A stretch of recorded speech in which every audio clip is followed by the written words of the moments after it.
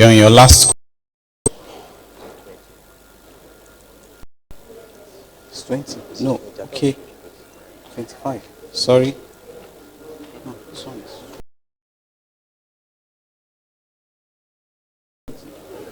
Yeah, it's thank you. Stop writing.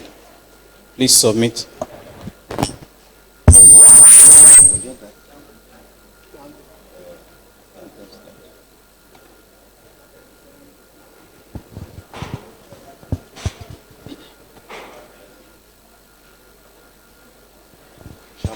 Then the one for no, I'm not the first class. I am. What ends the carry one? Okay. Okay. It should be. Okay. Next slide. I'll be coming to okay, as we get set, I just look at the projection. Now, where's the PowerPoint? Look at how Kagi oil is packaged. That's a packaging. And see that color. That color is a standard color for type A Kagir. What is that color? What's that color? Women. Now they carry color. Yellowish, burgundy red, or which one? No, I'm talking of the color of the carton. Ma? No, on this left. You are talking on the left first. Lilac. That carton now, that's a carton. Is that purple or lilac or burgundy or whatever? It's lilac. Okay, thank you very much. It's okay, you are correct. That is how type A Kagil is packaged. Okay? Now, the one you are seeing beside this is type B. Can I have the pointer?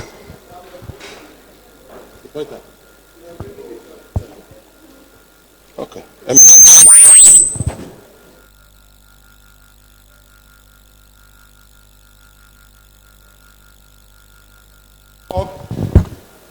Look at the packaging. See the one on the left. That container is translucent. Light cannot pass through. This one is a brown bottle. Okay? It reduces the intensity of light that passes through. And these are the sizes it comes. These are samples. Okay? Look at type A, look at type B for the other one. Go to the last slide. Look at the way Kagil is written. Or type B. This is how Kagil is written. Okay? Why you must use a very good oil? Your eye is your asset. If you don't use a good oil with good refractive index, that light goes straight to your retina. You will be enjoying yourself that you are seeing well, but it will damage the retina very, very soon. And that is why before now you found out that many of our senior colleagues use glasses in hematology. True or yes? Yes. And I never thought in my life that I would use glasses. I never thought, because I knew how I grew. But today I'm using glasses. Okay?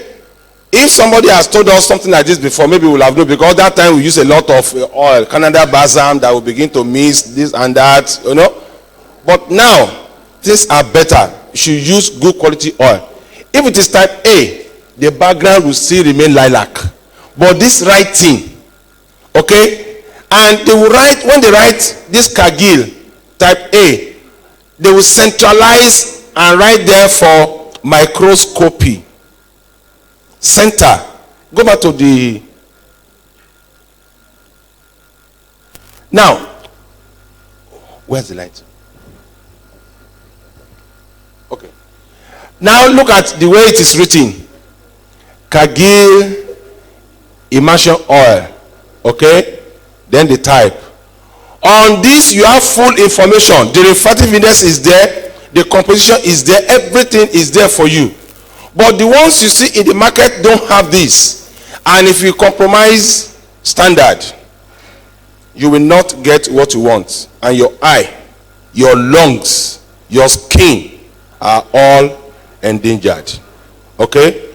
Let's just make this as a take home. All right? So we go into the first presentation. Provision of safe blood transfusion service in Africa. Medical laboratory scientists on call. It's going to be given by our elder Hbtssn, a mentor par excellence, and we are lucky to have him around. The man has retired but is not tired. In fact, as he retired from one place, they carry him saying never tire, put him from another place.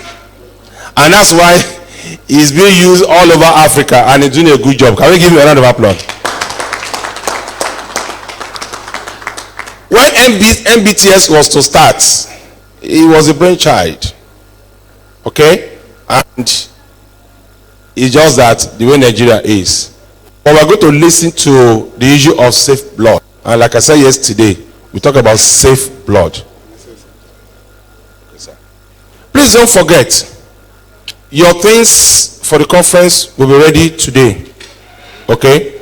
And let me give you a good news. The tea break will be better than every other day. All right. Okay, sir. Good morning, colleagues.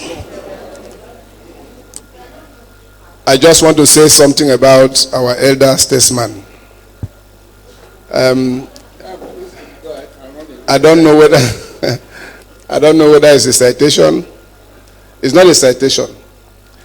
I want us to, before I even start talking, just give him a round of applause.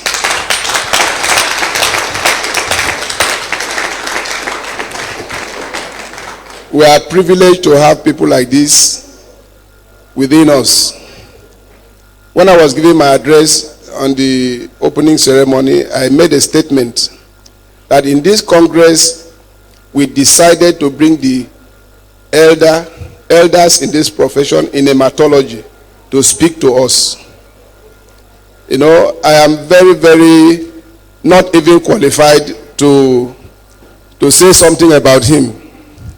But because I am the president, I just have to say what I want to say. We are privileged to have him.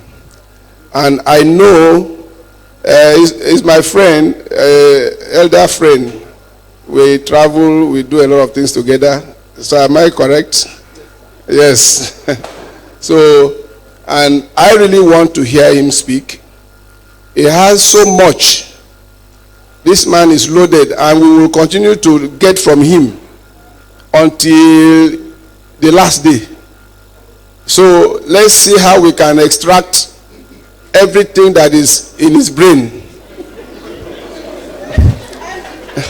So that by the time he leaves this world, even the rat will not see the brain sweet to eat. So I want us to be very rapt in our attention to listen to this, our elder statesman, and I know he has a lot to say about blood transfusion. In the next 30 minutes, he's going to tell us a lot. Yes, sir. You will wrap it in a suitcase.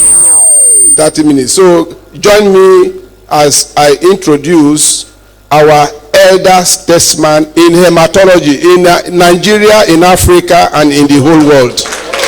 Can we stand and just give me an applause? His name is Hbtssn. Thank you, sir.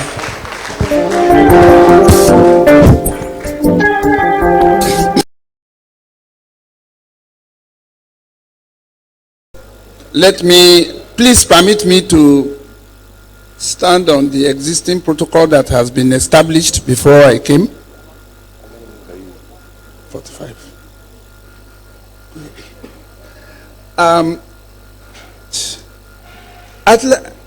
You know, when I got this invitation to come to this place, I don't want to talk about what the president and the Hbtssn have said today, and I think they were over magnifying. They were using 1,000x objective to look at me. I'm quite smaller than that. Thank you very much for inviting me to this. And so I was so. Where? You can see me. I want to be looking at it. It's okay. It's okay. The pointer will work. And I'll be looking back all the time. Okay. If that's what you want.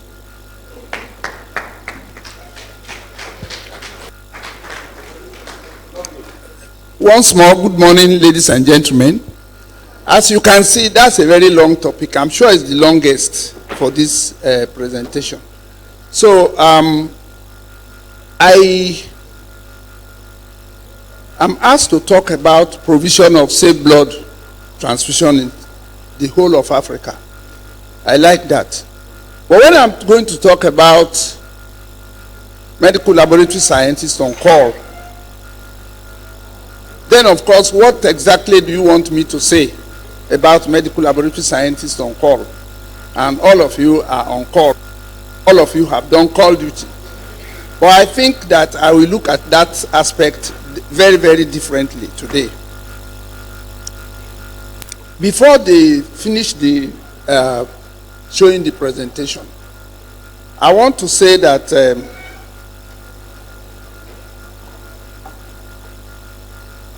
thank you.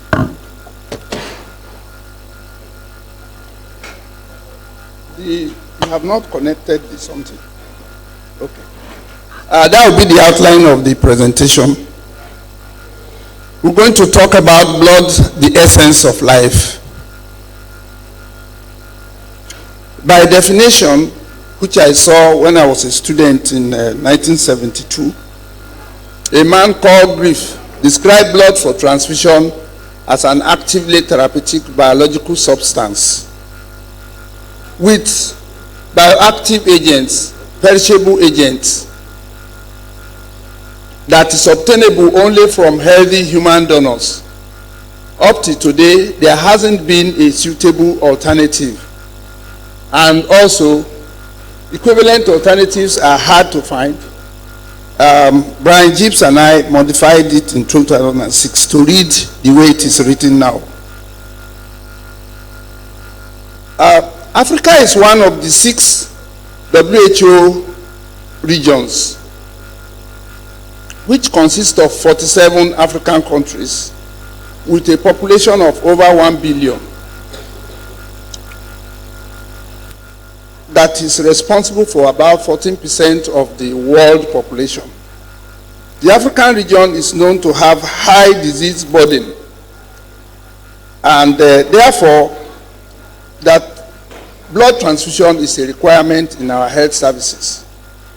According to WHO, the percentage of population with anemia in Africa is probably about 42%. So the magnitude of the problem can further be appreciated when you look at the number of people that come with anemia, especially from age 6 months or 6 months to 59 months. And then also when you look at the women of childbearing age, about 39% of that, of that age, you also find anemia. And from 42 to 92% anemia is found in old age in Africa. To complement this, or to further complicate it, is the, trauma, postpartum hemorrhages that require blood, and of course, the mother of all diseases in Africa is sickle cell anemia.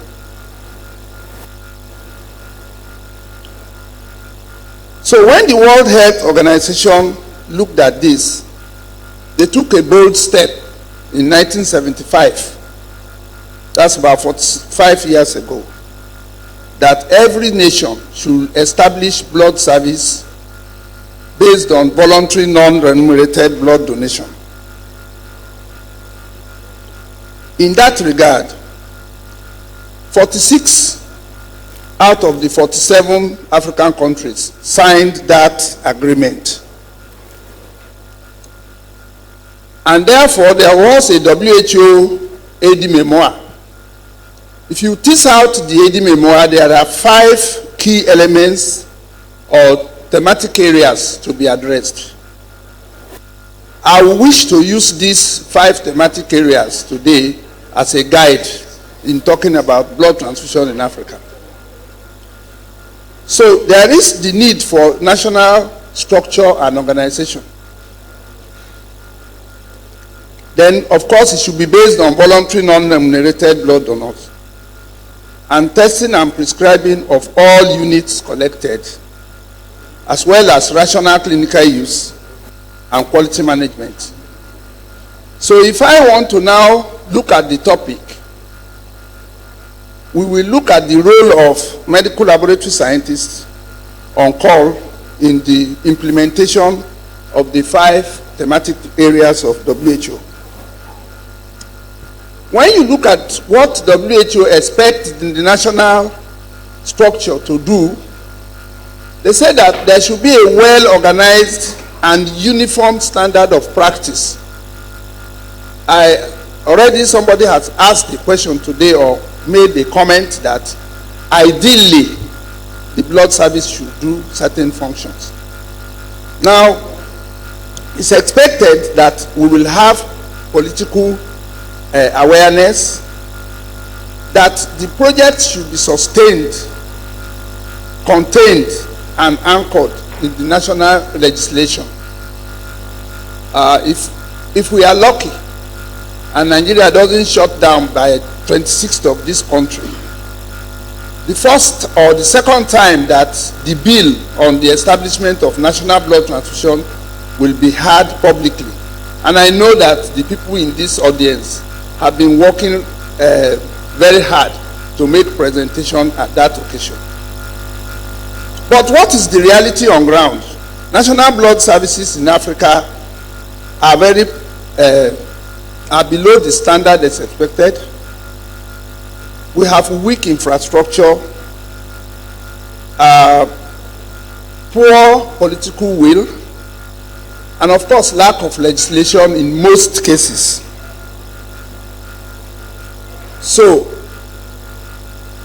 out of the countries that report to WHO Afro in 2018, 2,678 blood centers from 14 countries out of 47 currently made reports to WHO Afro.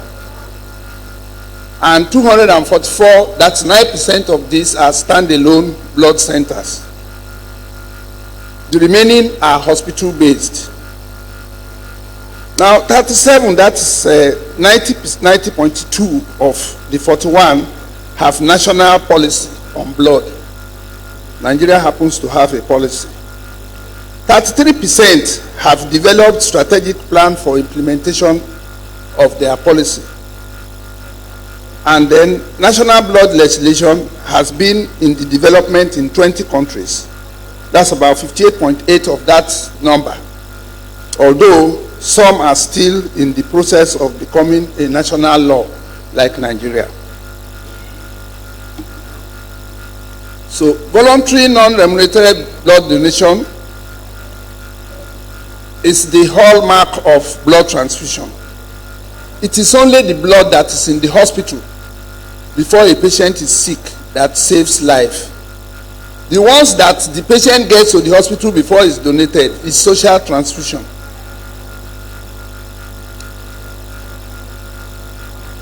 I'll leave that there, that it is social transfusion. Somebody is pregnant, you ask the husband to come and donate blood.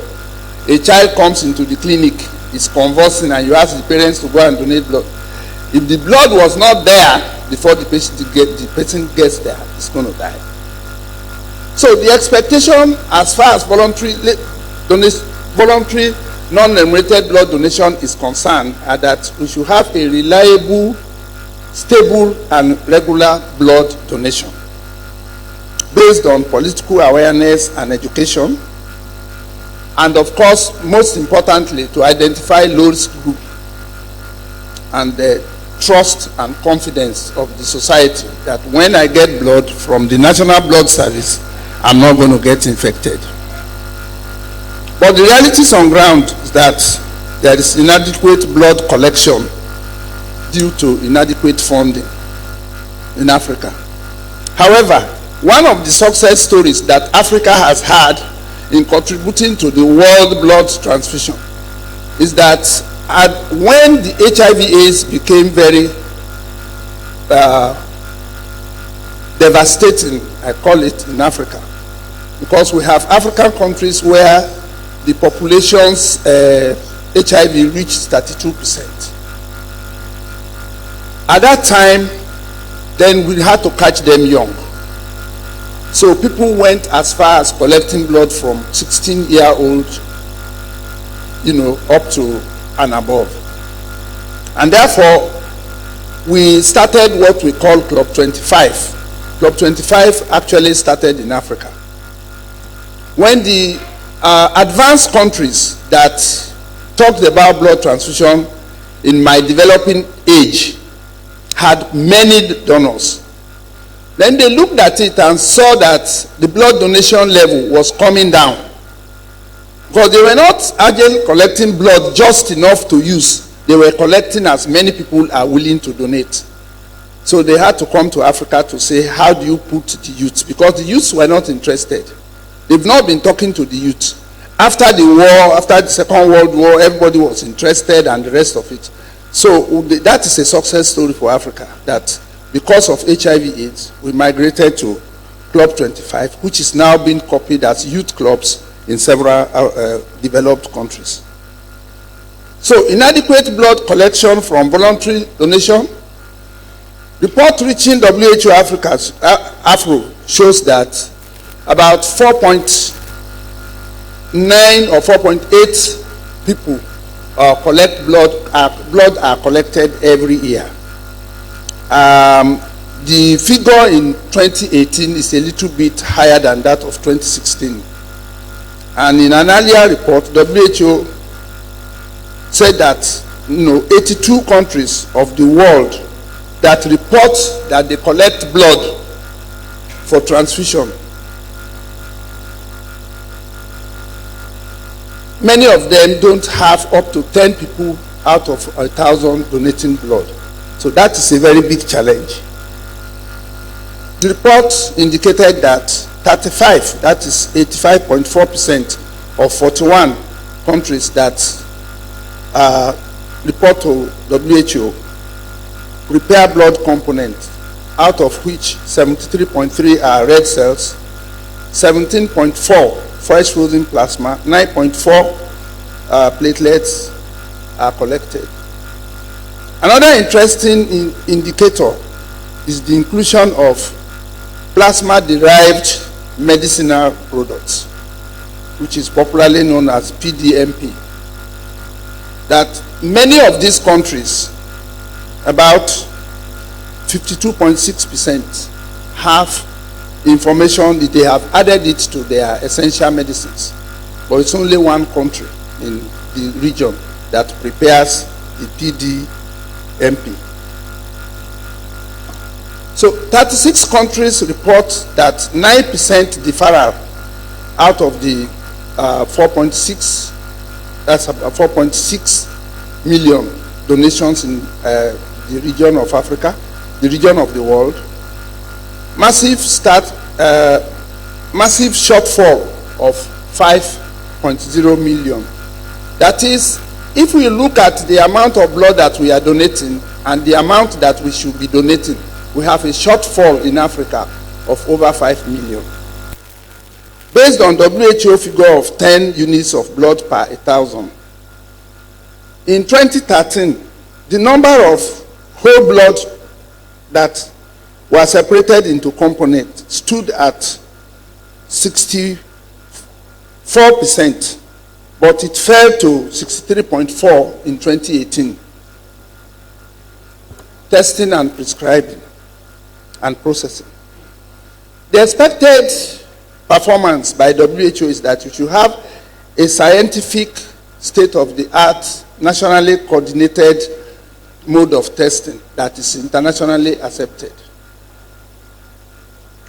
It should be cost-effective, because if you have critical mass, that is, if you have few centers testing and you have everybody on board using the same SOPs, and that appropriate and validated standards are used. Now, how has Africa performed in that regard? All these are in progress, but at varying degree of level of sophistication, as well as transfusion of large quantity of whole blood. Testing and processing. ABO and RH grouping and antibody screening of all collected blood are generally done, but in varying degree of sophistication, from tube to gel and automation techniques. Blood grouping in the region is generally well done, except in 3 countries that they don't do reverse grouping. 78.7% out of the 47 countries in WHO Afro reported that their transfusion facilities perform pre-transfusion compatibility testing. 23.4% reported on research activities from irregular antibodies, while 36% reported on RH and KEL blood group system phenotyping. About 1,287 adverse events were reported from 15 countries, but it was only 1 country that actually disaggregated them into type. So the process to hemovigilance is generally poor. There is a wide range of testing techniques in the level of sophistication for transfusion transmitted infections. Most countries test for the 4 WHO mandatory diseases: HIV, hepatitis B, hepatitis C, and syphilis. Most countries test for the 4 TTIs, but with different sophistication, still not working. So use of rapid tests are used in general in many hospitals. This is unacceptable in Europe, but in Africa, I paint a scenario. I had to work in DRC Congo, and the donor funding the project were supplying them with rapid test kits. So the argument was that if you have 9% of the population with HIV, and your rapid test, the best it can do is to pick 7 out of 9, and your ELISA chemiluminescence can pick 8, and nucleic acid will pick 9, that at least in that circumstance, 7 people have been prevented from getting the disease, because that's where their money is, that's how much they can afford. But the good thing to say is that there is plenty of the countries that are reporting to WHO are using either ELISA or chemiluminescence testing, and very few, I think South Africa and Namibia are the only 2 that are using nucleic acid testing. So pathogen inactivation is on trial in several places, still at experimental stage. So rational use of blood. The expectations are that there should be indication setting and decision making as far as blood transfusion is concerned. Blood components and alternatives should be used, and appropriately used, and as well as rationally used. So if a patient can actually survive with 1 unit of blood, why give 3? So, but the realities on ground are that due to poor funding and infrastructure, structural support to blood services, appropriate clinical use of blood has not been very appropriate in Africa. Education on appropriate clinical use of blood is very much required. When we did the demonstration project in Abuja, every hospital requests for 10 units of O negative blood to start with.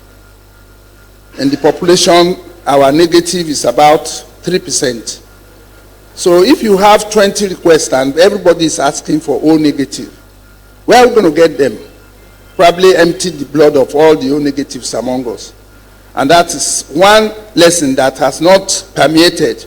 Maybe in the teaching hospitals and in advanced hospitals around, people still transfuse blood group O. And the reason why doctors transfuse blood group O without O negative especially is because they want to avoid cross-match. In any case, they've forgotten that when you have a blood group O that has not been tested for alpha and beta hemolysin or high titer antibodies, it is more of a killer than a universal donor.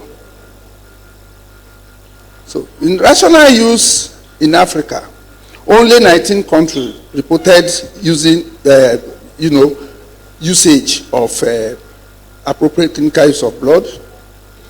22% of the blood that were used were for internal medicine, 21% in pediatrics, 19% in O&G, 12% in surgery, 6% for medical, and 21% in other instances.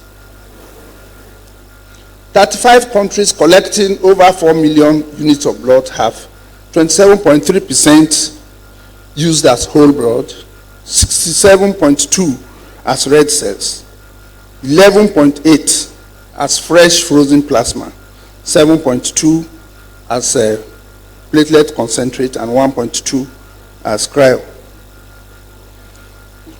Less than 50% of the hospitals performing transfusion in WHO Afro have what we call transfusion committee. Hospital transfusion committee. About 47% have mechanism to monitor clinical transfusion. 30% have systems for reporting adverse transfusion. So quality. The expectation are that quality will be implemented irrespective of the degree of development. That is, even if you are using very poor techniques or very simple techniques, I don't want to use the word poor, simple, there should be quality that is involved. And then, of course, personal awareness and commitment is expected, that people who do work elsewhere, quality is taken very seriously. But quality is still like, in Africa, it's still like, it's not treated as a necessity, whereas it should actually be the first necessity. Ownership and accountability. Yes, when government gives you money to use, you should be able to report what you use it for. The realities on ground are that external quality assessments are not very well developed in hospitals in Africa. Accreditation program uptake is slow, and there is poor funding, capacity building, and infrastructure. All of them are very poor, so you can't do best practice. However, 33 out of 43 countries in Africa participating in HBV, 82 also in HCV, and only 56, that is 5.3% on syphilis. Accreditation program is on. In one of the meetings that the president and I attended, accreditation was brought to the fore, and it was going to commence immediately. But what has happened is that only 22 countries have actually shown interest in the stepwise accreditation, SWAP, stepwise accreditation of the African Society for Blood Transfusion. And you are assessed and you get either step 1 certification, step 2 certification, and step 3 accreditation. When it's step 3, then you've gotten the hallmark of accreditation. The first 2 steps are by certification.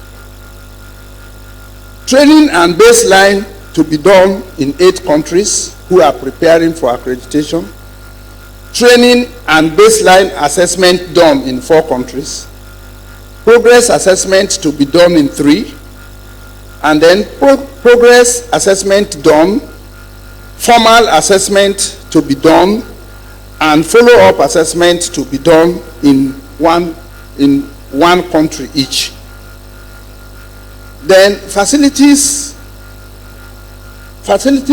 that are certified in one country at step 2 are 4, and they also have 3 other centers that are in the process, whereas only 3 countries are at accreditation level.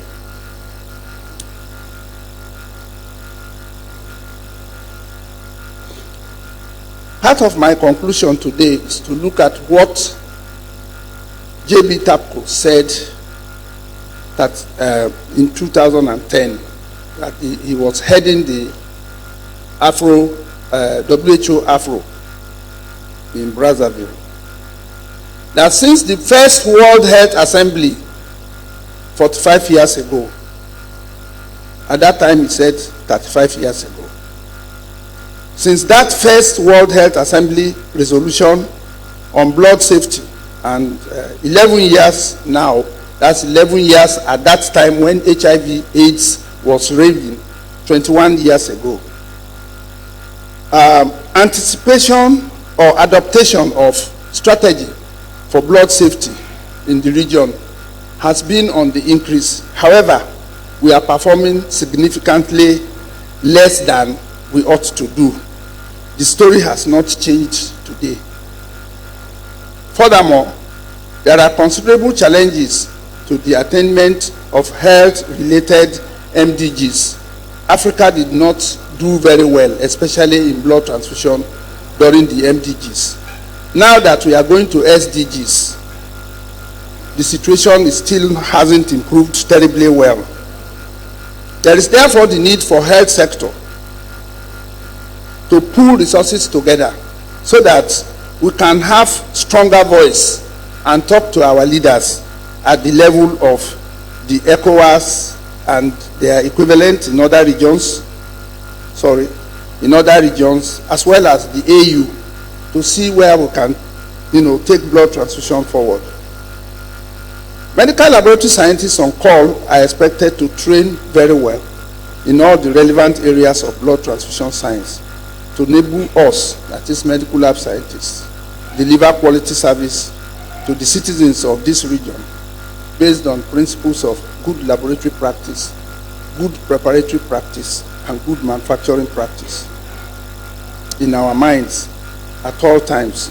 Otherwise, quality will suffer in the service delivery, which may in turn impact negatively on the life of somebody. And that person could be you and I. Medical laboratory scientists on call must get it right first time and provide the right blood for the right patient at the right time. Let me pause this presentation with this slogan. We are still looking at you, as patients, when the clinics have closed. That will be probably the end of discussion for the first part. So we're going to look at what medical laboratory scientists are supposed to do. I want everybody to say that quality starts with me. I can't say that is an oath, but I want us to remember this moment that we all say we're going to do quality work. This is followed by several definitions: quality control, quality assurance, quality assessment, and quality system, as well as quality management. We have defined all this here, as well as good manufacturing practice and what is good preparatory practice. Now, blood transfusion practice, what does it entail? We want safe, appropriate, effective, right patient for the right blood, for the transfusion should take place in the right patient for the right reason and at the right time. This is the WHO strategy. So if you look at this strategy, it's talking about nationally coordinated blood service. The only way to get it right, or one of the best ways to get it right. And it should be based on quality system. And there, at all times, if there is transfusion, there must be hemovigilance. As you can see, and my colleague in the center there. I want to skip all this. Now, one other thing that I want to say is that blood transfusion is a vein-to-vein practice. And in that regard, you all know what is called tug of war. Tug of war is like a chain. The important message here is that each of the transfusion link has an impact on the other, and therefore also impact on the patient's safety. And say the conclusion is that the strength of the transfusion chain depends on the weakest link. So if the blood is poorly collected, somebody will suffer. If it's not properly tested, somebody will suffer. And even when it comes to administration, if it's not done properly, the energy that you put into screening and testing will also suffer. I want to skip this slide. What are medical laboratory scientists called to do? They do donor recruitment, they do selection, they collect the blood themselves, process it, testing and labeling, etc. Of course, from the patient side, there must be appropriate prescribing, sample collection, which you are going to work on. If it's not properly labeled, you'll probably be involved, and so on. Now, I want us to look at what happens. This is a donor questionnaire. I heard that somebody talked about donor deferral. You cannot do a proper donor deferral if you don't have a questionnaire that is uniformly addressed by all the donors. This is the simplest test that you do for selection of your patient, of your donor. Now, I want us to look at this. Quickly, just look at it.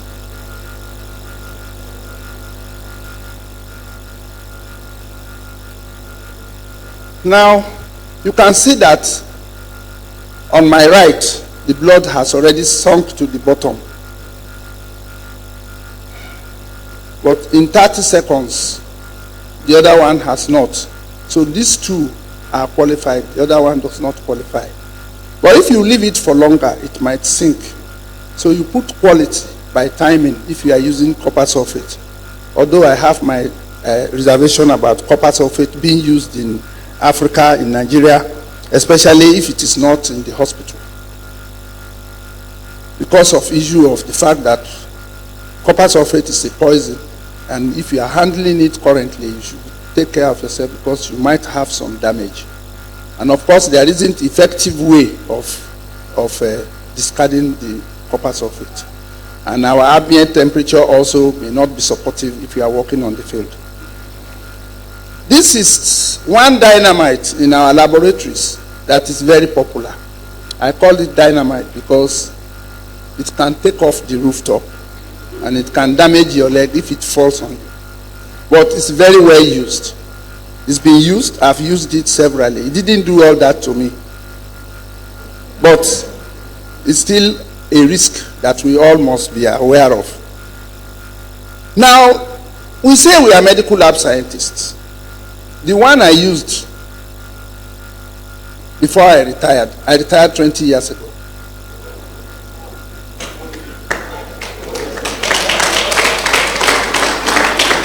The one I used, if it has not been damaged and does not run, it's still being used. But there is no tachometer to even check the speed. So quality suffers. That's why you hear that this patient, this donor went to this center, they say it's fit. He goes to another one, it's not fit. Who standardized the hematocrit? That is scientists on call. A man called Professor Lewis, if you read Dacey's book, is the co-author of all the practical hematology by Dacey, came out and developed this for poor resource countries. It's not Talquist. This is WHO hemoglobin scale. Don't equate it to Talquist. It works. I've used it and I see it work. But it must have a reference end lab check on it every time. So every 100 units that have been tested by this method should ideally be tested by auto-analyzer or any other to show that it is still working. And this is electronic hemoglobinometry. You know, there are several devices in this class. They give you direct reading. The other thing, of course, is that these instruments work very well. But if we are medical laboratory scientists, is anybody using HemoQ here? Well, how many? One. HemoQ, this instrument. Okay, do you have record of the quality control you do on it on a weekly basis? I don't know the difference between a medical laboratory scientist that is using this and there is no record of quality. The difference between him and a doctor who, when he was doing his program in become a doctor, has used it in the lab and now thinks that he's a king doing hemoglobin and has it in his hospital.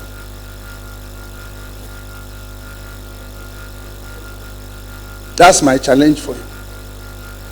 Now, there are devices that you actually is non-invasive. It's very common abroad. I just use one. I don't recommend it for Nigeria at present. I was at a conference and there were 15 of these devices, and all of them gave me different hemoglobin level. The reason is that to date, nobody has used the African skin to do this, and therefore it may not, who is the fairest person here, looking like Oibo, that person might be okay, but not people like me. And in any case, if you are going to do it with carpenters and farmers, of course we need their blood if they are healthy. Then of course it's not going to work.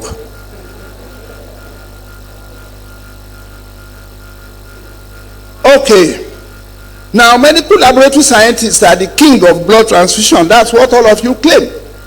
But I want to see if there is anybody that knows the effectiveness of the agent that you use to screen the arm before you take blood. Right? Is it done? Anywhere? What is even in that swab that you use?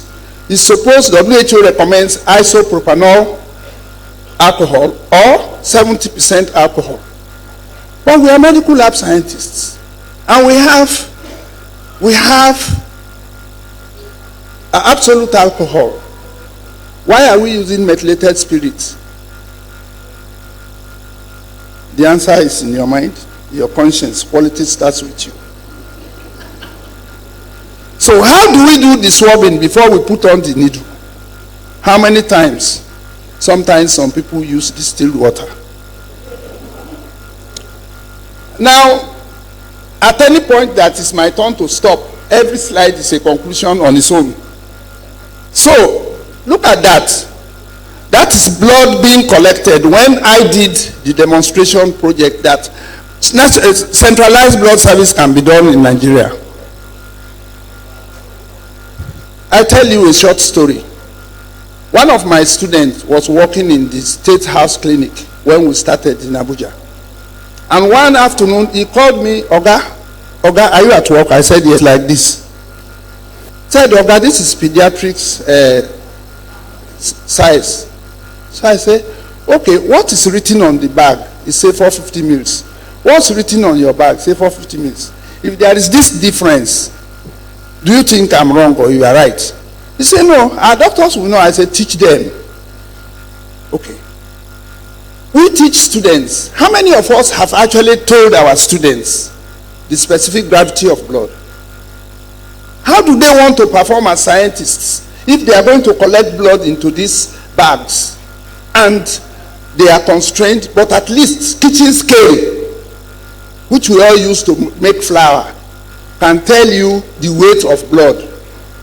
And so, if you know the specific gravity of blood, 5,000 naira for any student that took part in this morning, if you tell me the specific gravity of blood. in 2 seconds. They don't know. Medical laboratory scientists, I was in a training 3 days ago, and I asked them, what specific gravity of water? Some people say 0.99. That's the best that went close. That's at 0.1. So, however, you can easily calculate the amount of blood that will go into that bag if you use specific gravity of blood as 1.06. Properly stored that way. Properly labeled that way. This blood bag was not imported. This is what we did to show that Nigeria can do it. So then of course we all know why we test blood before we transfuse. And already I think we have done part of the lecture this morning. Of course, there is the issue of documentation. We have to write down what we have done, make sure we cross-check everything that comes our way. Invariably, we are involved in grouping, antibody screening, compatibility testing, selection of blood components, labeling, and issue. The ABO blood group, one of the things that I find ridiculous to understand is that we are medical laboratory scientists. In how many hospitals do we have SOP for blood grouping? Here, SOP. 3 out of 200. SOP. Do you know, from England will tell you that, and in America, if you look or read the hemovigilance report, the highest adverse event is still ABO and RH grouping, even where people are using machine. Genuine work to IT students from Polytechnic, studying science lab tech, and then tomorrow when they appoint them in the lab, we start going on strike. Quality starts with me. Tube technique. Classically, you can't score agglutination without telling us how high or how low. Yet, quality starts with me. My colleague has already done part of my lecture. Thank you, madam, for reminding us of antibody screening. Except, of course, that unless there is a legislation establishing the National Blood Service, if it remains a unit under the hospital services, it will continue to suffer pressure. So we need your prayers that our aspiration to have a National Blood Service will come through on the 26th of this month. If you do it, you can have what we call cell 1, cell 2. Some people use 3.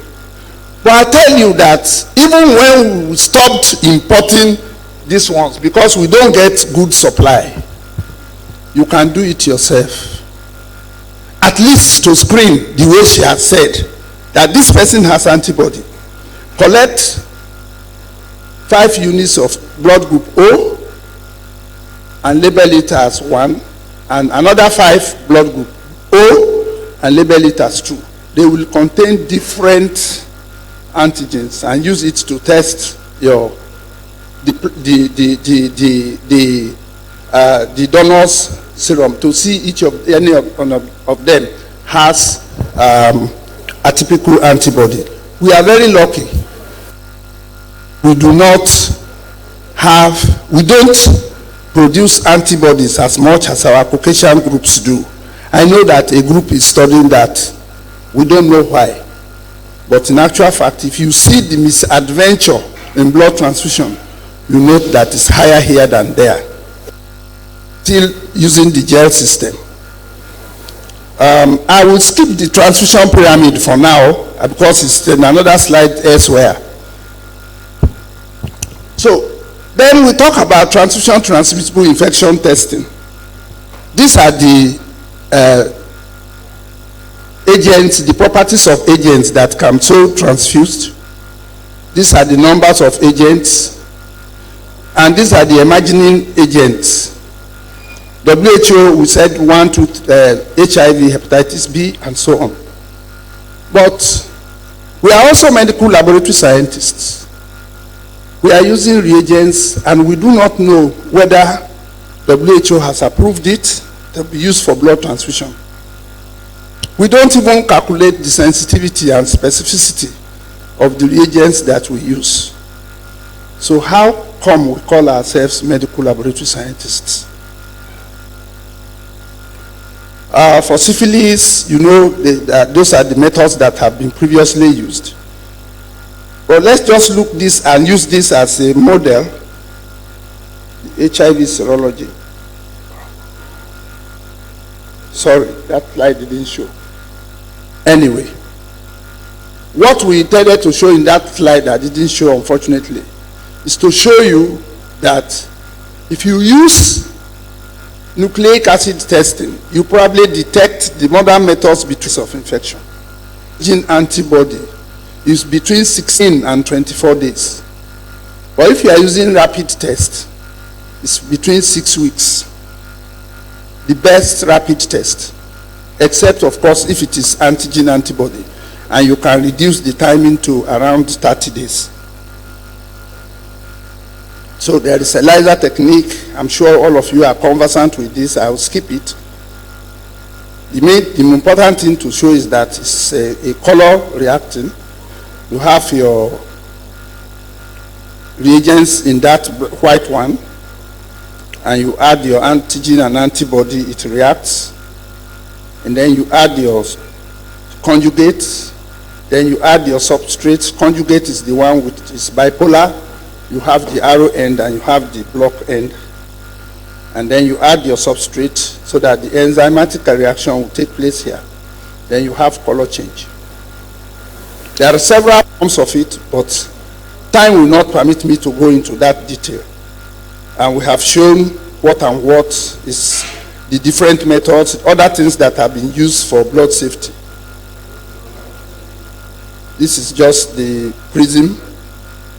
This is the one that is used for nucleic acid testing. So what is NAT? It's only that you want to detect the blueprint of the virus. How is it done?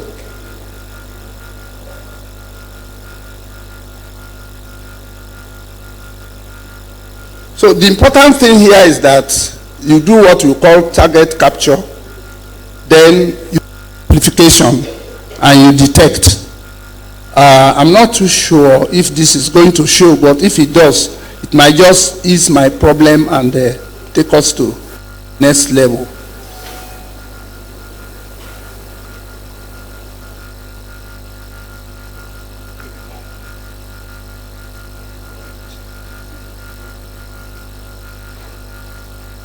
Don't mind my BBC. I told you that. Please, can we have quiet? Nucleic acid target and reverse transcriptase enzyme initiates polymerization of the DNA strand. A mirror reverse transcriptase with RNase H activity then degrades the original RNA strand. A second primer binds, allowing elongation and polymerization of a second DNA strand. Double-stranded RNA polymerase and many copies of RNA are transcribed from the double-stranded template. The newly created strands are called amplicons. The cycle repeats itself over and over again as some of the newly silicons serve as templates for new rounds of amplification. More and more amplicon are used to create double-stranded DNA molecules, which in turn... Slide, it's not the first one. Now we talk about capture.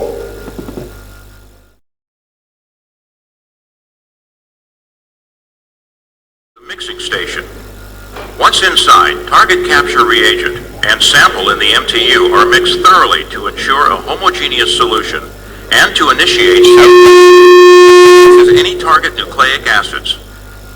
The distributor arm then moves the MTU to the annealing incubator. Now let's zoom to the microscopic world where the viral particle breaks open, releasing the target nucleic acid sequence needed for amplification. Target capture oligonucleotides added with TCR bind to the target and subsequently bind to magnetic particles, the solid phase. Once the capture oligo binds to the magnetic particles, the distributor arm moves the MTU to the magnetic wash station, where 2 wash steps are performed to wash away plasma or cell debris. A magnetic field pulls the beads to the side of the tube. Liquid is aspirated and the field is removed. Wash solution is added and the tube is mixed. Magnets pull the beads to the side of the tube again and the wash solution is aspirated.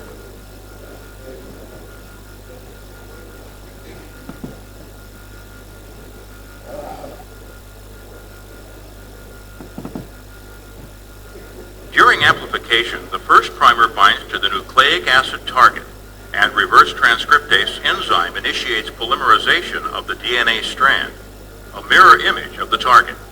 Reverse transcriptase with RNase H activity then degrades the original RNA strand. A second primer binds, allowing elongation and polymerization of a second DNA strand. Double-stranded DNA enables the binding of RNA polymerase, and many copies of RNA are transcribed from the double-stranded template. The newly created strands are called amplicon. The cycle repeats itself over and over again, as some of the newly synthesized amplicons serve as templates for new rounds of amplification. More and more amplicon are used to create double-stranded DNA molecules, which in turn are used to create more RNA product.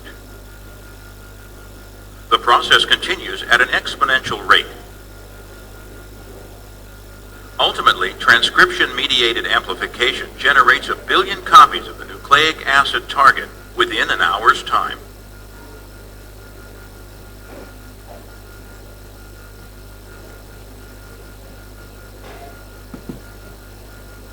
And now this is the last stage, which we call detection stage.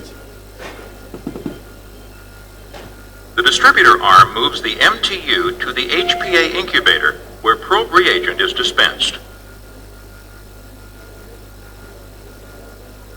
Newly created amplicon in the MTU binds to a detection probe with an attached chemiluminescent molecule, acridinium ester, shown as AE. Probe reagent may contain multiple oligonucleotides to enable the detection of more than one target in the same sample.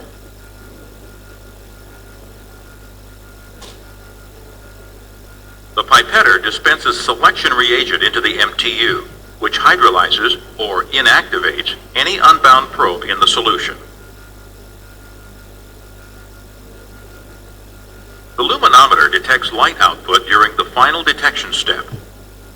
To initiate the chemiluminescent reaction, Auto-Detect 1 and 2 reagents are added to the MTU. Acridinium ester-labeled internal control and amplicon produce a flash and a glow of light, respectively. Thank you for your patience. That's that. I just wanted you to show vividly what happens when you are doing nucleic acid testing. We continue from where we stopped.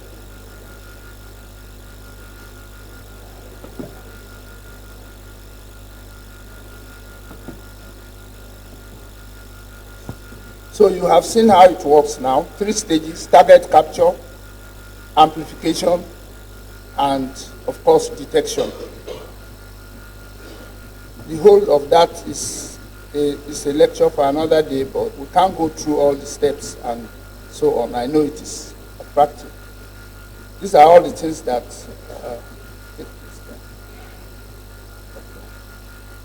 it's not very important. It's also, of course, to show that there is advancement every year. It's VCJD, which in any case has not been known to be directly transmitted. And the UK was under pressure at one time that they were discarding all the plasma that they collect from their blood and transfuse the blood cells only, and were buying plasma from America. That's how to show how to put quality into work. There's also the issue of leukodepletion, because most of the organisms that cause febrile reaction cytomegalovirus, etc., they all reside in the white cells. So if you remove the white cells, you make the blood safer, except, of course, if you wanted to do granulocytes and so on. Then I also want to peep into transfusion microbiology. We can't do everything today. As you can see, our colleague on that side of the divide, and this is supposed to be a blood product which has been over 10 minutes. How many minutes more? 5. Okay. Now, this is just showing you that you can actually, in platelets especially, you need to incubate, you need to keep them at room temperature. And so they are very susceptible to organisms. So you have to have a system whereby you check on your platelets on daily basis. You know, you sacrifice and make sure that you do not transfuse blood that is contaminated. We'll go back to this. As you can see, if we do test, if you actually test for it, you can see that that arm was so contaminated before screening. And you can do rapid methods to detect organisms in blood, in plasma, etc. Of course, the next level is pathogen inactivation. And pathogen reduction or inactivation, as it's called, there are very many methods that are involved. The two classical ones are those that use chemicals that inactivate the organism. And then, of course, those ones were not very useful for red cells. Now there are methods that you can use for red cell. It's being experimented in Africa. And I think we are the one that we gain more from it. This is a typical example of that. If you have saurine and you put it into your blood, it has a process called docking. And then it will link the properties of virus or whichever organism. And then there will be a cross link. And you prevent replication. So if you have that, it's pathogen inactivation. It can actually further improve the safety of blood. But as I said, in Africa, it's being tested. And the next thing I want to talk about is blood farming. And I just use this blood because we are all medical lab scientists, as you can see that there. Now, the thinking today is that you can actually make all the blood that is available in the bank blood group O. You take a blood group O person, take the precursor cell, and grow it in vitro. This is some advancement that is going on, and medical laboratory scientists will still work there. I'm particularly interested in this. If I was 20, I think that's the area I would chase, because I have prepared before. So I think that this is going to be very interesting.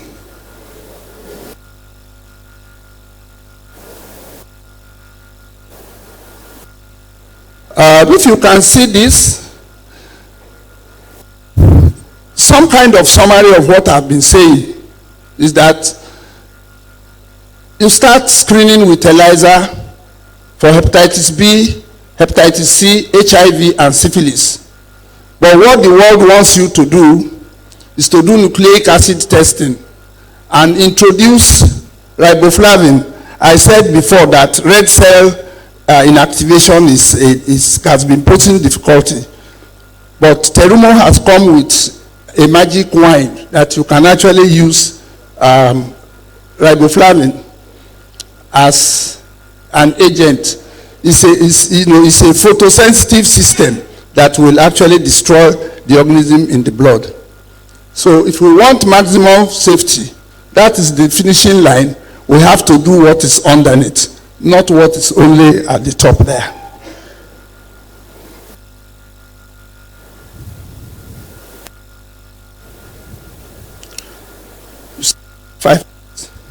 Right. If you look at this as the hallmark of transfusion safety, then of course you have donor eligibility. We have talked a little bit of it. and the processing and quality control, screening, then storage with pathogen inactivation. All right? You have to have indicators for transfusion. In other places, they talk about maximum surgical blood transfusion scheme. We don't have that, and that impacts heavily on the blood banks because people are being over-transfused. One surgeon will use 4 units, another one will use 2. And blood is a scarce national commodity, which should not be wasted. So, for us, not to step into the Baby Eniola saga, in which 2 of our colleagues lost their job, the CMD of the hospital and the clinical head of the department, they all lost their job. There must be traceability. So hemovigilance system must be put in place if we want to get it right and if we work as medical scientists. Because we want to get the right blood for the right patient at the right time. And life, in any case, is a risk. And if we get it wrong, somebody dies. On this note, I want to tell you that when we used to do the IMLT exam, I was an examiner, and the postgraduate, West African Postgraduate College of Pathologists was taking place. In those days, the head of pathology were part of our examination. So there is a man called Professor Multiferi, is a white man, and Professor Hbtssn is the head of hematology, and the other one is the head of microbiology. So we sat on the same at lunch, and Professor Montefiore asked my boss then, how many people passed your exam? Medical lab, 60%, doctors, 65%. And he said, but we have 100% in both. Then Professor Hbtssn answered that, yes, if you miss antibiotics, we'll repeat the test. If we miss cross-match, somebody dies. Thank you.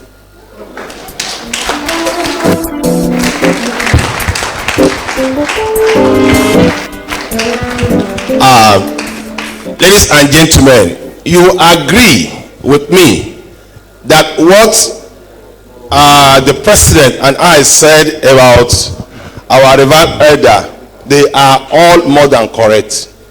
True or yes? Yes.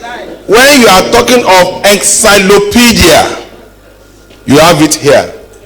And that is why the president there will continue to use him and use him and use him and use him and use him. What you have just had now is just a tip of an iceberg. If you have not gained anything in this conference, mere seeing him, you have gained a lot of things. Can we give you a round of applause? Sir, you are still around. We will not let you go now. So we will reserve your question, sir. Yes, we will reserve your question, sir. We still have to get more from him. Isn't that so? We will not rush. Okay? And more so, the next presenter had to catch his flight back to UK in some few hours. So we'll call him up, and after that, we'll continue with our elder.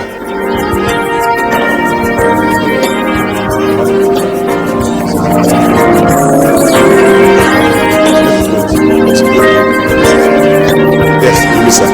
Please, today's presentation is live on YouTube too. Those films that you watched, I'm sure you couldn't get the voicing very clear. On the YouTube, it's very clear. So you can rewatch it. Go to Soft TV, SolveTV, TV. Then you click the Hbtssn 2020. You watch it live. Send to our people at home. Let them join us here as we. Can you give me another round of applause? The next person I will call up is our friend from the UK, Dr. Chilaka. Dr. Chilaka, can you please come?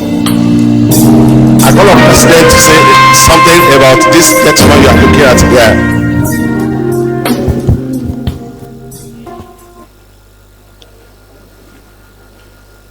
Colleagues, ladies and gentlemen, standing before you is Dr. Marcus Chilaka. He lives in the UK, but is born and bred in Imo State, Nigeria. I think he's from Ikedu, something around Ikedu local government area. So, I just want to say a few things about him. He graduated several years ago, that should be 1989 from University of Calabar with specialty in hematology. He worked briefly with the State House and that should be around 89, 90, I'm sure from 91 or so, he left to the UK. And he has been in touch. He has been in touch with us. He is the General Executive Director of Global Health Environmental something Management Consultants. He is widely traveled. He is into research. In fact, his area of research is in health assessment. Health impact assessment. If you go on the net, you will see a lot about him. When he saw the flyer for this program, he called me from UK that is interested and he would love to participate.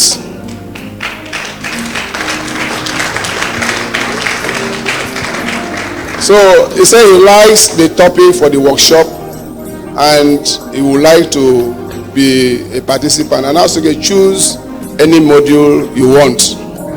So he actually chose 2, but I limited him to 1. I said, okay, choose the best you can give us. He said he will talk on module 1, which is how to write a winning proposal for research. So I went further. I said, look, we are a young organization, and to foot you, carry you from UK to Nigeria, I don't think I have the muscle. He said, I shouldn't worry. He's going to take care of himself.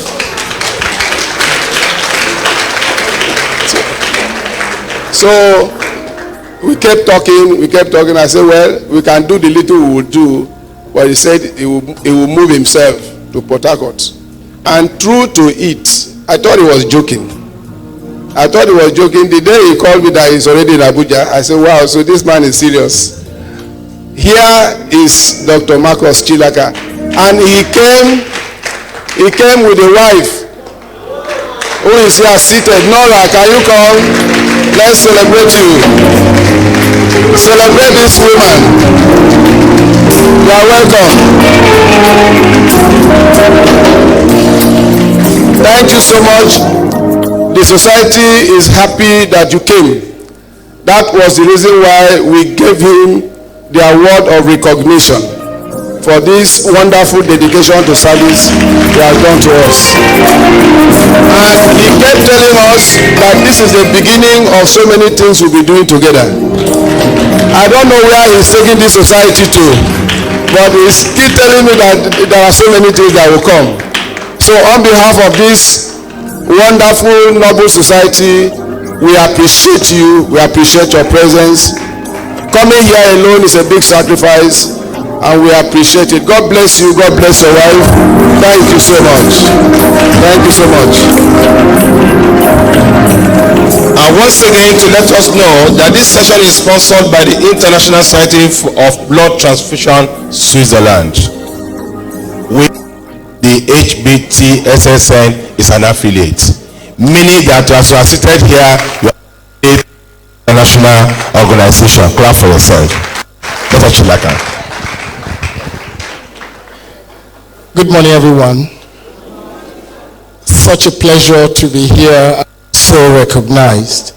And I have an opportunity before I go into my presentation just to also say a few words of response. Professor Jeremiah and myself and his wife have come a very long way. We're together in Calabar. And like he said, 30 years ago, yesterday I said to someone I left Calabar 25 years But when I counted again, I saw that I'm getting older. 30 years since I left the University of Calabar.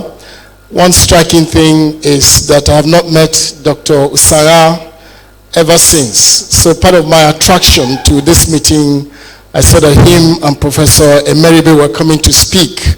And I thought it would be a great pleasure to recognize and to reconnect with such people who impacted my life very significantly. It was such a pleasure to meet Dr. Sarai again on the session we had on Tuesday. I felt like those times we were in class again with Professor Emeribe. Great joy. And to link up with Professor Jeremiah, his wife, and a few colleagues that I've met. Thank you so much. So after I graduated and practiced medical lab sciences for a couple of years, I went over to the United Kingdom. Currently, I'm a senior lecturer in the university and also a principal consultant, like Prof said. And my area of research currently is public health and health management. I'm so glad that I can just share with you a few things. My hope is that this inspires you to know that as you seek to grow your career and grow the profession, research will have to be a very important component. So for just a few minutes, I am a British man, please understand that. If you give me 15 minutes, you have 15 minutes. If you have 20 minutes, you have 20 minutes. I won't be long, but just salient points so that as we seek to bring research to a strong point of what this organization will be doing, then we will make it work. So that's my topic, writing a winning proposal, and it's all intended to strengthen the effort to make sure that you build a successful research career in hematology. Now the slant to this presentation, for all of you will have written proposals for your research, for your dissertation. And can I also say, when we were in uni, that was when the BSc Medical Lab Science program was starting. And we're all what hope for us, what hope for the career, for the profession. And to see that there are so many academic intellectuals, so many doctors, so many professionals and professors is really, really very, very good. So we've all written proposals, but today I'd like us to look at proposals as this author James says to us, that we see proposals as a sales tool, a tool for sales, and then he says it's not just an information pack. Now when you see it as a sales tool, the essence then is to make a persuasive case that will result in sale. In this case, I'm going to slant my presentation in helping you think about winning grants, winning funds, and then get sponsorship for your research. Research is never easy or cheap to do, but it's possible. And so that will be the slant to make it a persuasive document. And the essence is to help you think about win research funds and grants so that you can do research, and that will increase the profile of what you do. And can you grow any scientific organization without research? Certainly not. Can you advance as a professional without doing some research of some sort? Certainly not. So that's a slant. And two things I want to achieve through this presentation. The first is to outline the very basic important components of an innovative proposal, and then number two, to highlight some of the barriers and hurdles that you will find on the way of trying to write a proposal and win a grant. And once you're sensitive to those, you will then take precautions and hopefully win your grants and your funding. The outline is to touch on a few of these: how to develop a winning proposal, how to write the objectives, how to make sure then that you can make your proposal compelling in the sense that the one you're writing it to will find that they are moved to accept your proposal, and what you're asking for in this case will be grants and funding. And then of course look at where title and abstract will be important, and then general success tips.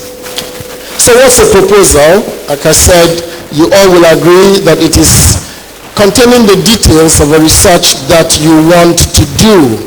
the details of a research or an investigation that you want to do, among other things, and different people will ask you to write a proposal, design it in different ways, but by the time you read through a proposal, especially for funding purposes, then it should contain the following information. Number one will be the problem that you want to study, a problem that you want to investigate. That would need to be very clear. And then, of course, how you're going to do the investigation. You will call it your methodology, how you're going to do your investigation. The results you expect. Importantly, for funding purposes, you need to talk about the work schedule. So timeline will be very important. And then, of course, I'll talk about budget. When you write for academic purposes in your classrooms, for instance, budget may not be necessary if it is something routine within work. But when you want to get funding, then you must talk about the budget, and it has to rhyme with those you're expecting to fund your project for you. Why do you write a proposal? It looks fairly obvious, but then it's important that the problem that when you're writing a proposal, it should show you the following, that the problem that you propose to solve is significant enough to warrant the investigation, that the problem you want to investigate is significant enough for somebody to want to pay you, support you, contribute for you to go ahead and do that research. So significance is always very important, and we'll talk a bit about that. Then of course you will talk about the method that you plan to use, that it is suitable and feasible. Feasibility then talks about working within an accepted time frame and an accepted budget. The time frame might be spelled out by the funding agency. Many funds have their circles, so you need to be able to see that you can do the research within the circle. So those points about feasibility, very important that you capture it in your proposal. Of course, the results that you are likely to get, they must prove to be fruitful and will make contributions, again, significant contributions to the goals and objectives of the organization you're asking to fund you.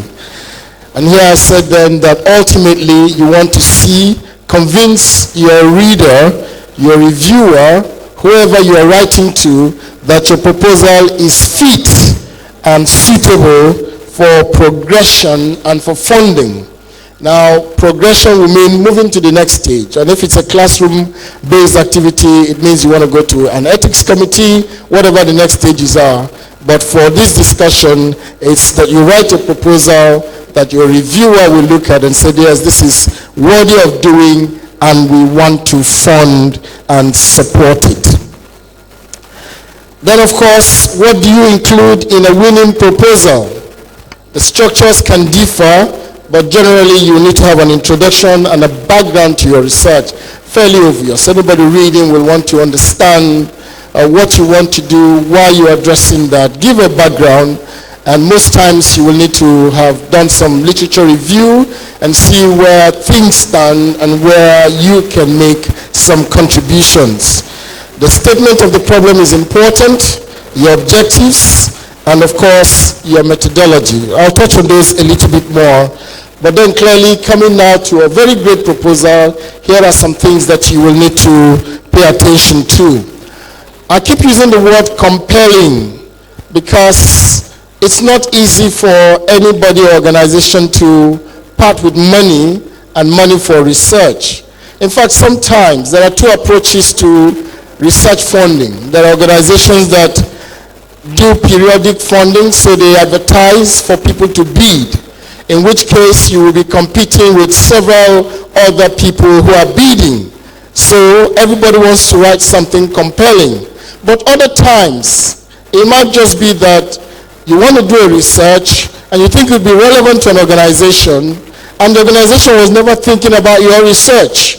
So you need to write in a compelling way that they will find your research to be useful to what they are doing.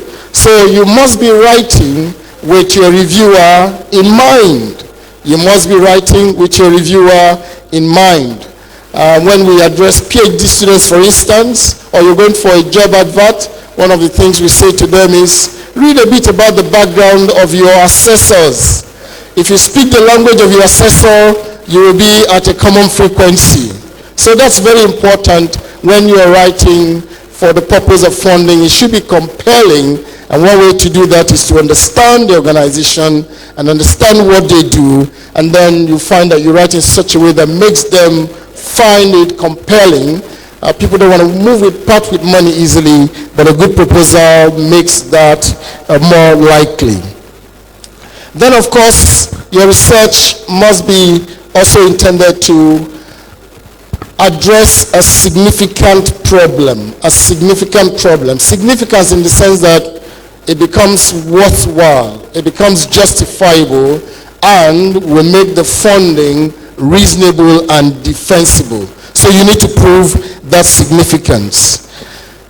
The point really I will here emphasize, that fourth point, your funding agency's priorities. I cited that in red in a different version of this presentation.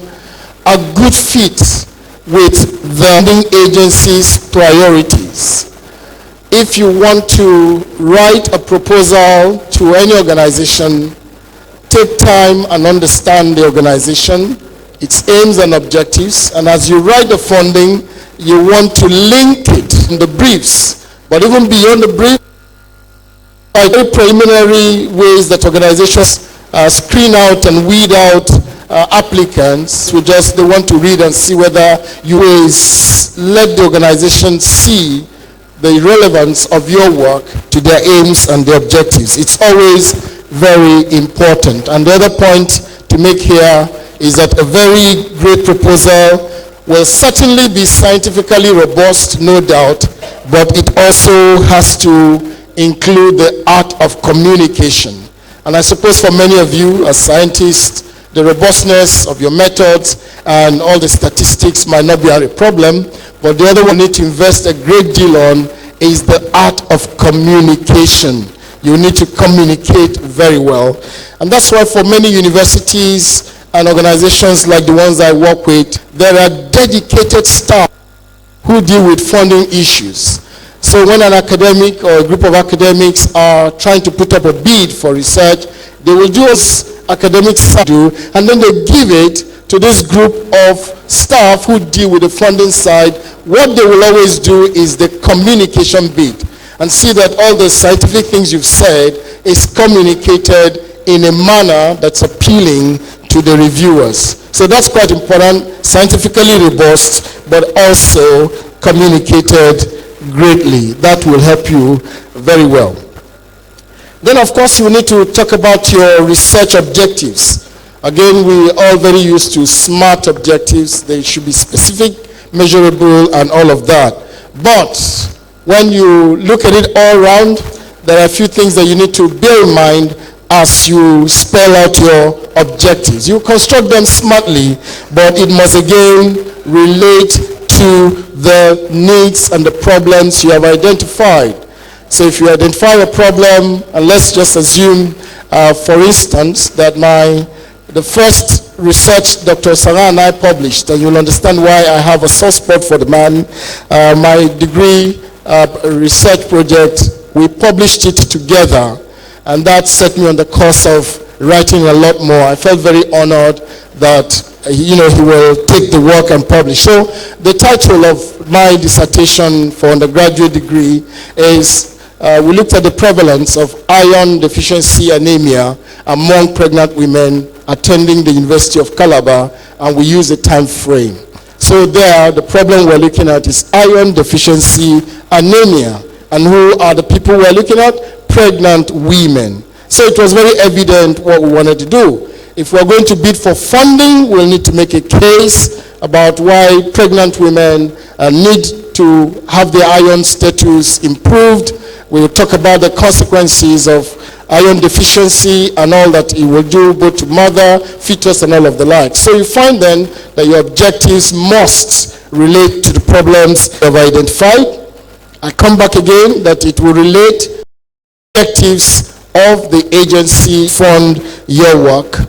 Your objectives should be clear and concise. This is communication. It should be feasible, well run, and this is how we're going to do it, and the how you're going to do should run with the what that you want to do.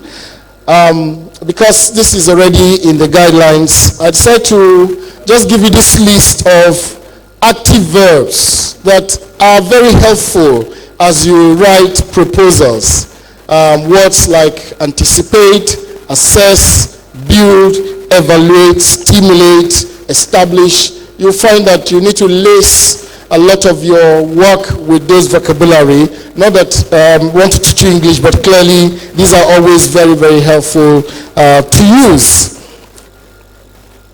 And then talking about significance, you need to give a compelling significance if your proposal is going to move far in terms of securing funding. And so in talking about the compelling significance, you need to talk about the specific needs or problems that your research wants to address. We've said that. And you need to say, how did you come about identifying the needs and the significance? It might be a question of how many people are affected. It might be a contemporary issue. I can imagine anybody coming up now say they want to do a research on anything to do with COVID-19. Everybody will listen. Is that true? Because it is contemporary. The use, the value is very evident. Okay, so that's the kind of thing that happens. You, as marketing expert says, is what they call a Michael Jackson moment. When Michael Jackson passed on, and within that time, anybody who had anything of a souvenir, had anything to do a story about Michael Jackson, it was invoked. Everybody will listen. Everybody will want to be involved in. Times have moved on. If you want to do something about Michael Jackson now, you need to do a lot more than at that moment. So in other words, relevance is always important. So whether it's in terms of numbers of people, percentages, economic costs, burdens, you need to impress whoever you're writing to about the significance of your work. And then of course, you need to say who will benefit from your research. And I've broken down that that's what many organizations will say, talk about your research impact. Who will benefit? If in the case, as I use iron deficiency among pregnant women will be direct beneficiaries. But then of course you'll be talking about, in the theme of this conference, healthy nation, healthy blood, healthy people, you find that a healthy mother will most likely lead to a healthy fetus, a healthy child, healthy community.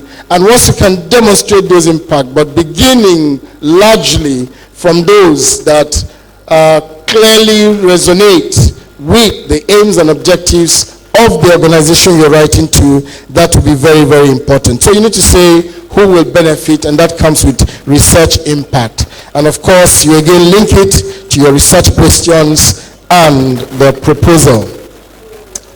The necessity for you to be mindful of time is important, timeline. So you already know that you always have to put time frames to your research, and Gantt chart will be an example, but there are other ways that you need to talk about time. So clearly you will need to be mindful of time, state the phases of your research, how long they will take. All of these will be important in assessing the feasibility of your work. And here it will also show you have thought through what you want to do in a very systematic way. And of course, like any plan, things can change along the way, but there should be a guiding document about the time for your work, and you should show when the results are expected. Your methodology, many of you will do very well in terms of your methodology, the science, the steps you're going to take. All of those are said, they have to be robust enough. Some guiding principles and some guiding documents will expect you to state the equipment you're going to use and the specification, the software you might be needing in this time of technology. You might need to talk about the location where the research is going to be undertaken to convince the people you're writing to that the facilities available, the environment is ripe, and that this research you want to do, you are really able to do it in terms of the location and the facilities that are available. You may need to prove those, and also, of course, indicate those who will be working with you. I should say, for all intent and purpose, research grants succeed better when there are a group of people working than one person, because there's an understanding that collaboration does well. And of course, when you're starting, you can always start on your own and start with little grants. It can be to a community organization, a local authority, but as you think about bigger funds, bigger projects, you will do better working with a team of people. All of those give credibility to your application, and the reviewers will always want bear that in mind in the assessment. So you spoke about the site location, the people, and of course, every statistics that you need for your analysis will need to be robust enough. Title and abstract, and I'm taking this towards the last bit of my discussion, because generally, you write your abstract at the end of the work.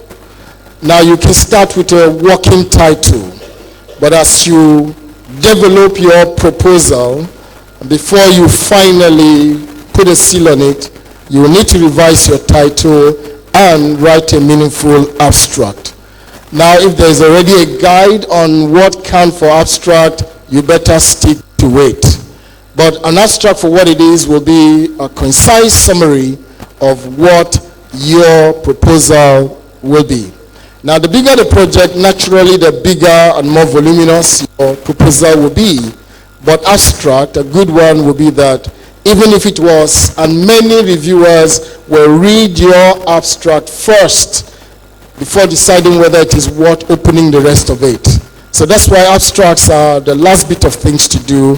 A good title, a good abstract. So you need to avoid long, winding titles and titles that are vague. The more specific, the narrower a title, the more useful it will be, because just from reading the title, your reader should have a general impression of what you wanted to do, why you want to do it, what will be your focus. Titles are very important. So it's important that when you start with a working title, you refine it at the end of the proposal, and then, of course, the abstract. The abstract I've just put in this slide, one-page abstract, just depending on the size and the volume. And if you're bidding and there's already a guideline, it will tell you what the word count for the abstract should be. Please adhere to that. Your statement of the problem, your proposed solution, and of course the project objectives. All of these will be captured in your engaging abstract. So, on a more general note, success tips. And here is where I want to just dwell a bit more. Success tips for writing a winning proposal. I said you must research the funder and the review process. You need to do that. If it is an advertised proposal, then please research the organization properly. If you want to ask an organization that didn't advertise for funding, but you feel that the work you want to do will be relevant to them and you want them to subscribe in sponsoring or funding your project, just make sure that you research the funder and the review process. Some of the international bids will give you the names of those who will be on the review panel. Research them. Find their research interests. Somehow, like I said, and this holds, if you're able to speak the language of your reviewers, all other things being equal, your chances are better. But that organization, and making sure that in writing your proposal, you convince them about the value added of your proposal is so important. I said always write for the reviewer, or your main audience. When you write a proposal for funding, will be your reviewer.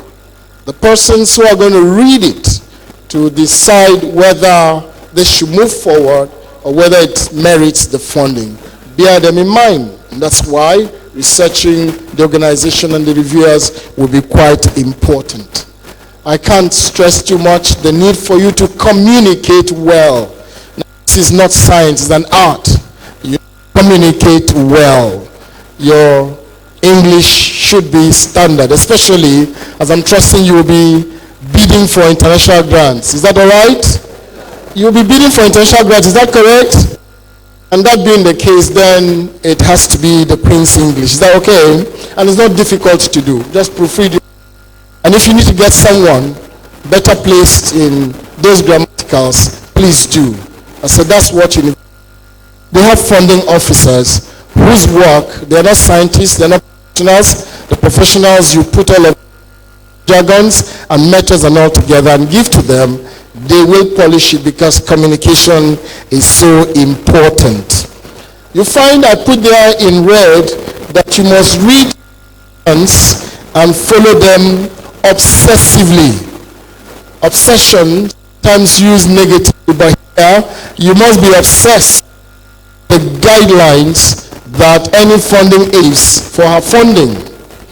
As minor things as word count, margin, designs, headings, they're so important.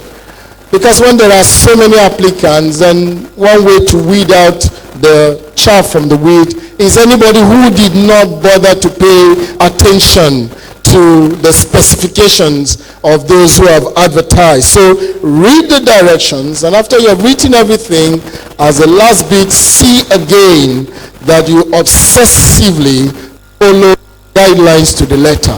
Font size, spacing, any particular designs, any particular bibliography they want you to include, appendices, see that those are done. They're so very important. So you find that these are the art bit of writing a proposal.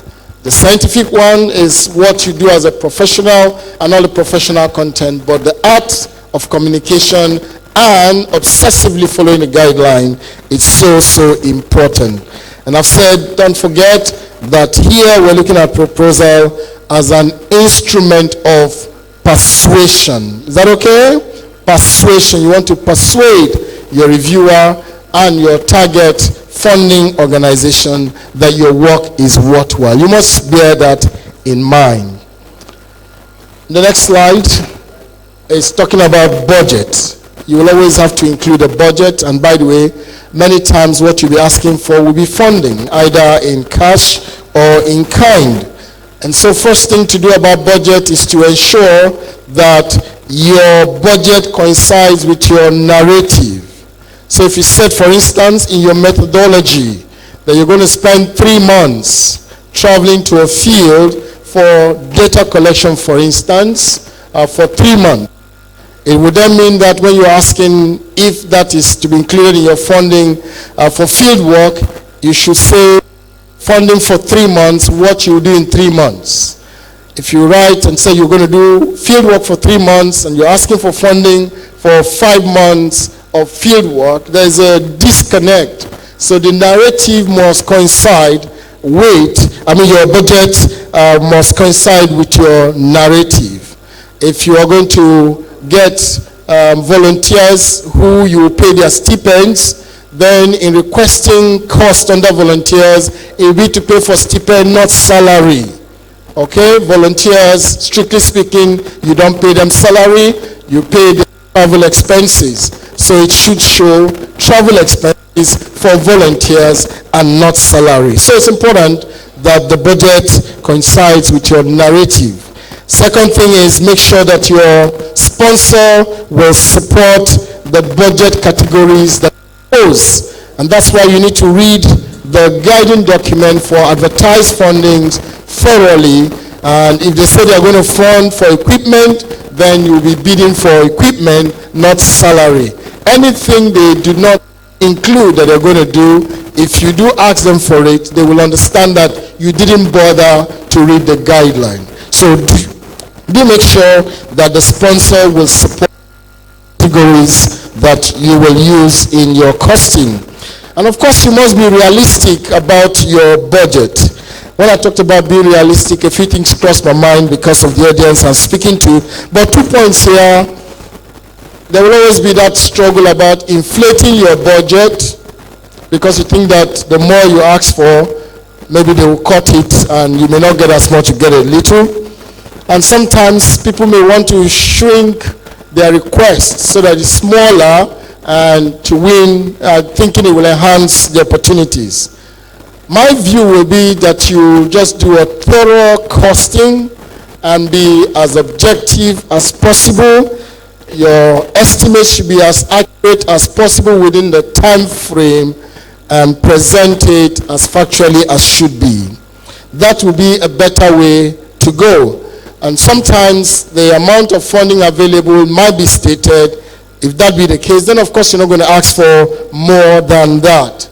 If it is an open one, then as long as your budget categories and headings are justifiable and within what the fund wants to do, then go for it. But my word on this is be as accurate as possible about your estimates. And we know that prices do change with time. So if you then want to alter, in the time frame, most times you're asked to quote prices within that are valid 3 months, 4 months. Please state those so that if there be changes in due course, those are stated. Always very important to deal with the budget side. I have 2 more slides and we'll be done. Common mistakes that people make when they write funding applications. The number one mistake is to fail to follow the directions for an advertised funding. Directions of things that you might consider, like the font size of, if they say use Arial font size 12. For some reason in putting that, for many it's not for design, it's because it's compatible with the systems they're going to use in their analysis and projections. So follow the guidelines to the letter, and I said be obsessed about it. So font size, margins, all of those will be important. For whatever format you're asked to follow. This is you are applying for an advertised funding.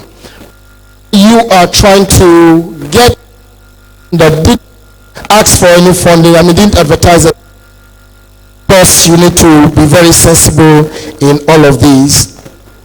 Don't be careless in criticizing other scholars in your field.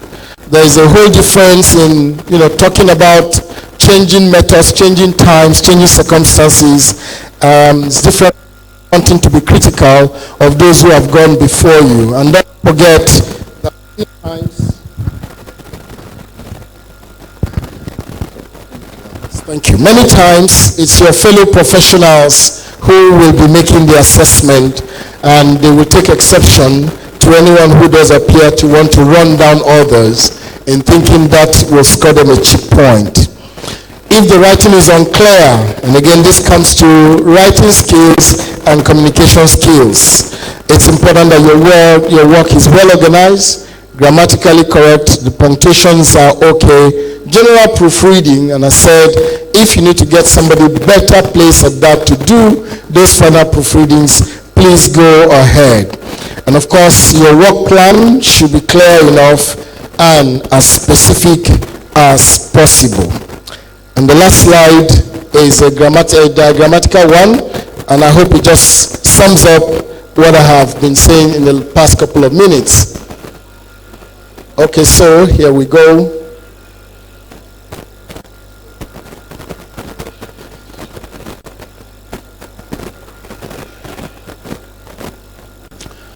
All right, trying to get research funding is not always like anything you learn, you get better at it. I hope that following on from this discussion, some of you will dare to want to do a little research and just want a community group and ask them to sponsor you because your work will be value to them, or to a local authority, but you need to start. As you try, you learn. So many times, just like I'm glad that there's one of for now, when you start writing for publication, you find that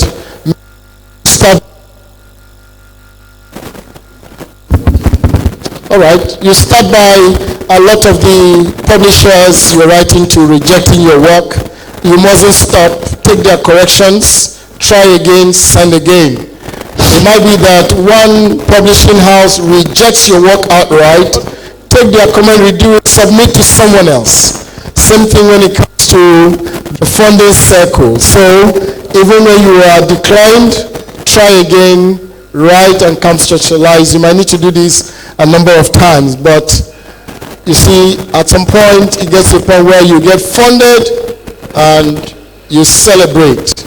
And then after you've got the funding, what next? Go ahead, do the work, and think about another one. It's an important way bidding for research funding. If you don't try it, it becomes theoretical. But it'd be good to see groups of colleagues together and deciding they want to do research and they want to try a funding and see what feedback you get. That would be a very good way to grow in that process. So if it's many people will apply for advertised funding, learn through the process, and that always very important. So this is where I want to stop and say thank you so much for the time you have given.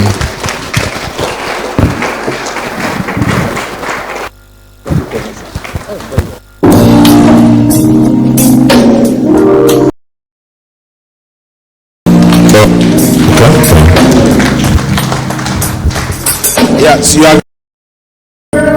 He has touched so many areas that we need to know, and so we'll be taking a few questions for him because he has to leave.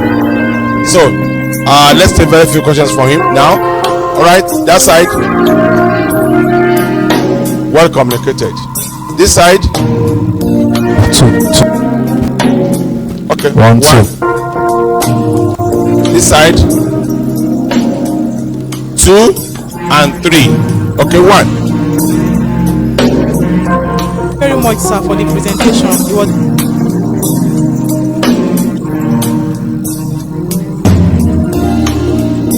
Use the mic.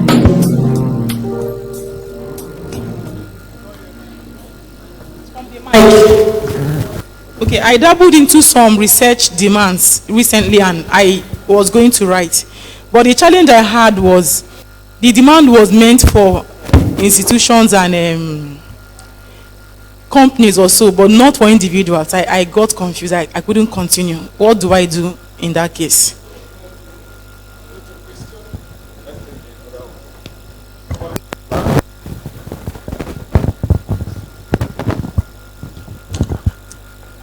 Dr. Ansela Majugo is my name. Thank you for your presentation. My question is, can you really maybe give us some of these sites or these funders such that one can maybe look out for their advertisement or to also know the area of their interest? Thank you. I appreciate your presentation, sir. Thank you very much. So my question is in the aspect of expected result. Is expected result the same thing as contribution to knowledge or hypothesis? Thank you.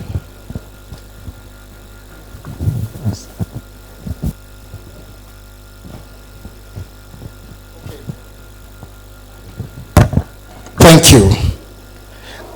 For the first question, where there's a specific indication that only organizations or corporate entities should apply, that's a straightforward rule. They will not consider individuals. So there will be no need to try that. And the reason often for wanting corporate organizations is because of the resource requirement and competence and the people they want to do the research. So that precludes individuals and is as straightforward as that. So there will be no need trying to do that, because as you read further, you find that the demands and the other things they want done, an individual cannot do it. So that is very straightforward an instruction. The second person who asked me for sites, interestingly, while getting familiar with this subject, I just put on Google Scholar list of hematology research funding organizations. I did a Google search this morning, and you could do that. List of hematology, whatever you want. That's why we have Google. If you ask Google, Google tells you many things. And I had so many lists. I had Nigerian Institute of Medical Research. I had the Nigerian Institute of Health.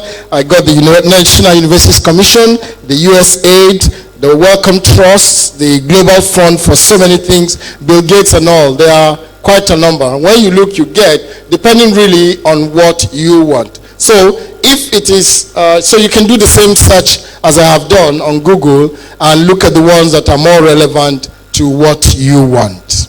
Thank you.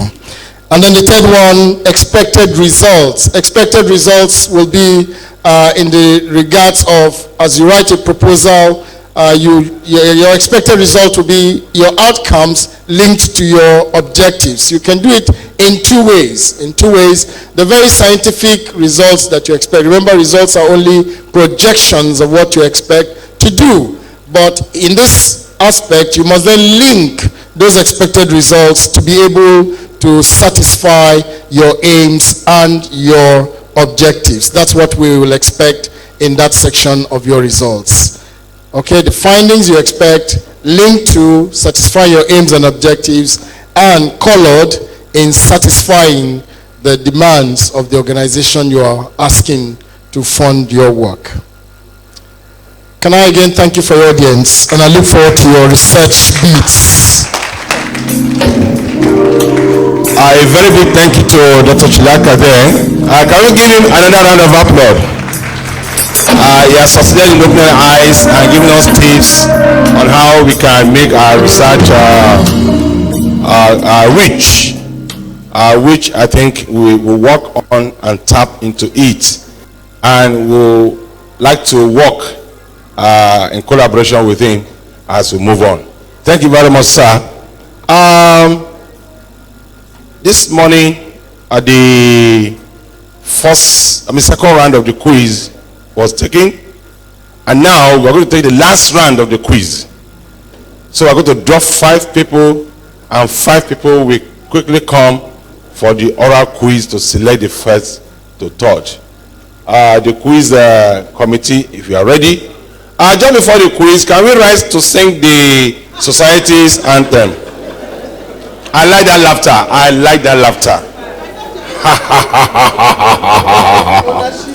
Yes.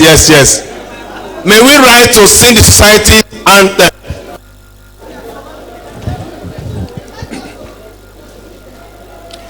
Da da da da da da da da da da la la. 3, go.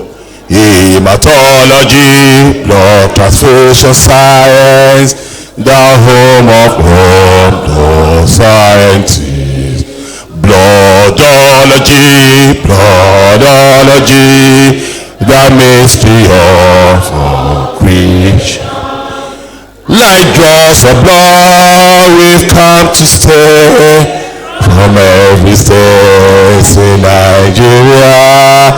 Hematology, blood transfusion science, the home of like that, the blood of blood will come to stay.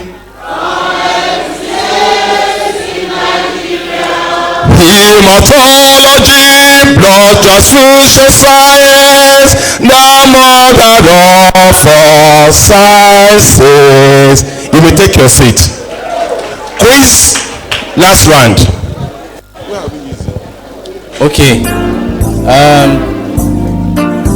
Thank you. This is the final round of question number 1. Here is your question. The normal value for PCV in an apparently healthy woman is A, 0.360 to 0.390 liter per liter, B, 0.30 to 0.033 liter per liter, C, 0.250 to 0.290. Your time starts now. A, 0.360 to 0.390. A is correct. Third person. Number 10. Question number 10.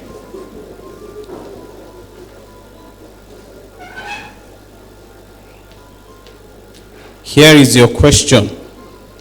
Trypanosomes are found in the blood as A, intracellular parasite, B, extracellular parasite, C, extravascular parasite, D, mononuclear parasite. Your time starts now. Intracellular parasite.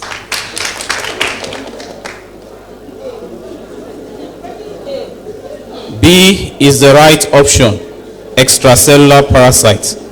That is a wrong answer.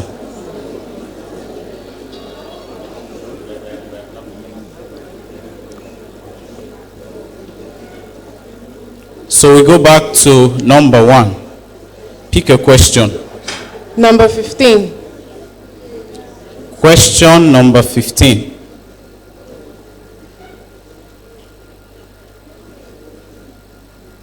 Here is your question. Which of the following is not a source of error in manual count? A, use of unclean cover slide. B, poor calculation skill. C, use of micro pipette. Your time starts now. C, use of micro pipette. Please, we want absolute quietness in this hall. Please. C, use of micro pipette is correct.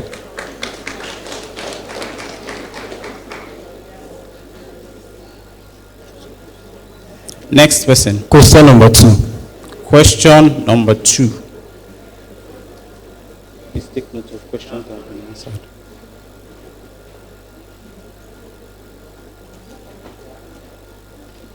Question number 2.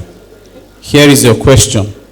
The volume of CPDA1 that is required to collect 250 ml of blood for autologous use, is A, 55 ml, B, 20 ml, C, 35 ml. Your time starts now.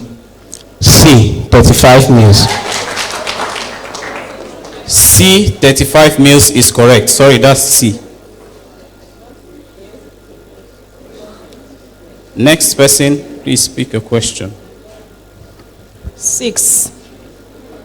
It's okay, 6. Question number 6.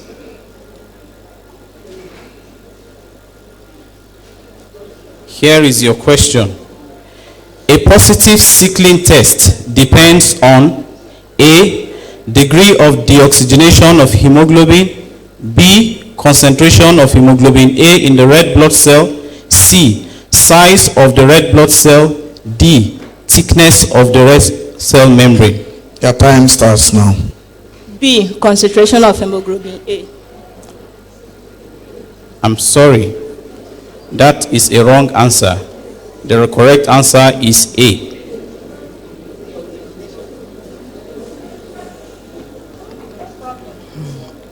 So we go to the next person now.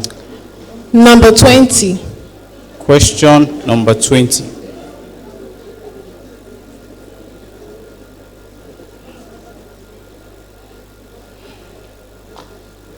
Question number 20. Here is your question. Which of the following statements about erythrocytes is correct? A, they fight infection. B, they clot blood. C, they lack a nucleus. D, they are produced in the spleen. Your time starts now. C, they lack a nucleus. C, they lack a nucleus is correct. Next person, please. Question 25. 35. Question 25. Is that available? It's question 25 available.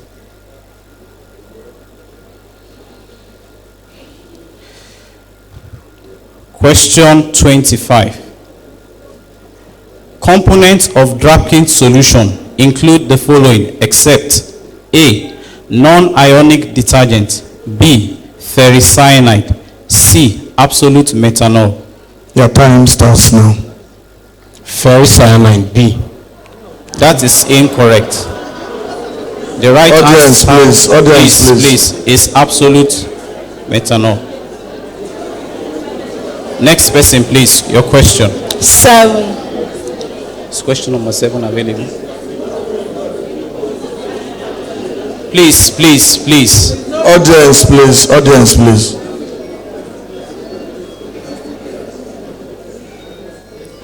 Question number 7. Here is your question.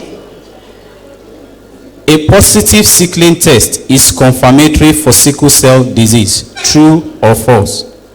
Your time starts now. True. I'm sorry, that is the wrong answer. The answer is false.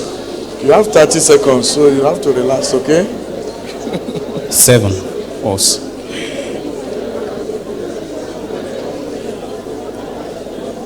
Please, you have some time. You may want to think about your option before you answer your question. Thank you. Don't rush. You have how many? Just think. Don't be in a hurry. Okay. Number 24. Question number 24.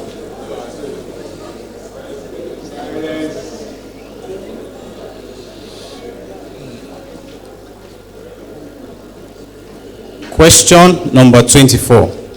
Confirmation of Rhd negative sample is done by A. Direct Coombs test. B. Indirect Coombs test. C. Bovine albumin test. Your time starts now.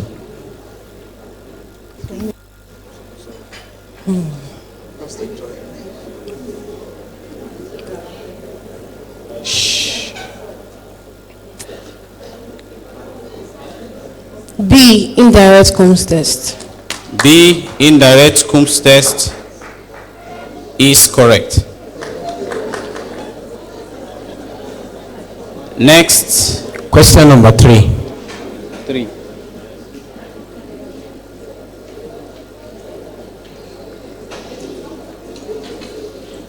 Question number 3. Here is your question.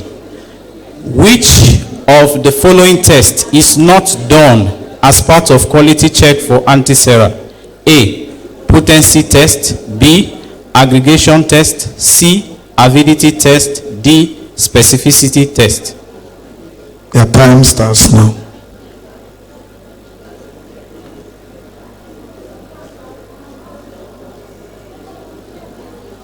D. Specificity test. D. Specificity test is a wrong answer. The correct answer is aggregation. Next person. Please, please. Let us encourage them by keeping quiet until the end of the session. Question number 12.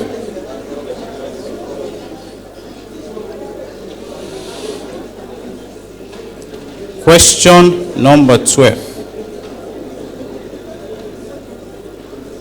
Concerning the spleen, which of the following is incorrect? Normal spleen weighs an average of A. 150 to 300 grams. B. The length is 8 to 13 centimeter. C. The width is 1.5 to 3.0 cm. Please enjoy your time. Yeah. B. I'm sorry. The right answer is C. Next question, please. Number 9.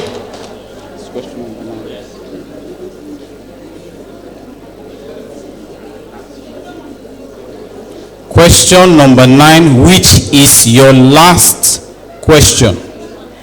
Identify the blood picture and give suggestive diagnosis. Enjoy your time. Still have time?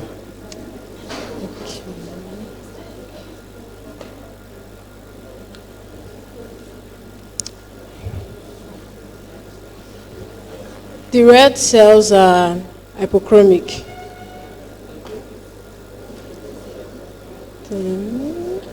One word answer. Suggestive diagnosis. I don't even have to say anything. It's a leukemic slide. Is that time up?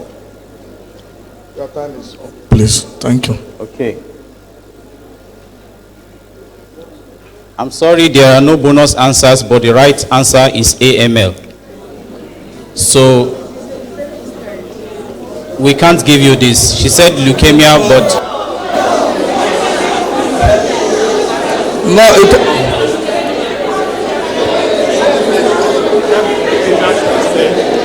excuse me.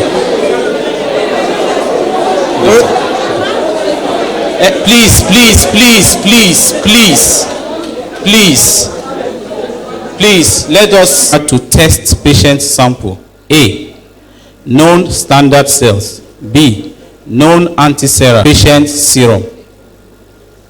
Your time starts now. B, known anti-serum. B, known anti-serum is the correct answer. Next person. Choose a question. 13. Question 13.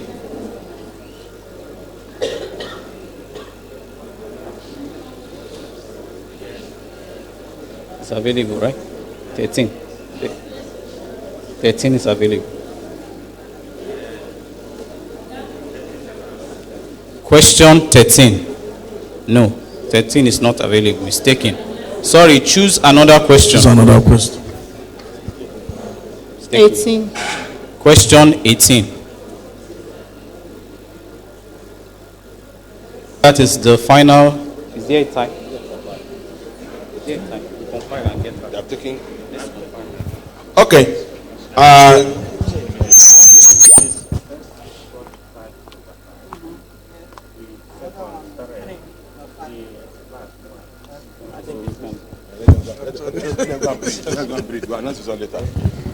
Hello? Can we clap for these students?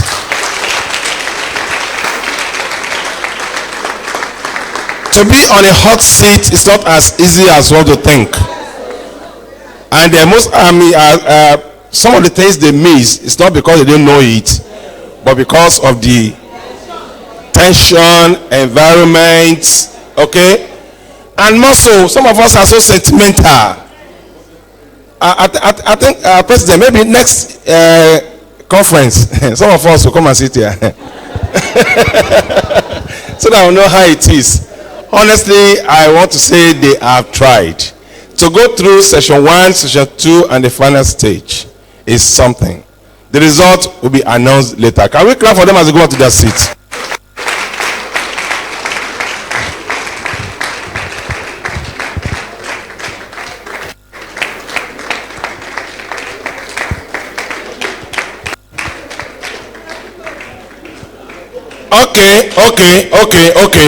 Okay. For a 500 naira recharge card, what is the color of red blood cell? What is the color of red blood cell? For a 500 naira recharge card, what is the color of red blood cell?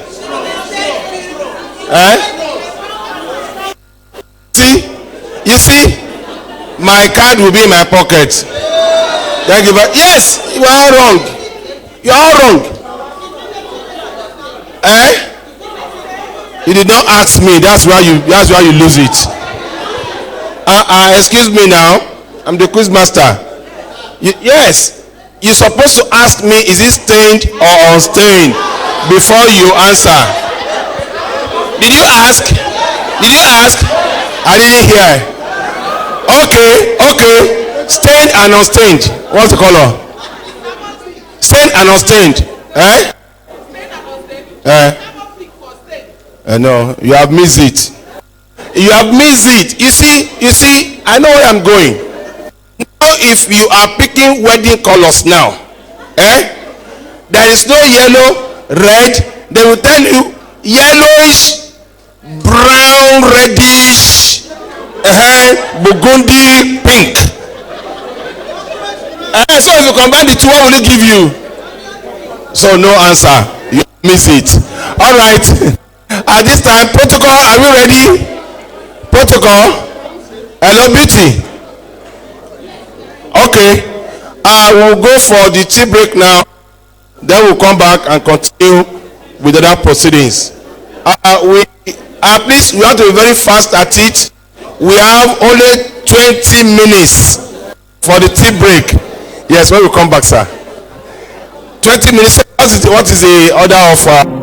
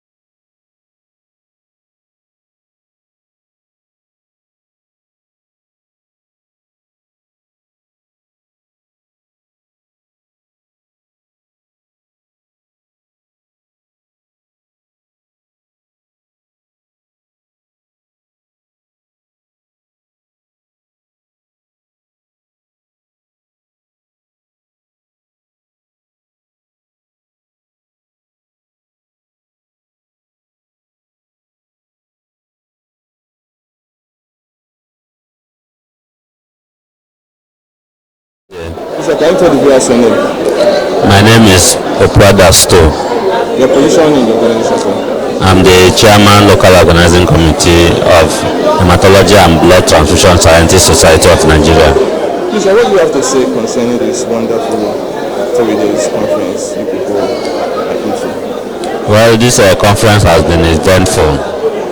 We never expected the turnout to be like this.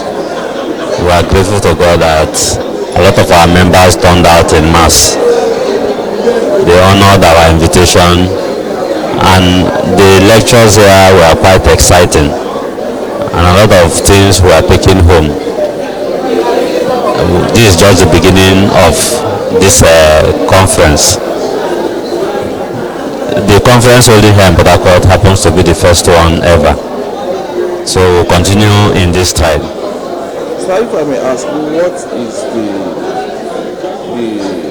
the expectation of the public? About this conference? Well, the Hematology and Blood Transfusion Scientists Society of Nigeria is an organization that is built to help the public in terms of delivering good quality blood, and also helping to educate our people about healthy blood and everything that concerns good health.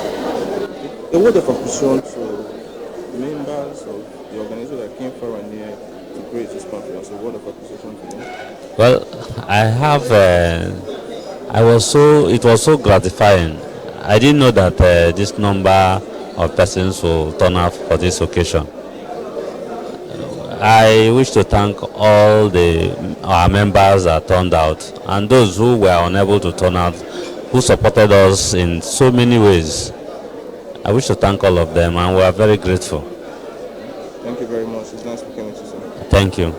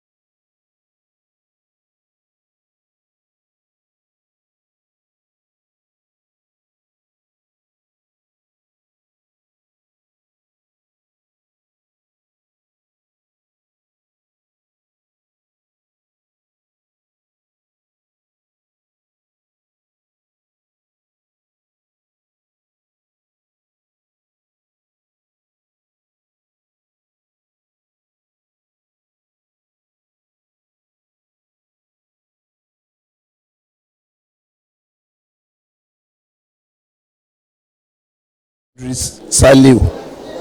I'm the country director of Save Blood for Africa Foundation in Nigeria. So, please, what do you have to say concerning this event that is taking place for like 3 days now? I was not here on Tuesday. I just came in yesterday, so I don't know what happened on Tuesday and Wednesday. But from what I've heard from my colleagues and the caliber of the people that have made presentation, it's a very successful outing. So if I may ask, what will be the expectation of the public concerning this event? Well, one is that of building confidence into the people that these people that provide this kind of service at the hospital, they are meeting together, to give themselves a kind of upliftment. Because attending conferences, there are 3 things that you want. You want to meet your colleagues, you want to learn, and you also want to meet people who are selling equipment, the exhibitors. You're going to see new technologies that are in the exhibitor.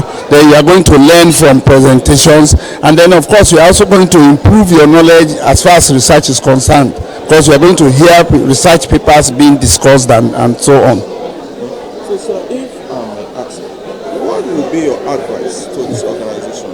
Should they continue on programs like this, or after this there should not be others? No, absolutely. They are going to continue. I mean, this is a maiden one.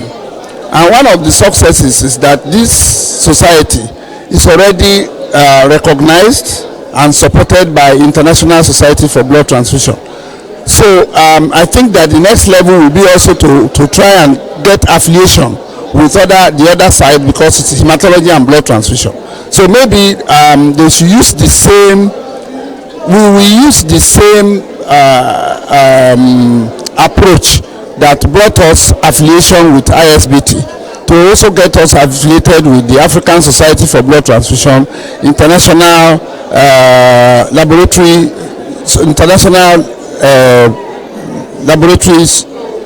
Society of Hematology, and ISLT, International Society for Laboratory Hematology. If they get that done, then of course we'll be known internationally, and then nationally we are already communicating. And the essence of it is also to improve our attitude towards best practice. Thank you very much. It's nice speaking with you, sir. Thank you very much. Your name, sir? I'm Idris Salih.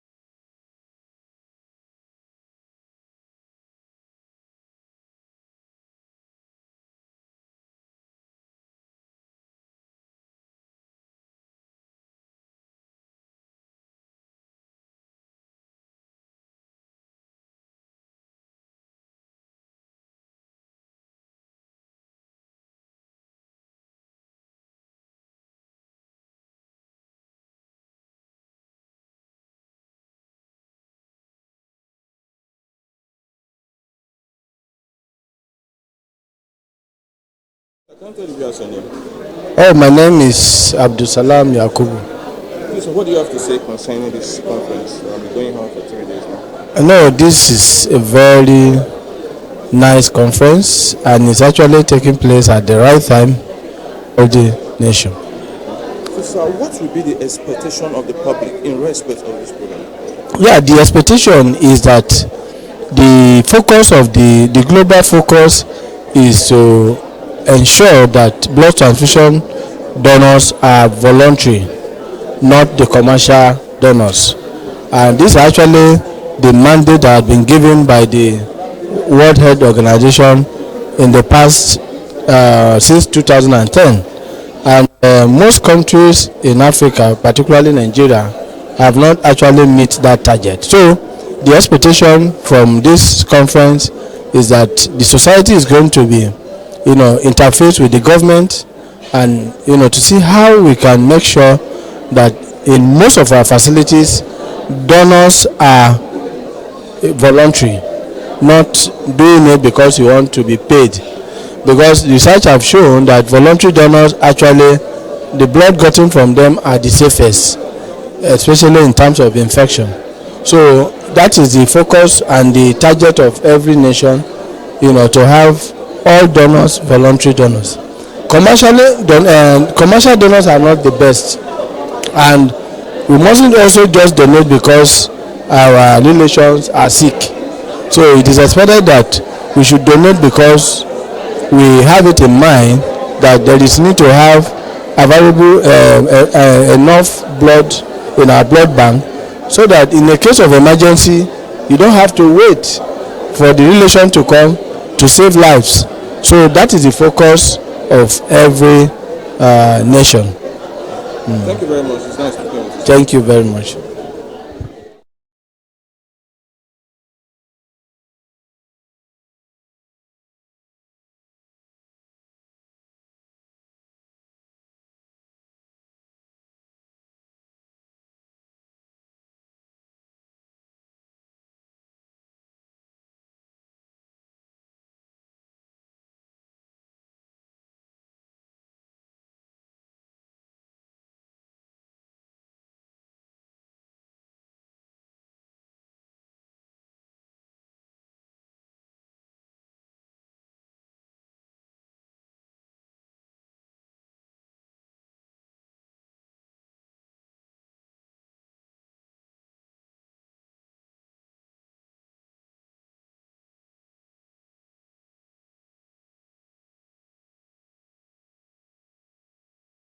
Can we meet you?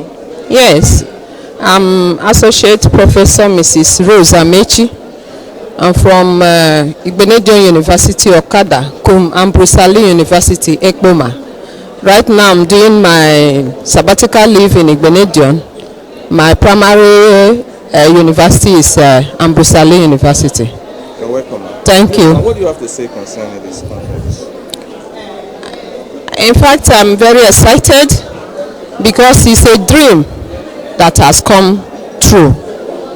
It is a good thing that has happened to medical laboratory scientists, the hematologists in particular. So it's a good news. So please, now, what will be the expectation of the public in respect of this conference? Well, the public is having higher expectation towards this society because hematologists, scientists are the ones that takes care of blood. And from our team, healthy nation is a healthy blood. So whatever you are doing and you don't have a good and safe blood to transfuse when there's need, the nation is in trouble. So there is a very big expectations on us. So we have to work hard towards meeting the expectation of the entire nation. If I may ask, with this program, will it be coming some people's time, or just is it a yearly program, or? Yes, for now it's an annual program, and I am a senior colleague in this area. I love research and novelty. So this is not my first association. I belong to many international, national and local associations, of which we have embraced my own, which is now the Hematology Society for Scientists in Nigeria. I have been a member of the Nigerian Society for Hematology here in Nigeria, but that one is a multidisciplinary area that not only the medical laboratory scientists are involved, the clinicians are involved, the nurses are involved, and other members of the societies. But this one is currently owned by the medical laboratory scientists of hematology of Nigeria. So I will always be here. Thank you very much, Maizan. Thank you. Thank you. I appreciate.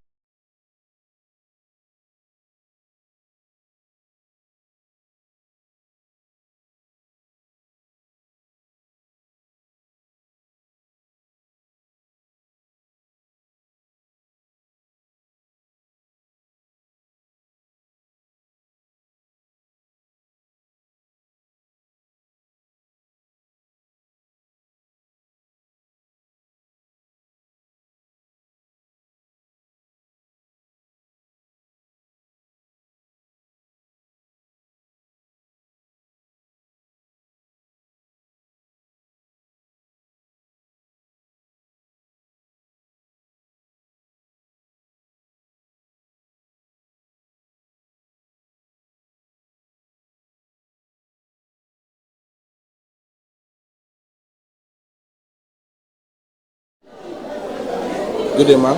Good day. Please, ma'am, can we meet you? Okay, my name is Professor Josephine Akpotuzo. I'm a lecturer in the Department of Medical Lab Science, University of Calabar. I am also a medical lab scientist and a practitioner of medical lab science. Wow, you're welcome, ma'am. Thank you. What can you say to us?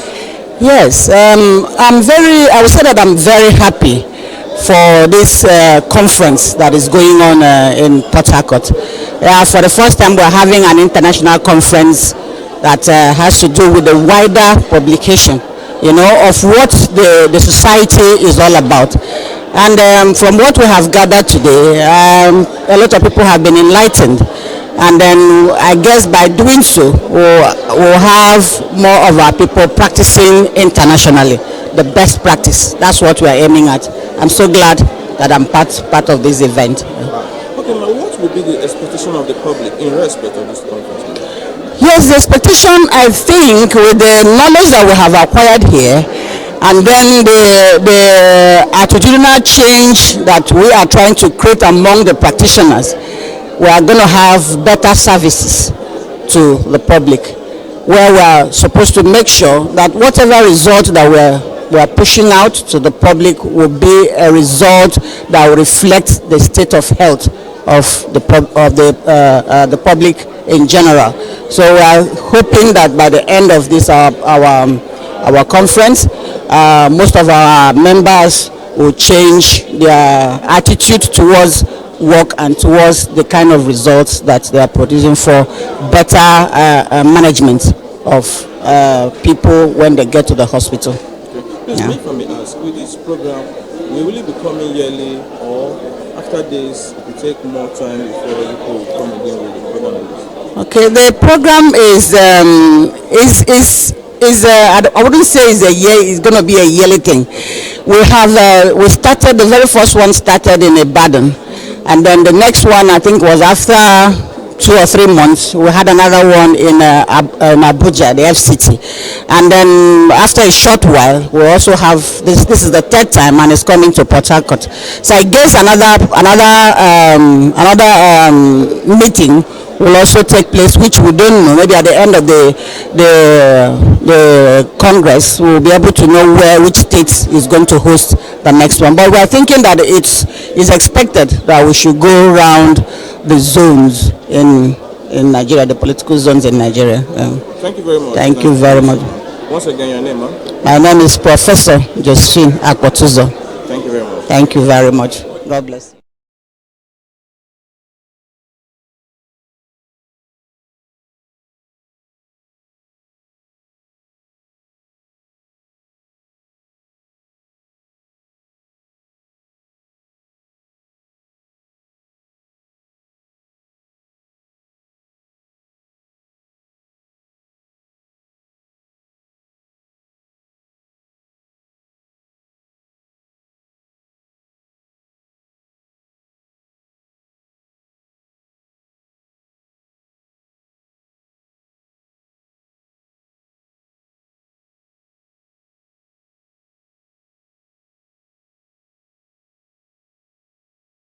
Please, I can't tell the viewers your name. My name is Professor Zacchaeus Award to Jeremiah. Please, I can't tell the viewers how you feel today being the grand finale of this conference. Wow. I feel highly elated. I'm so happy that we are seeing the end of this successfully. It has been hectic. It has been an uphill task. But to God be the glory.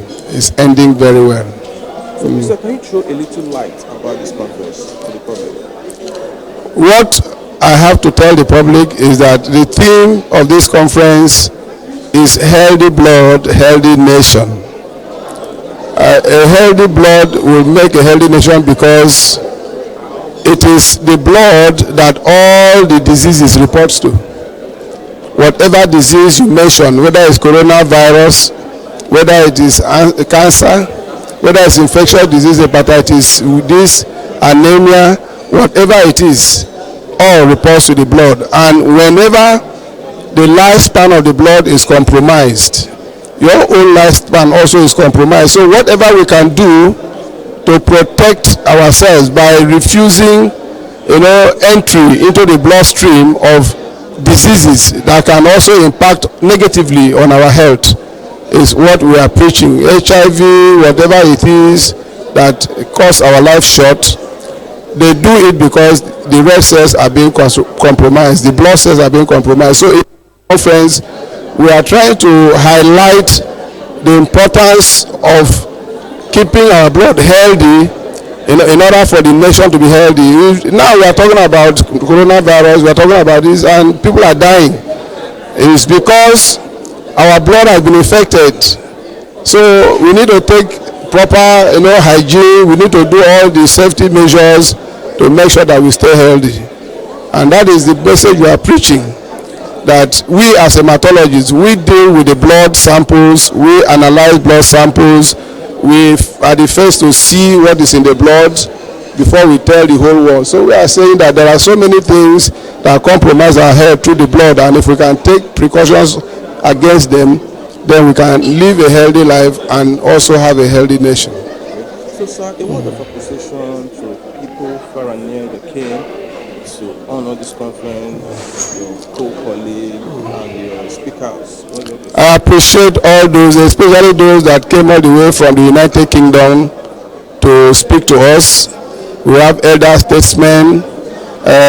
Dr. Marcus Chilaka came from UK to speak. We have Professor Meribe, Dr. Tosan Erabo.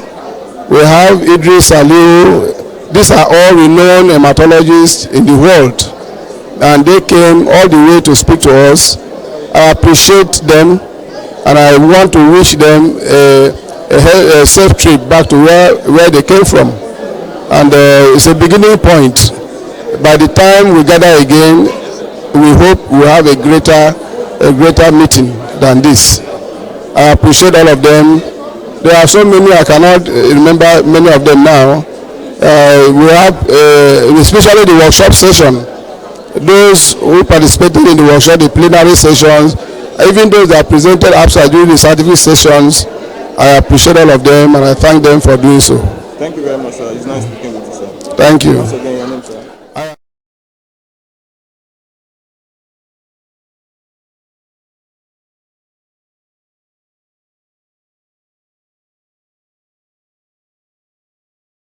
The president of this society, the founder and the president of this society. And it's a privilege that I'm speaking to you. Thank you. Thank you very much, sir. Thank you.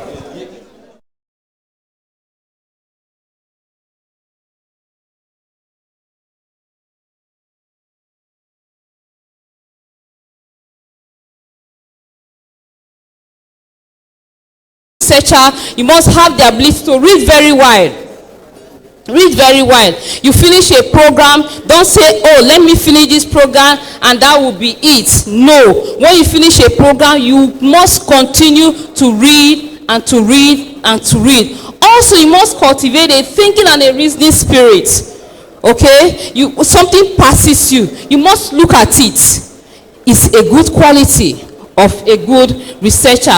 You must be patient. You must be patient. You want to, identify something. Maybe, for example, you're finding it difficult to get a reagent. Okay? You're finding it difficult to get the subjects that you desire.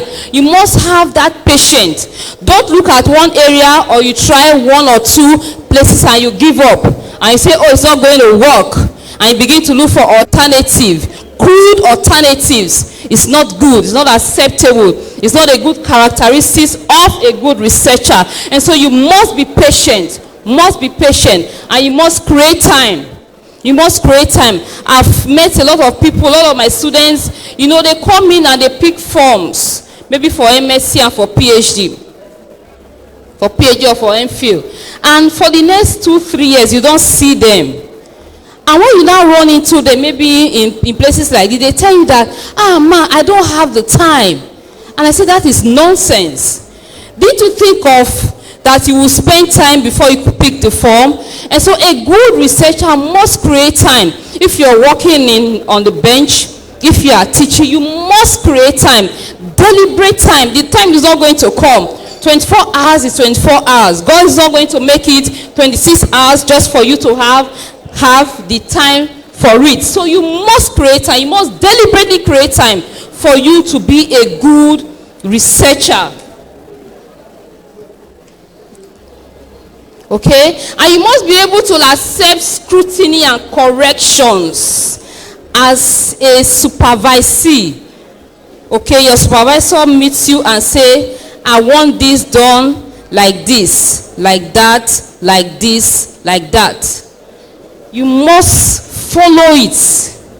You must follow it. Okay? And you must, correct it. One thing I found out about students is that most times, they do a work, they give it to somebody to type, and they don't even proofread it. They bring it back to the supervisor. The supervisor does the proofreading and all that. It is bad. You as a supervisor must find time to read your work. And once the supervisor corrects it, gives it back to you, you must find time to look at it critically. Don't just rely that, oh, this person has typed it, you do your corrections and you print it out and you send it to your supervisor. It's not a good quality of a good researcher. You must be creative. Okay, when you meet your supervisor, it gives you an idea. Maybe you don't have an idea. He or she gives you an idea. It's not left for you to go back and put, it gives you the skeleton, as it were. You now go back and feed in the flesh. Be creative. Be creative. That's what make, a good research. That's what makes it comes out better. That's what makes it comes out really, really good. For you to have the ability to create, make it new. Somebody has found something. Think of what you can do to make it better in your own locality. And so you must be creative. You must, have the ability to create and make something out of it. You must be inquisitive, wanting to know every little thing. And maybe you will set out your mind that, okay, it's going to happen like this. But it's not happening like that. So you must be inquisitive to know why this is happening like that. Because for everything that happens, there is a reason for it. A scientific reason for it. And that's what you are interested in. You want to project that. And you must be ready to sacrifice your finances. Okay? A good research is not cheap. For you to have a good research, you must spend your money. Okay, good enough. They've told us how to write grants. If you can develop, write grants and all that. But if it's not coming forth, you must use your own money. You must be ready. Don't look at it that, oh, the money is too exorbitant for me to want to do it. No, you must make that sacrifice. And you look at it just for a time, really. Tell yourself, okay, for the next 2-3 years, part of my salary, 20%, 10% goes to, my research. And before you know it, you are moving on. Really, you are moving on. And so you must make time, make out, your finances systematic. And there's really no such thing as a perfect research. Okay? In researching, you solve a problem. And in solving a problem, most times, you create another problem.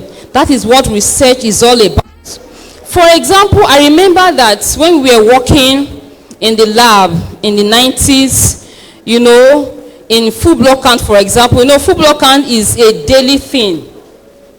Any laboratory asks for full blood count, the teaching hospital, full blood count, full blood count. And so we all know what full blood count is made of. Okay, and so one person will do PCV and film. Another person will do WBC total. Okay? If there's ESRO, somebody is on ESRO bench. Somebody is on platelet count. And all that. And so, in a day, you collect maybe like 90 samples. And you are working tirelessly. Most times, full blood count ESRO results, full blood count platelet result will not come out maybe in 2 days. Isn't it? 2 days, 3 days. But now, we now have what? Automation. And so everybody is happy. It's happy that automation has come to stay. And so you can get your full blood count result in 5 minutes, in 10 minutes, which is very okay. It has made our work easy. But also, it has created a problem. And what is that problem? Some months ago, FMC Asaba, they are trying to recruit lab scientists. And then they want just 5 lab scientists. And guess how many applications they have? 650 applications. All want to apply for just 5 spaces. And I met the director of admin and I was like, why just only 5? What he told me was, we now have automation everywhere. And so we don't need so many lab scientists. Just 1 or 2 can man the automation. Yes, we are happy that automation has come and is making our work easy. But somewhere along the line, we are looking for jobs. Because just as 5 persons will do full block count, in 2 days, in 3 days, automation will do it in minutes. And so we have solved that problem, but we've created another problem. And so there's really no perfect thing, no such thing as a perfect research. Like I said, you solve a problem and you create another. It is cyclical. It ends back where it started with a question. More questions will come in, more questions, and you just keep going on and on. A good research is such that it's replicable, it's planned, and it is orderly. It often starts with a question, wanting to know why.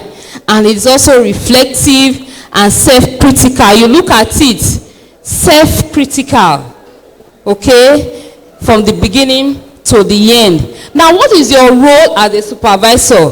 What is your role as, a mentor to others? The role of supervisor is to guide and assist the students. Okay? Assist the students. That's your role.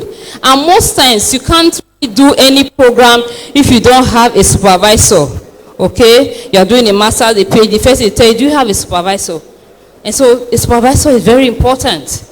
Very, very important. And so, she's the one that will guide you. And so, you must learn how to listen and walk. And also the role of a supervisor does not mean that, in doing the work, you should assess it. No. Other people should criticize your work. I know of, a professor, most times, when the student presents and you are criticizing it, he gets so upset. And that is bad. Okay? You should not be the one to judge what your students have done. Let others do the scrutiny. Let others do the examination. Okay? Supervisor should not tell yourself that, I've arrived. Okay? Continual training. That's why this is good. It should be encouraged, because there must be something you must take home. There must be something you must learn. You won't say, I've arrived, and all that. And so they should take the initiative in updating their knowledge and getting skills, new skills. How is it being done now? Gone are the days, okay, this is how we used to do it. There's newer method. How is it being done? And all that. So a supervisor should, have that ability to go out if you can, to travel out, to get experience. The essence is for you to make you a better supervisor. Also, you must ensure that you have a documentation check on the person that you are supervising. Once they come to you, you must find time to look at, has this student registered? Does it meet the criteria? Does it meet the criteria? Okay, some time ago in my department, we were almost giving an MSc degree to a laboratory technician. This student came in with BSc microbiology and a technician certificate. And so most time when we are doing exam, we'll tell them, bring your practicing license. He will tell us that, his own is not ready. So he will bring his phone and say, okay, this is my practicing license issued by the council. And most time we want to see the logo, Medical Science Council, we just pass it. And that was how he did first semester exam, before we now found out that these students coming to get a master's in medical lab is a technician. And so from the beginning, once they come, our role as supervisor is to ensure that the student you are supervising at whatever level meets the criteria of the university, of the council, and meets the criteria of whatever degree he or she is pursuing from the beginning. From the beginning. If we are taking our time to look at it, yes, we would have just told him, sorry, you are not qualified, and we really learnt a lesson from my department at that. And so anybody coming in now, we must look at the person, get a practicing license and all that. And so it varies from school to school. From school to school. Also, you must have a research plan. Supervisors should assist their students to plan their research. To plan their research. Gone are the days where you dictate to the student. You come together as one. Help the student plan. Give the student an idea. He or she goes back and form the flesh for it. And most times, when you now run into a problem, we had cases like that. MPhil maximum is 3 years, and 5 years they are still doing MPhil. There's a problem. Okay, and so you must come now and you start begging, reapply again and all that. But if from the beginning the supervisor tells the student that this is your time frame, also the supervisor should know also the time frame from each of the program. And so you must tell the student from the beginning, this is the time frame, and you work with it, you plan it, and you work towards it. When you don't plan and work towards it, you cannot achieve anything. Now, also as responsibilities of a researcher, the main aim is for you to advance in knowledge. Advance in knowledge. You are learning, you are projecting something to the public, they are also learning, they are also benefiting. It's not just you wanting to get a degree, but wanting to pass across a message, a new idea, a new finding, a new reasoning behind what is happening. You have the responsibility to develop the capacity for being independent. Okay, honest and critical. Honest is a key word there, and being critical in thought. Some time ago, they sent a work for me to review in my department. He wrote for journal publication, and this, lecturer quoted a lot of things. I did AS, so many things in my department. And I know that we don't have any of such machines in our department. But he was there writing it that he did this, he did that. Is bad. Okay? You must, be honest in your research. You come around, you tell us that you want to collect 100 samples. It's difficult to collect 100 samples. You collect 50 and you multiply it by 2. Wrong. It is wrong. There must be a way for you to be honest as possible. Be honest as possible. You don't see a thing and you say you are saying it. It is wrong.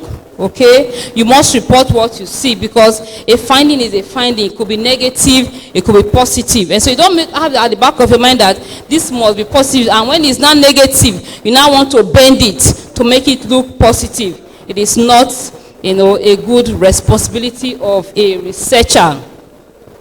They have the responsibility also to communicate their research, to partner with others. Like I said, that's why this is good, okay? We are here meeting, mingling, collecting addresses and all that. So we can all work together. We are all work together as a team. The essence is to have greater benefit for our employers, the economy, and the society as a whole. The researchers have the responsibility also to behave honestly and ethically in the course of the research. No matter what, you must be ethical in your dealing with people. Don't take undue advantage of the students that you are supervising. The student also should not take undue advantage of the supervisor. There must be a balance, an equilibrium between the supervisee and the supervisor. Shun all unethical practices, okay? Such as there was a PhD proposal that a student presented it that I was going to do all sorts, and it was approved. And later he came back to meet me that he has an MSc student that wants to run part of the work, and I should please agree.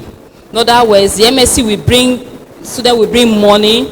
He will not give that MSc student the results. Sorry, this is no importation of results. That is not fair. Can you? Okay.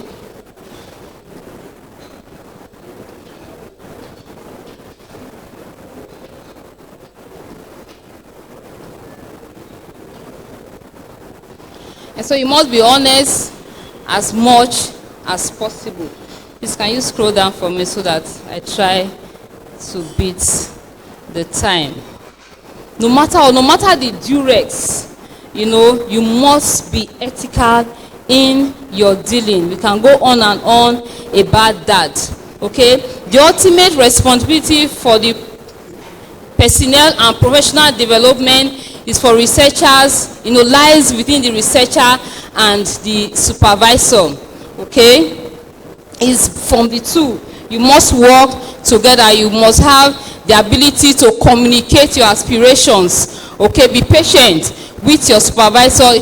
Try to work with he or she, and try to, because definitely the person that you are meeting has what you don't have. And so you must know that he or she may or should know more than you. As when he's telling you to do something, you must adhere strictly to such. And generally, the supervision of undergraduates, postgraduate supervision is basically the same. Basically the same. But what differs is the extent of the work and what you expect from the individual. And this, can be summarized in different models of, we'll come to that in the next slide. But the most important thing is that there should be good timekeeping. We've talked so much about that. Good timekeeping. You must make out time. You must know that this program you are running is for 2 years, for 1 year, for 6 months. You must try to keep to it. You must observe deadlines. They say submit your abstract 4 weeks before presentation. You should try to do that. You must read and respond to communication from the supervisor, and members of the university, and take, responsibility in learning really. If you want to be in academic, if you want to be a good researcher, you must have to learn and keep learning and keep learning. Making themselves familiar with relevant policies and procedures. Okay, develop an appropriate plan that before, you must meet the deadline to submit your work. Give your supervisor enough time for he or she to read it, make comments, get back to you, make your corrections, and read your corrections before getting back to your supervisor.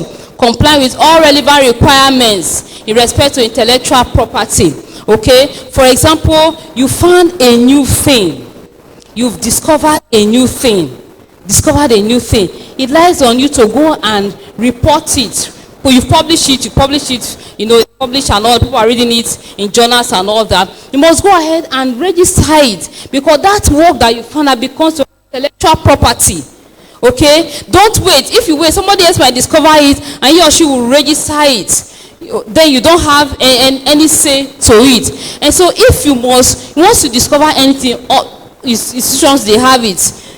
Department of Intellectual Property. What it means that you discover something, you publish it, you go and register it, and it is registered under you, is being registered as part of your intellectual property. So you must make use of it. Make use of it. Also too, this talks about being able to the deadline for the letter. There are guidelines. There are general guidelines to such. And also, there are different models of, supervision. You have the developmental model, or successful models of, you have the development, your integrated models, and your orientational models, which is your orientational stage. You are now more focused, now more determined, now more on track. If you are not on track before, you are now more on track. And so you must go on. The supervisor should encourage the students to, learn how to manage time, and how to, there's a relationship between the supervisor and supervisee. And this all goes to long-lasting relationship. Okay? The most important thing for us to know is that once you are meeting your supervisor, you should not see yourself as, your mates, no matter where you are coming from. You as a student now, in quote, no matter what, you have. You are meeting your supervisor, you must be humble and, give respect to that supervisor, because that is what will bring problems as you're going. You won't know where it is coming from. Okay, you must address problems, differences in cultural, where you are coming from differs, and so you must address it from the beginning. Supervisor must also watch everything, that everything grows well. You give a student a topic, you should be able to monitor. Once you are not seeing them doing what they are supposed to do, monitor them really. And these ingredients can be summarized in this relationship between equals: aspirations, creation of ideas, the means, progress of work, cooperation, encouragement. You need to cooperate, you need to encourage the student wherever he or she feeling discouraged. Maybe the samples are not coming, money is not coming. You must encourage them and not shun them away and say, go to hell, go and look for money and all that. They must be encouraged. You must be able to manage discrepancies, knowledge transfer. Don't hold it. Don't hold it. Once you do anything, pass it on to the student. I am very open. Once I get anything, I tell myself I have nothing to lose. To God be the glory. I have not, so each time I know something, I must give it on to my student. There should be a professional projection and relationship that will last forever. You must support your students. Support your students to get publishing. Okay, encourage them. Any work that they do, no matter what the result is, get them to write. I tell a lot of my students, you do a good work, go and write it. Let's publish it. And they come with very good results. You scrutinize it and all that. And generally, the work of, the supervisor is not really to gain money at the end of it. Okay, it's a selfless sacrifice. A selfless sacrifice. But that does not mean that, from time to time, you as a student cannot appreciate your supervisor. It's one of the things that will keep the relationship forever.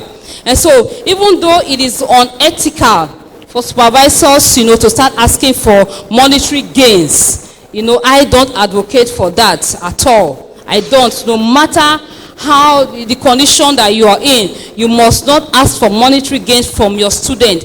But that is not to say that from time to time, you as a student should not appreciate your supervisor. In conclusion, okay, research supervision and integrity is an act, a flow of knowledge from the two. There are always two. Okay, before you now go into partnership, supervisor, supervisee. And effective supervision should be selfless, like I said, and not necessarily having in mind to be rewarded financially, but with the sole aim of impacting and making a better progress in the life of somebody and helping someone to climb the ladder to reach the zenith. That's why you have a supervisor helping you, guiding you, encouraging you to get to the limit. And in all of this, in all the research that we do, we must put in the codes of integrity. We must be honest to the letter. And I want to thank you all for listening to me. Thank you very much. Thank you very much, Prof. She has told us what it takes to have integrity in research. She will soon take her leave, but let's take 3 questions for her before she goes. So, 1, 2, 3, 4, 5, 6. 1. Thank you very much, Prof, for your wonderful presentation. But I want you to throw more light on appreciating your supervisor. Please, I want to know exactly, I don't want it to be vague. I want it to be detailed about how we are supposed to appreciate our supervisors and how we are supposed to appeal to them to help us. Thank you. This one, go meet on foresight. Thank you very much. I'm Dr. Ifori Akwiu. I'm very, very glad to have seen you today, ma. I've had cause to cite one of your works. So I'm so glad that I finally met Professor Sime. I'm taking it from where the last person spoke, because those are the pitfalls. I've been a student supervised. Today, I'm supervising people. I hear stories from colleagues and then other students. And I'm concerned, number one, the issue of keeping to time. Self-funding is a problem in Nigeria, really. Because if a student comes to you, the person probably is not working, and the person says, sorry, I know I'm supposed to embark on the field work as at next month. My mother suddenly took ill. There's no money. There's little or nothing you can do other than to say, hey, yeah, sorry, we are praying for your mom. What else? Even if you've drawn a timetable, what can you do, sincerely? And then sometimes you don't know the ones that are lying. Some now hang on to that every time. I don't have money, I don't have. So self-funding is really a problem in this part of the world. That's number one. Number two, like she said, this role of a supervisor as one who assists, please, Mark, can you give us boundaries? Sometimes you have students that have very unhealthy expectations of their supervisors. You also have supervisors that come up with very, very, very unhealthy expectations. So, really, what is that appreciation? Where do we draw the line? What can a student ask you for? And then you tell the person point blank, I'm sorry, I can't help you. Thank you very much. Please check whether one of your fingers is missing. Please check very well. If one of you guys is missing, I have one small ring here. Prof.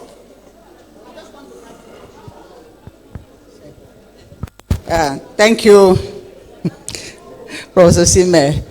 Yes, please. I just want to add to what she has just said, which is very important. And that is, on Tuesday, when we started this program, Professor Dr. Sanga said that 80% of the kind of result you generate based on your knowledge behind. 20% is the practical aspect of it. Now, for you to do a supervision, you must be well endowed in that field that you are working on. You cannot give what you don't have. And when the knowledge is there, it's not there, the supervision will be very poor, no matter how the student tries to bring the results. So that even when the results you are bringing is wrong, you, as a supervisor, does not know that you are not getting it right. So one thing about supervision is that you must be knowledgeable in what you are supervising, and then the students will now cope with the students. Now, the aspect of appreciating the supervisor, I don't know, I'm different. I wouldn't want to be appreciated while the work is going on. Let us do the work and do it well.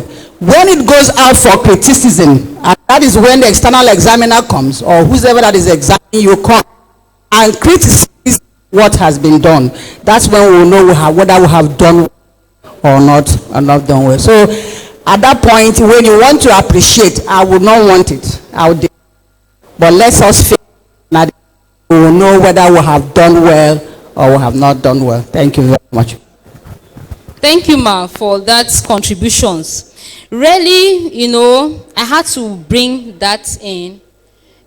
Sorry I didn't mention the point that we should appreciate your supervisor. Just say thank you. Just say thank you is good. And you look at it, in all of this, supervisor will spend time to read and all that, make corrections. Okay? You go back, you do it, you bring it back. It's not all about reading. From time to time, I tell people, once in a while, it has a way of, encouraging and boosting the morale of the supervisor. Okay? Yes, you don't have to tell the student you must do this. We see a lot of supervisors who tell the student, give me this, I want to go and browse. It is wrong. That's the point I'm making. But you on your own, from time to time, when you see that you have done a work and the supervisor has really looked at it and given you ideas, you finish the work, you must come back to tell that person thank you. And there is no special way of saying the thank you to the person. No special way at all. Whatever, you want to use to say thank you to your supervisor is accepted. The most important thing is that you are thanking, you are appreciating the effort that person is making. And just as I said, you don't give what you don't have. And that is why we must read. Supervisors must read and know. You must know, because the student will come and bring very funny results. And if you are not good in it, of course, you go out and before you know it, you write a work for publication, they pass it back to you, rejection and all that. Now, there must be an equilibrium between what you expect from people and what they expect from you. Your role is to guide them. Okay? Yes, personal matters may come in from time to time. Okay? You must try to encourage them. Encourage them as much as possible. Then when you see that, the person is not making, if the person is making effort and the effort is not yielding result, and you also have the means, you can support. For example, I do that a lot to my undergraduate students. I want them to do this thing. I come and say, ma, I don't have so and so much. This is what I have. And I say, okay, fine, no problem. You need 20,000 to complete it. Take. He or she is happy. Okay? But it's not a common thing. And no two supervisors are the same. Someone will never do it. You must go and look for the money. And so it's not for you to now compare. Compare. This one helps me, so you must help me. No. The option is for that supervisor. So there must be an equilibrium. Don't expect so much from the person. You that is coming as a supervisor, you should not expect so much. Okay? Ours is to guide. It's to guide you. And when you run into a problem, provide the solution for you the best way we can, the much way we can. We cannot do to help. That's like I said, the aim is to get a work, to get the work that is good and acceptable and comparable generally. I want to believe that I've been able to address your question. Take your supervisor as an individual and work with the person. No two supervisors are the same. And so don't compare. Don't compare. Try not to compare. Thank you very much. A hand is still up. Big round of applause to Prof. Thank you very much. No two supervisors are the same, but it's suffice to say that the terrain we see ourselves is very complicated. Our precision have been abused. If you don't appreciate me, you will not leave this place. That is it. Yes. Yes, let's tell ourselves the truth. But you see, let me use this as an opportunity, as an own apology to my supervisor. Why I've not been able to appreciate him is because I just entered contribution to buy him 2020 Camry. Yes, so when the money is complete, I will appreciate him. At this time,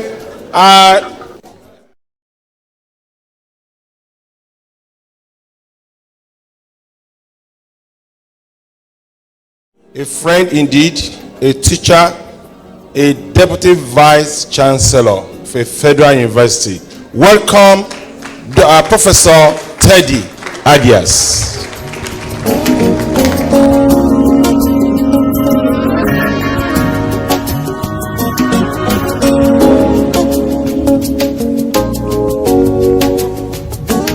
All members of the LOC, please, you are wanted outside right.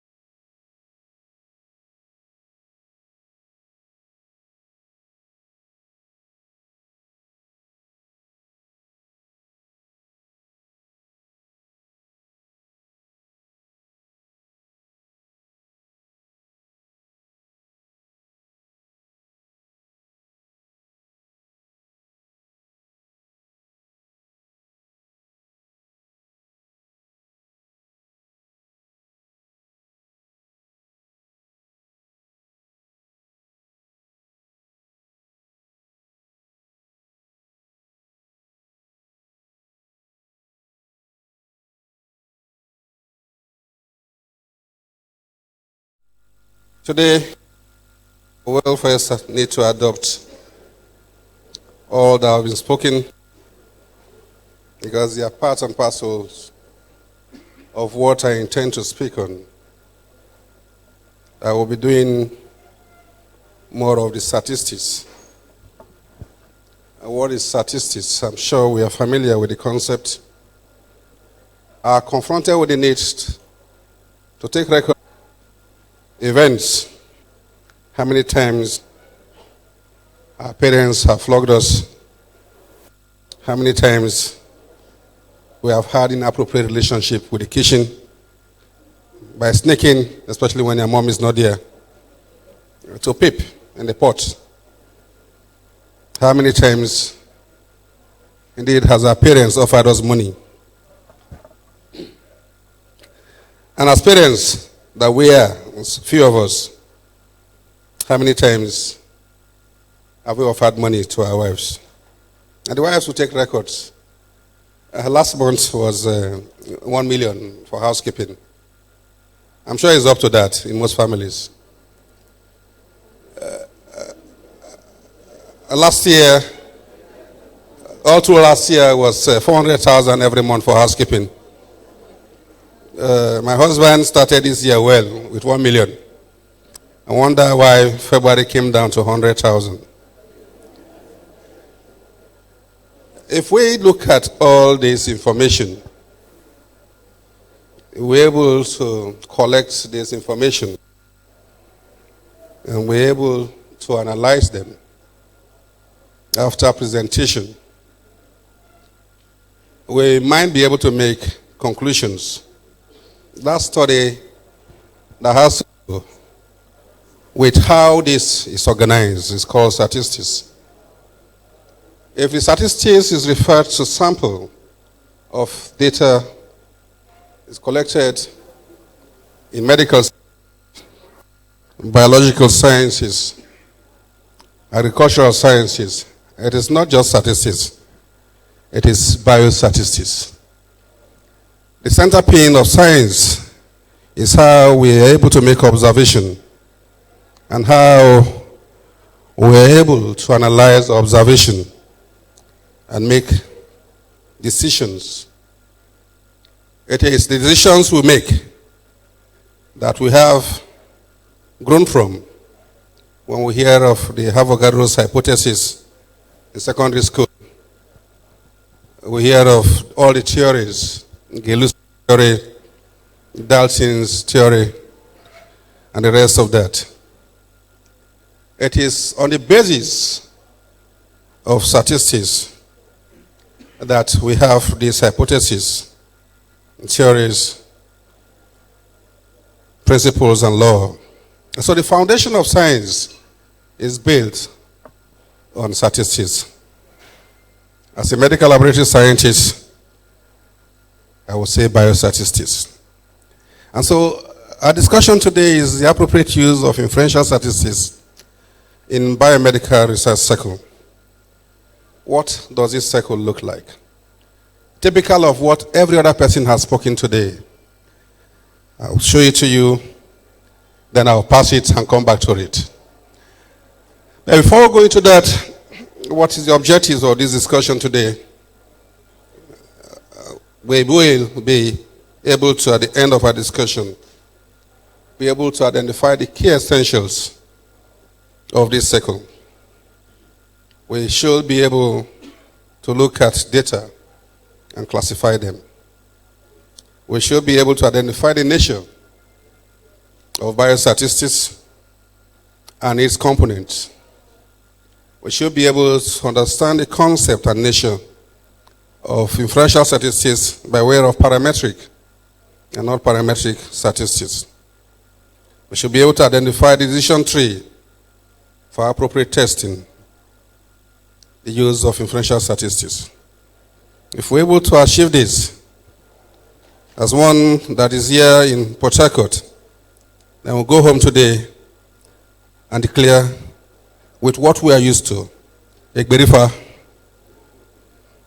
it means there won't be other stories. We'll implement it. Onwao, Aluao. This is a complex structure that entails the biomedical research cycle. Very complex, but simple. I had decided to loop it into 14 definite stages. I'm aware that presenters have presented some themes within this, from the basis of why we need to organize our R&D. You do not do that for the sake of doing it. You will do that for the sake that you need to answer an unresolved question. It means there is a problem. You need to think. You go down to conducting the investigation proper after you must have presented a proposal. A proposal you have to present before your testing. It's a microcosm of the entire work. But let's skip this. I'll come back to this as part of our last talk. The nature of statistics entails that informations are collected. Information that are collected for the purpose of statistics are called data. And data are broadly divided into two definite groups. We have the qualitative data, quantitative data. Qualitative data are always almost categorical data, while quantitative data are always almost continuous data. The qualitative data are further divided into two parts. You have the nominal data, ethnicity, ethnic background, and other, as the name implies, data to captain, the brigadier general, up to the field marshal. They are all in a particular order. You also have the interval data, like degrees centigrades and Fahrenheit. In this case, there are definite intervals between one step to the other. And finally, you have the ratios, like temperature of Kelvin, speed, height, mass, and weight, in which you could also have decimal points. This data is ratio. It is important that as scientists, as those who are involved in investigation, you must be able to understand what kind of data you are dealing with for you to be able to appreciate what test is appropriate for the sample you need to test. Supervisors, and indeed students, and those who are publishing will bear testimonies to the fact that if you have taken an appropriate test, given that you have a data that doesn't fit in, is one ground in which journals that have peer review, not the biased journals we have most of the time that nobody returns any material to you. If you have journals that have peer review, they will return your papers to you and state your test statistics inappropriate. We will not publish. I'll tell you what happened to me. My first publication, I was caught up with this error. When I sent the paper to my mentor, he read through it and I laughed. And that is the Amano Wakalabari, a scientist of repute, Professor T.J.T. Princewell. He said, my son, send it. Send it. They might publish it. They might publish it. But I see that there's a problem, but send it. And he kept quiet. And that was the New England Journal of Medicine. I was bold to have sent it here. And in less than 3 weeks, the paper returned back to me and said, we appreciate the effort you have made in trying to publish with us. But it's unfortunate we will not want to publish the paper because we have passed this level in science. When I received that, if I was like members of Boko Haram today, I feel I would have committed. I felt they were racist. And then I've not read to know the reason, and I read through. I foolishly stated that I tested normality of a distribution that was nominal. I don't know how many of us know how normality tests are conducted. Normality test is necessary to know whether the distribution is normal or non-normal. We'll come into that. And they told me that it is not possible.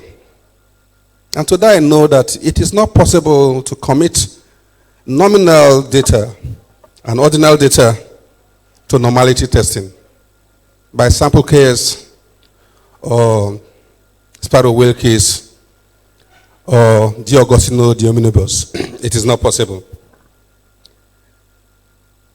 It is key that we should the data. In deciding on the appropriate statistics, which I'm going to present further today, we will see how this relates to the appropriate statistics we use. Broadly, statistics is divided into two parts. One is that describes the data. One is that make inferences on the data based on the samples. Descriptive statistics will organize, summarize, simplify, and also present the data. Inferential statistics will look at the population. And today, this is a sample of all scientists in Nigeria. Is it not true? When we compare this population to the number of scientists in this country, this is a sample. So inferential statistics will look at conducting investigation with this sample and state that this is true for all scientists in Nigeria. And that is inferential statistics. In doing that, hypothesis testing is key. In testing hypothesis, you must either look for difference in mean or look for relationship between variables. We'll come into that. But at the end of inferential statistics, you make predictions and based on what we have known as p-value. Again, we'll come into that. Again, descriptive statistics has to do with presentation of data in frequency distribution table or graphical presentation, pie charts, bar charts, Bose and Whisker plots, error plots, the rest of that.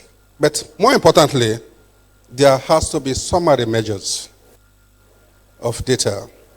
Summary measures talks about two basic arms, the measures of central tendencies and measures of variability or dispersion. The measure that talks about how data start towards the center is called the measure of central tendencies. And that involves the mean, the media, and the mode. How do this data start to disperse away from the center? We talk about the range, the mean deviation, interquartile range, the variance, the standard deviation, standard error of the mean, and coefficient variation. It is key that scientists must be conversant with these two measures, summary measures. The bedrock of our quality control by way of presentation of Lewin-Jennings charts for our runs by ways of the applications of Whisker rule. Violations of Whisker rules is dependent on how the mean fluctuates, how the SDs fluctuates from the mean. Do we do that in our laboratories? About 98.9% does not apply these rules in our routine work. Without quality control, there is no laboratory. Without quality control, there is no need for assurances. Without assurances, there is no result. So please, as supervisors and the bench, we must make a difference by the appropriate use of these measures. These measures guide us in deciding what cutoff values should be in a population. Yesterday, one of the presenters spoke about how we copy our reference ranges from textbooks, even though we have known that there is variation in these measurements by even ethnicity, by gender, by diet, by environment, by so many variables. It is expected, even in some literatures, that the manufacturers have asked that we perform and at least get our reference values. Why are we not doing it?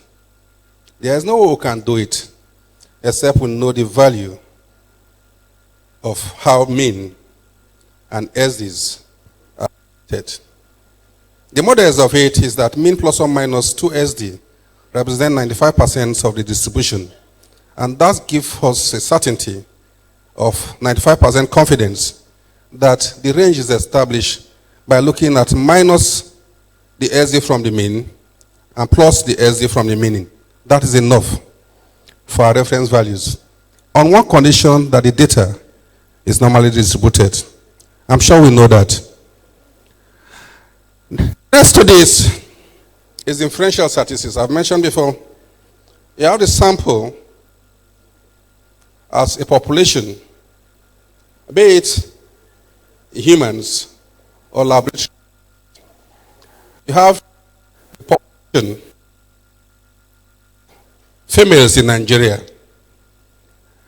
We can look at population of female scientists in Nigeria, and we can look at the number of females that are here and decide to sample them. Inferential statistics looks at the sample and make deductions from the sample to the population by making predictions. What are the steps?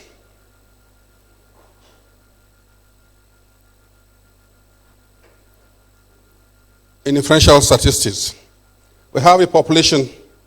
You need to select the subjects. The subject becomes your sample. You measure the data, statistical testing. The first we need to do, the eyes have it. There is no experimentation without following these 5 standard steps. The first is state the hypothesis. The hypotheses are either null or alternative. The hypothesis to be tested is the alternative hypothesis. True or false? It is false. You don't need to test the alternative hypothesis. The hypothesis to be tested in all experimentation is the null. It is a hypothesis that says there is no difference. If you test the null hypothesis and it is not true, it means you reject it. By rejecting it, what are you saying? You are accepting the alternative hypothesis. So you must set the hypothesis. The next is to decide on the alpha level. The alpha level is the beat-up error probability. And in most of our estimations, it's been set at what percentage? 5%, which is 0.05. And for all students, you know too well that if you write your chapter 3, the last statement, the last item of your chapter 3 is data analysis. It is there you are required to state that an error probability p-value of less than 0.05 is considered what? Significant. It means that if it is higher than that, it is not significant. The next is to decide on the critical value of the alpha level. When you have decided on the critical value of the alpha level, depending on what you are using, if you are using manual methods, you must go back to your 4-figure table and you look at the critical value. Depending on the test, the next is to find the test statistics. You decide on the appropriate statistics to use. Is it Z-score or t-test or chi-square or ANOVA, Mann-Whitney U-test, Kruskal-Wallis, Fredman, and the rest of that. You must all cram this from today.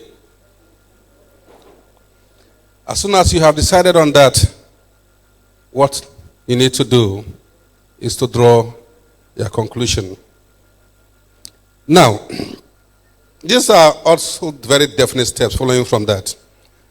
You need to identify the criteria for significance, which we have stated earlier. If it is less than 0.05, as your precut level, you set it at that.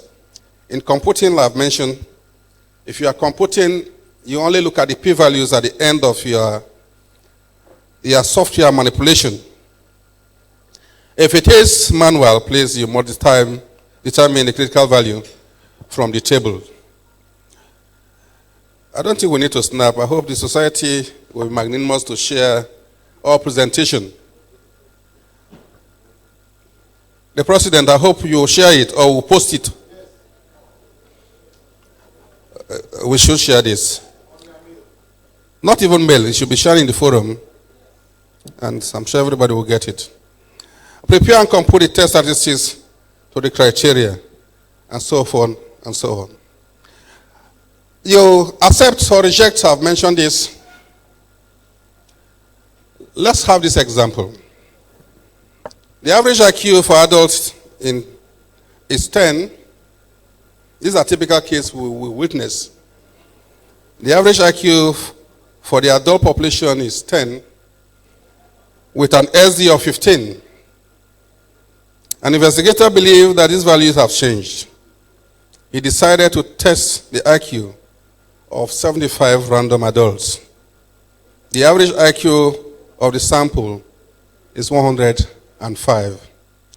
Is there enough evidence to suggest that the average IQ have changed? Do we know what to do? This is typical of our jobs in academics, in the laboratory.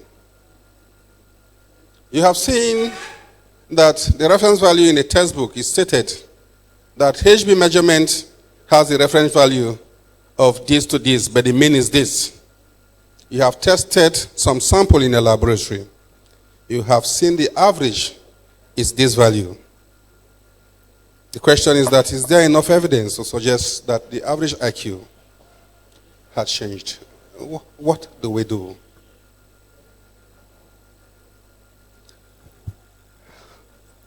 Apologies to all, because statistics is not what we do in the afternoon.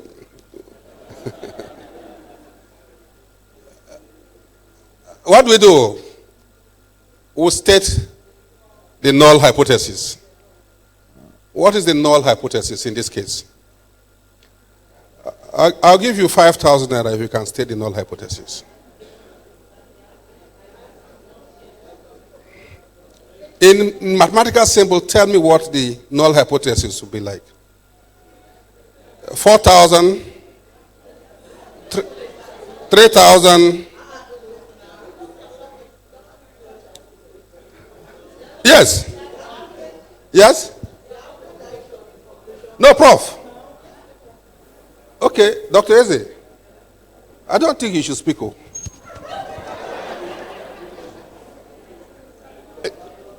Speak out.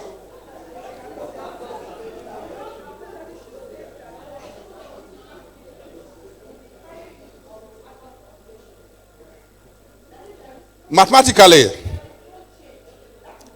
what is the mathematical HO?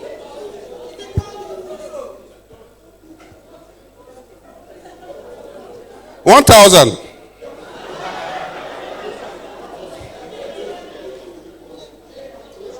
HO is equal to 100. So we have 500 naira. The time has come down. What will be the alternative hypothesis? 2,000. The HO we have agreed is equal to 100. What is the alternative hypothesis?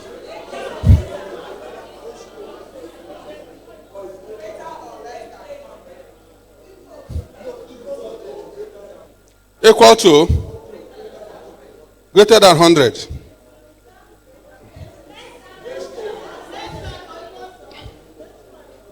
It is important we know this. It is critical we know this, otherwise we will not be able to test. The HO is equal to what? 100. Agreed. And that is the null hypothesis. The alternative hypothesis will be what? HO is greater than. All right, let me mention this. You are all wrong. Listen, investigator says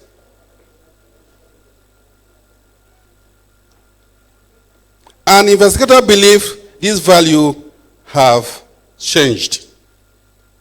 Where is the direction? Positive or negative? It's not stated. Because it is critical you know this to determine whether the test is one tail or two tail. What tail is this? It's two tail. So the HA will be not equals to. If it is less than, it is one tail. The HA is not equal to what? 100. And so you know the difference between one tail and two tail. Let's go back. The second step, having stated the null and alternative hypothesis, what is the next step?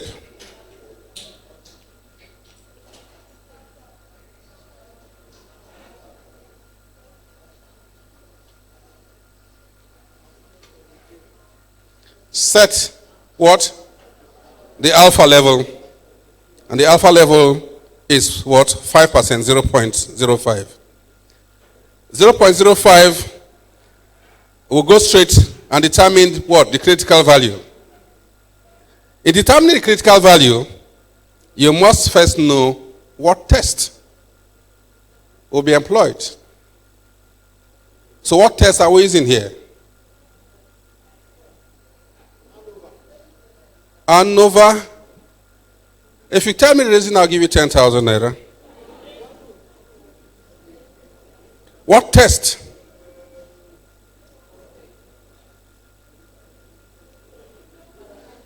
What test first? Is that how we are far from statistics? Chi-square, the first you need to know is what is the level of measurement. This measurement is continuous. Is what? Is interval. You don't need chi-square here. You don't need to prepare 4x4 table. There are only two tests you can use here. It's either the t-test or the z-test. I've reduced it, so which one will you use? 2,000 naira.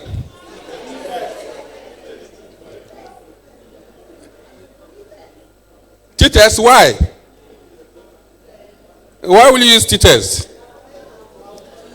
Let me tell you a general rule.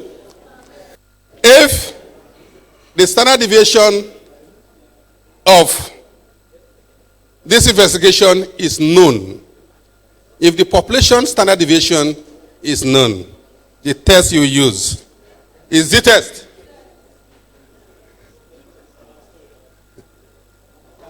Statistics is not easy. If the population SD is known, the investigator says the IQ is what? 100 with an SD in the population, and is known, the SD is known, is what? 15. You cannot use t-test. You have to use z-test. All right, so in determining the critical value, you go straight to the z-test table. Please, one house. And look at, we agreed that this investigation is two-tailed, and because it's two-tailed, we're looking at 0.025, is it not? On the right, positive. On the left is 0.025. Or we're looking at what? 95% in the center.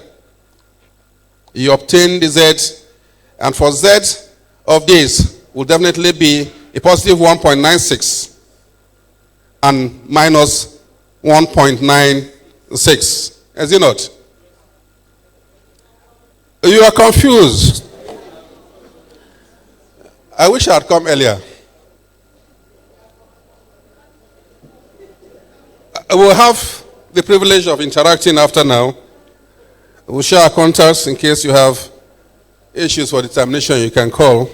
We can speak. But I know too well that it is not going to be easy to look at the theories of inferential statistics for 30 minutes in a hall like this. Let me just take you down there. All right. We have stated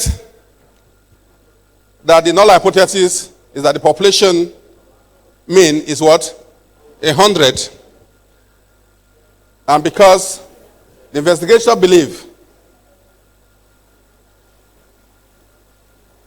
this value has changed, did not state whether it's positive or negative. It's two-tailed. The alternative hypothesis, H1, is that the population mean is not equal to 100. This is the alpha level. You determine the critical value of the alpha level.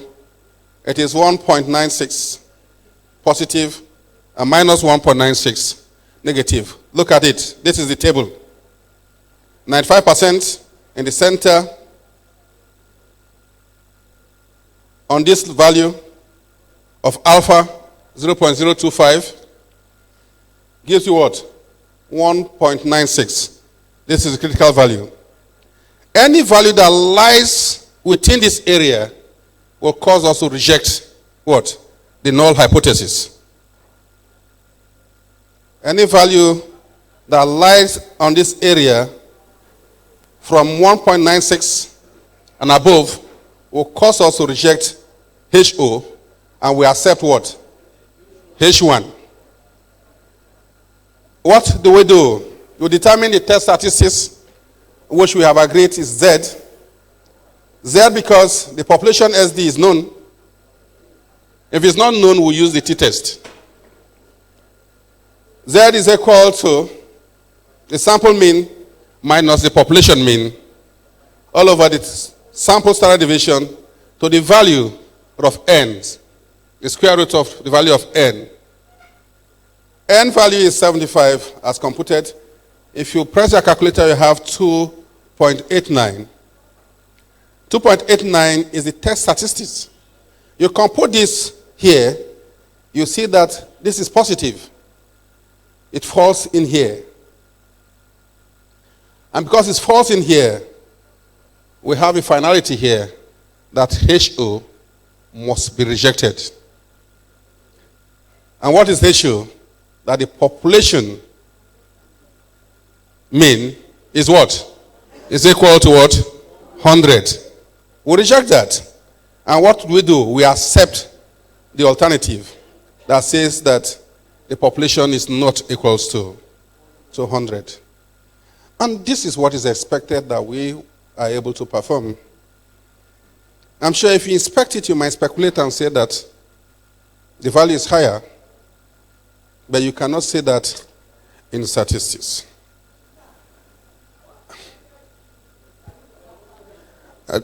Just take note of your question. Just take note of a question. I will answer it. Flowing from here, there are rules. If you make the possible outcome of hypothesis testing, it's first you must believe that our speculations are speculations since they are functions of probability. There are 4 possible outcomes in any decisions we have taken. This is the null hypothesis that is true. The null hypothesis that is false. You accept it or you reject it. If it is true and you accept it, it is true and you are right. Is it not true? If it is false and you accept it, you have committed an error. And this error is called the type 2 error. If it's true, you rejected it, you have committed another error, which is type 1 error. If it is false and you reject it, it is true. And you've taken the right decision. Now, in science, one thing you must try to avoid in your procedures is to commit any of these errors. Let me give you a scenario. A friend came visited me from Niger State some years ago. He spent 5 days. Then I lived in Port Harcourt and the 5 days rain fell. And he left and informed our friends in Niger State that rain falls in Port Harcourt every day. Was he right? The error he has committed is likely going to be one of these. Which of these errors will he have committed? Type 2 or type 1? Why did he commit the error? I agree that it's type 2. Why did he commit the error? He committed the error because of reduction in sample size. When you supervise your students and allow them to cook results, you have compelled your students on your lead to commit type 2 errors. if he had stayed in Port Harcourt for at least a representative sample of days, not minding rainy or dry season, he wouldn't have made that statement. We must, as scientists, stay away from the commitment of type 2 errors because we are scientists. On this note, I need to mention that the inferential statistics talked about are of two classes. You have the inferential statistics that are parametric and the ones that are non-parametric. For a test to be parametric, there are assumptions that are made. Number one, observations must be independent. Number two, the observation must be drawn from a normal distributed population. Do not tell your student to go and use t-test when they have not tested the normality of distribution. It's not for every sample. Number three, a population must have the same variance. How do we test normality of distribution?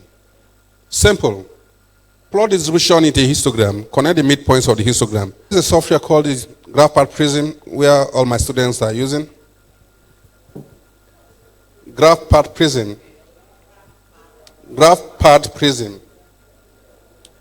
All my students that are supervised uses that software. There are three tests in that prism that test normality. One is the Kolmogorov-Smirnov test. One is the D'Agostino-Omnibus. And the last one is Sparrow-Wilks. If you put the whole of your data in Excel, you transfer it and set define normality, it gives you the indices of normality and set normal or not normal. If it is normal, then you can go ahead and use your parametric test. Otherwise, don't. But you can still use parametric test in samples that are not normally distributed. What do we do?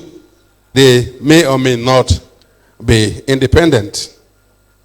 In fact, the distributions are free. You don't need to make any assumption. However, the variable under investigation must have underlying continuity. What I've done is to make it simpler for you by bringing forth equivalents of these methods. Parametric and non-parametric equivalents. You agree with me that the tests we run are classified into three basic groups. Number one, tests that falls into several categories are tests that one tests for difference between groups for samples that are independent. Effects of antiretroviral therapy on patients. Patient 1 are antiretroviral naive. Patient 2 are controls. They are obviously independent samples. So we are testing for difference between these groups. What test falls within this bracket? Number 2, a test for difference between variables. Samples are dependent variables. And finally, tests for relationship between variables. So let's go back to the details now. A test for two samples, when you compare means of two samples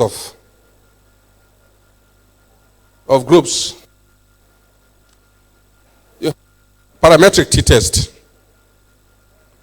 So if you test for normality and the distribution is not normal, do not use the t-test. Go straight and use the equivalence of t-test, and that is Manny-Whitney U-test. You must cram this, or you can use the Kolmogorov-Smirnov. Invariably, the pool KS is the one that is also used for normality testing. Also to test for normality. The next group is difference between independent groups. And now the groups is not 2. The groups are 3 and above. The distribution is normal. and use the analysis of variance or your maneuver. If they are not parametric, then use your Kruskal-Wallis or your median test. Do not use Kruskal-Wallis when they are parametric. Do not use ANOVA when they are not parametric. Difference between dependent variables. Comparing two variables measured in the same time on the same sample. For parametric, what do you use? T-test for dependent samples. For non-parametric, you use the sign test or Wilkinson match pair test. If it is more than two samples, you use your repeated measures ANOVA or use your Fresman two-way analysis of variance. Things are simpler now because you don't need to cram the calculations of these. What is expected is for you to know that this is a test I will use your software and run it.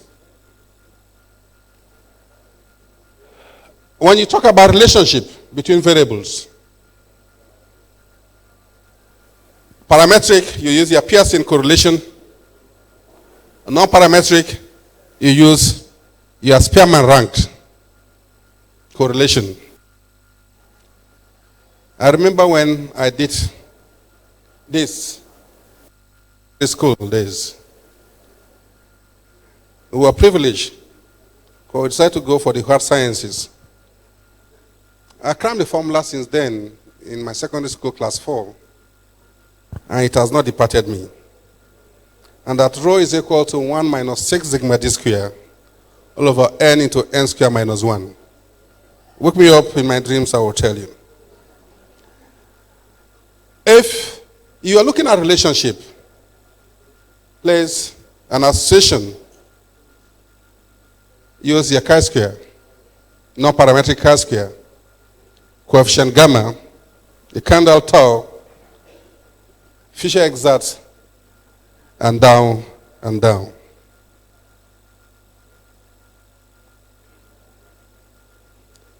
Now the decision.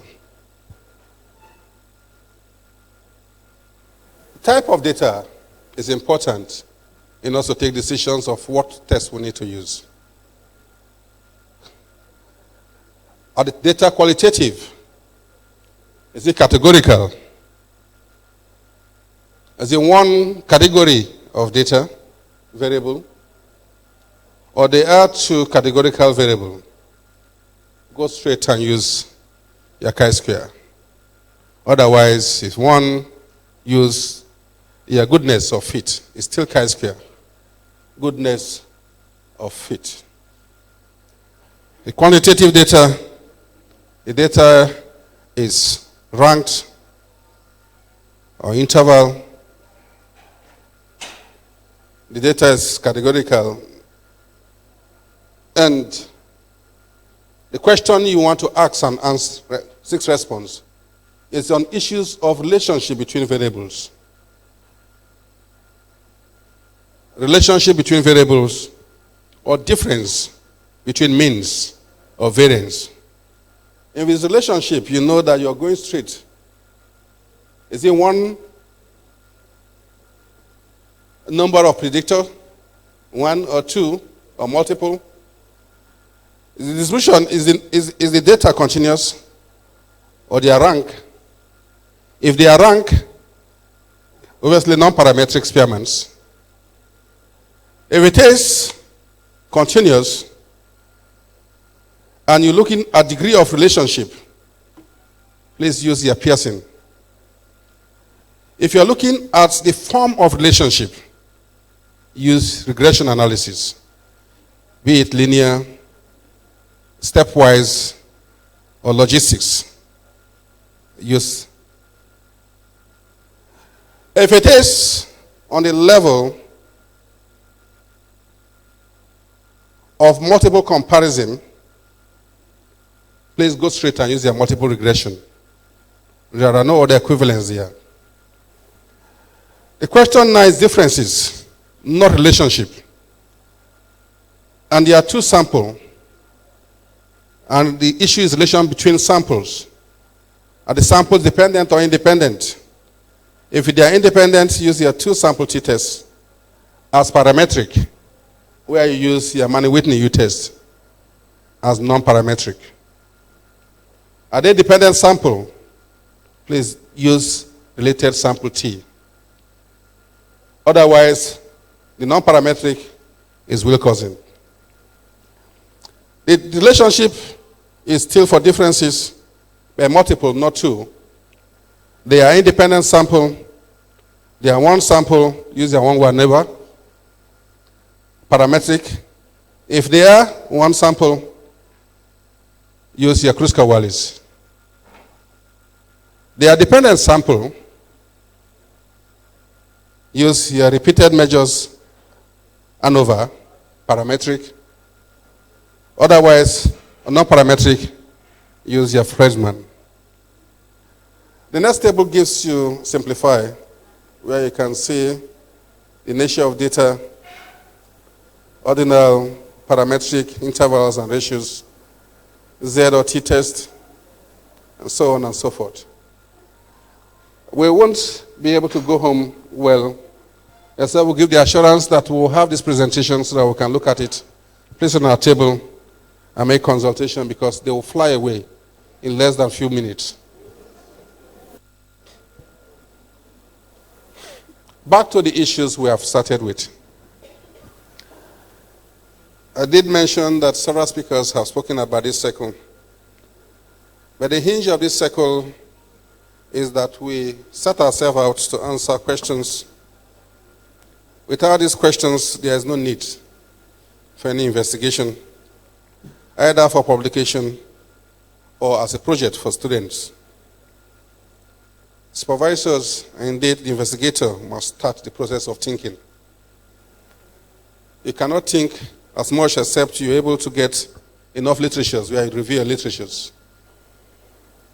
When you review your literature, sit down in the comforts of your home and sometimes consult your, if not more. Seek collaboration, seek for funding, seek collaboration, seek for support from sister professionals. If your job involves veterinary practitioners, please do. Your job involves witchcraft, go to them in the night. But seek collaborations. Haven't done that, please conduct your research. You conduct your research, you collect the data, and that is the primary aim of my presentation. You collect your data, you analyze them. It means you are testing the hypothesis you've drawn after your research questions. State clearly the value, the preset value for P. And when the investigation is over, interpret your findings based on P. But I must add that we must not be enslaved to the value of P. There's this new concept in medical research of rare events that might not have statistical significance, but will have clinical and biomedical significance. When you witness near events and rare events, that sets the place for further investigation. Do well to document that it did not achieve statistical significance, but I feel strong that this is a rare event that's taking place. As supervisors, we look for those events, and that's why we always tell students, please state the exact value of P. Don't tell me it's significant or non-significant. Don't tell me it's less than or equals to. Tell me the exact value of P. When you are reporting your finding, please state the exact value of P, not less than or equals to. Once you've made your inferences, then be bold to say that you've answered the original questions. If you have answered the question, then come to a forum like this and declare that you did this and you answered this way. That is why our students are here. come down here. We encourage that lecturers should force their students to come and present their papers in our subsequent meetings. We must speak to be heard. Do not only publish your papers. Some of these things you have documented might be breakthroughs. If they are breakthroughs, the first to publish is first on time, so that you can use that to apply for your patent and do the rest that will bless humanity. After you have done that, don't dump what your foundings. Apply the new knowledge for the service of humanity. But in doing all this, we must not forget the concept that we have spoken about earlier. The sample size. What is the number of samples that is required for investigation? I bring to you that there is a free software online that you can use in calculating sample size of every test and investigation you need to do as R&D. It's called the graph part, the G power 3.1. If you just write it, G power 3.1 download, it's free. For all the statistics, inferential statistics, the protocols of how to determine G power is free there. But if you feel you are too busy doing that, then arrange with us, we'll come and train you how to use graph prism and G power to advance our ministry. Say hallelujah. We will come and train you. All right. If you experiment, I need to end this discussion by just stating these words. If your experiment needs statistics, you ought to have done a better experiment. To call a statistician after the experiment is done may be no more than to ask him to perform a post-mortem examination. He may be able to say what the experiment died of. The input of this is that as you plan your experimentation, do not rely on your strength. The support, the sample size. The support will help you determine the power.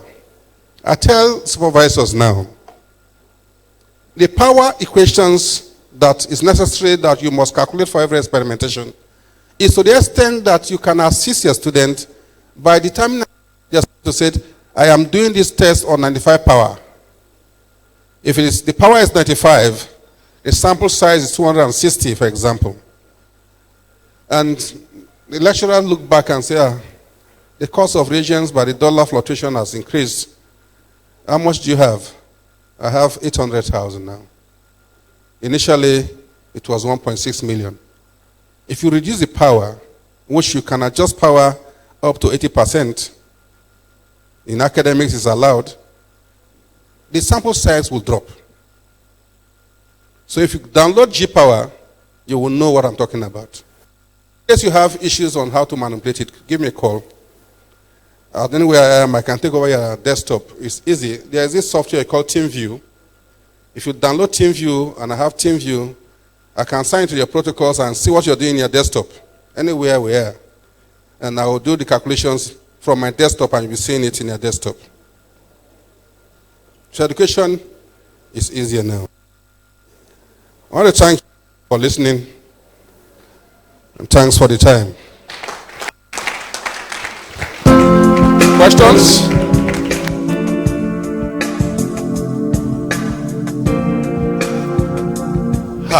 I want somebody to tell me.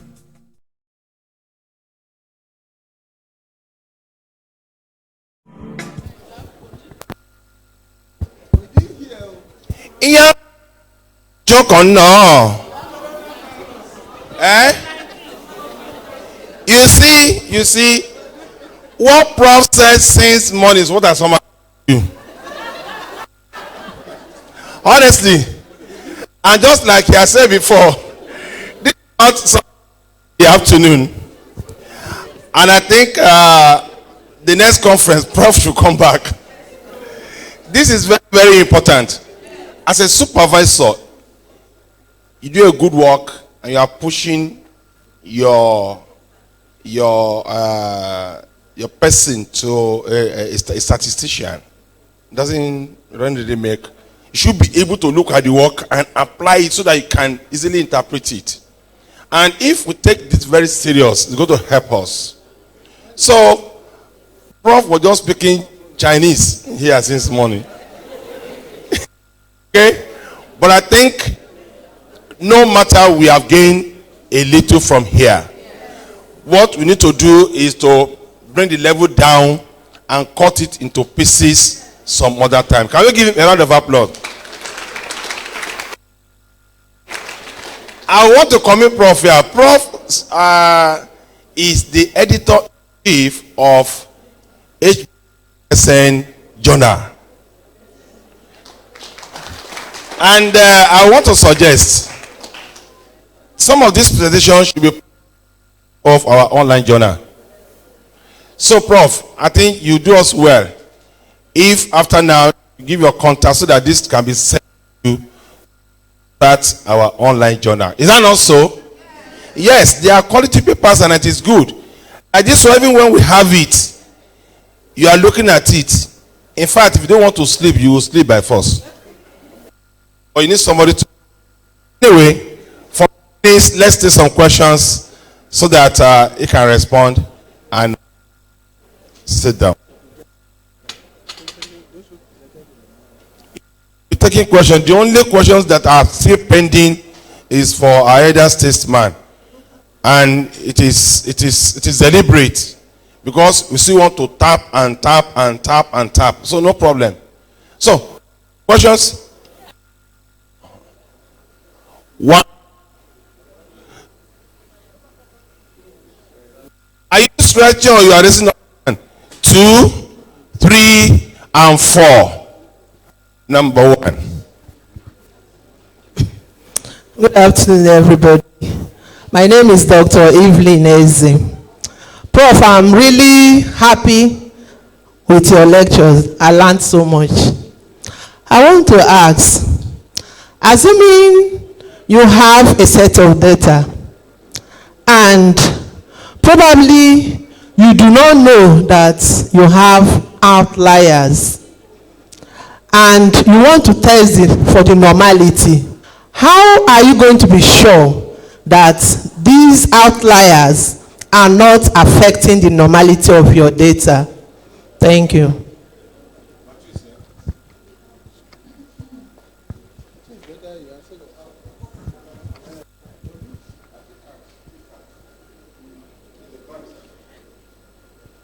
Prof, well done, sir. Prof was my examiner during my PhD defense. Prof, I want to say once again, thank you for making me a PhD holder. My supervisor is equally here, Dr. Emelike Felix. So thank you for contributing to my future. Prof, I still have a challenge with statistics. And today you are here. And all you have been saying here, like my coordinator has said, is like you are speaking Chinese. But not Greek, but Prof, sir, there is a question you put across to me during my defense.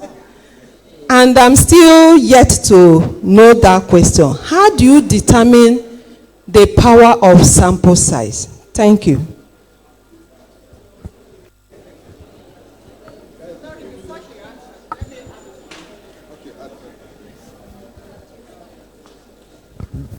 Prof, thank you for the enlightenment. I just want to find out something just based on what she has said. Is it at all times that the G power should be applied?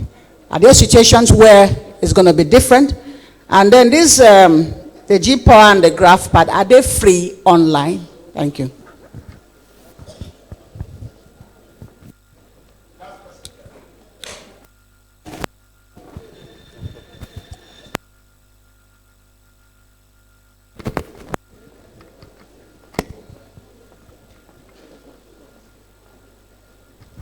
Thank you, Prof, for this excellent delivery.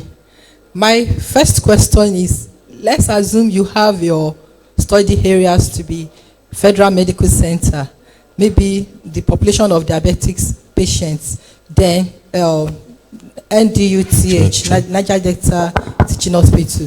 What type of statistics do you apply in such a research?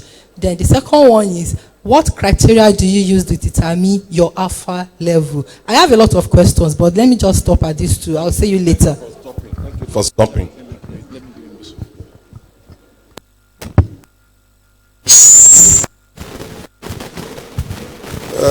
Dr. Mrs. Eze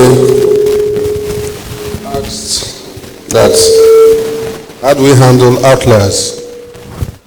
For any data that has won't know the quantity and the magnitude until maybe you plot a box and whisker plot. I'm sure we have seen that graph. It has some whisker with some circle on top of the whisker with bars down to a rectangle. It comes down to other whisker, then some circles. Every circle you see above the bar is an outlier. And so once you plot that, you will see the level of outliers. Any data that you collect that have outlier can never be parametric. It can never be parametric, except you decide to exclude the outliers. And so there is no basis to test normality when you have numbers of outliers, except you decide to exclude them, which is one, and two, you decide to log transform the data. You turn the data to base 10 on the logarithm scale. You run the parametric test on the log transform data, then you now retransform them back and report. But you must state clearly that is a transformed data. What I said is that there is no basis for parametric test or testing normality for a data that has outliers. Dr. Amechi had asked, how do you determine sample size and power? Power is the probability of avoiding the commitment of beta error, which is type 2. If you need to avoid the commitment of that, the power is defined. And how do you prevent that? I said somebody came, visited for 5 days, and rain fell those 5 days. Because the sample size was low, so the inverse relationship exists between power and sample size. Is it inverse or direct? Direct proportional. As sample size, as power increases, the sample size increase. So the best bet is the power calculation is related to 1 minus beta error. And so if you reduce the power, the maximum power you can use for an estimation is 95. And biomedical science has set power as low as 80. So reduce the power, sample size will drop. It is not at all time that G power is used. In all times you can use G power. There are no limitations. There are other manual methods of determining sample size, like the Tarry-Yeaman's formula, and even the one that is proposed by Abiodun, used more in educational psychology and the rest of that. So either use Tarry-Yeaman's or Abiodun and others. You can also use power. You can also use Monte Carlos for non-parametric estimations to calculate power. But that is a very long one. G power is about the best I've seen now. It is free. Graph per prism is not free. You must pay. There is single user license. There is multiple user license. We have graph per prism 6.0 now. But if you go to Gunabal, you see that they've cracked the 5.0. So less than 1,000 you can have the graph per prism with unlimited license. But if you want to use the 6.0, you pay A copy of that for single user is 65,000 equivalent. For multiple users, you pay more. I have multiple users because I use another method. Let me tell you that as a developing country, you can still write to these companies that you are resource limited setting, and this will help. On issues of community service, they might decide to give you with the lies. Later you can tell them, I confess in church that you have lied before to get this thing. So you do that. What criteria to use? The last question, she asked on diabetic in FMC and Okolobri. Though the question is not too clear, but it depends on what you intend to achieve. Are you studying relationship between group? Are you comparing diabetics against control? You are comparing diabetic against control. It means that you obviously have to assume that the data will likely be continuous data, because you are reporting the level, the concentration of glucose. You report them in milligram per deciliter. It means that the data will definitely be continuous, and if it's continuous, you can test for normality. Now, you are not going to talk about relationship. We're going to talk about difference in means between two groups. It means that you go straight to the issues of t-test. It's inferential. It's inferential. If you have to take a decision, then it's inferential. You cannot take decision with descriptive statistics. Any other question? Can we give him another round of applause? Thank you, Prof. We are very grateful. We must be time conscious now. We'll go to Module 4. Module 4, Research Project Management. Dr. Opoku and others. 30 minutes. You must share it. If you are 3, you share 30 minutes. It has to be 30 minutes. Because this is to 3. And we still have a general meeting today. Yes. So it has to be 30 minutes. Thank you. Can I spend 10 minutes or? No, you spend 15 minutes. See, I don't know. Can I have 30 minutes for the module, 10 minutes for my... Speak to your points only. Okay. To address his own. No, I'm not doing this. Speak to your points. Don't explain to the audience. You don't you share it with another person. So, 30 minutes for that.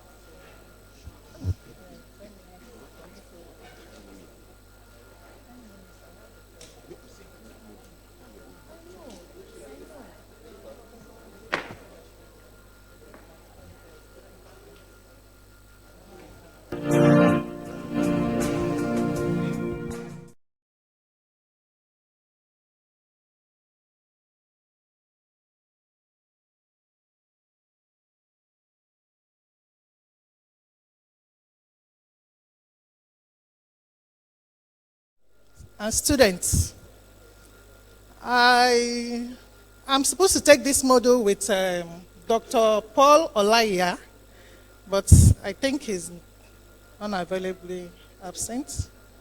So I'm just going to he's supposed to take the first 3 parts, and I will take the last 3 parts of the module. So I'll start with mine. Sorry, I'll be fast because I have, thank you. I have 3 module topics, then my seminar, my presentation I want to share with you people about the experience I had during my training in Canada. Professor Jeremiah said when I come I should try and share my knowledge and experience with you guys. So I'll be fast so that we will not waste time. Already the professors, Professor Osime, Professor Adias have at least talked much on research project and everything. So I'm just doing the, adding to what they have said. So, understand how to minimize risk to a project.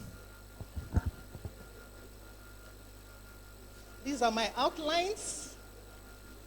What is a risk? Risk is a chance that a hazard will cause harm. Risk assessment describes how to reduce harm when carrying out an experiment.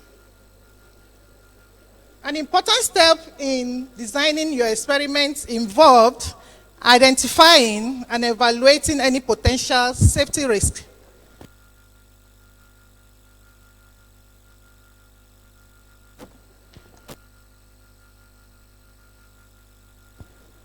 Knowing what these risks are ahead of time can help you avoid accidents and dangerous situations, which helps keep the experiment safe and fun for all. We know that running a research lab is a challenge, to say the least. In all the hustle of loading the auto-sampling, pipetting, pouring, mixing for research experiments, workers' health and safety can be overlooked, inadvertently pushed aside or forgotten, sometimes with their consequence.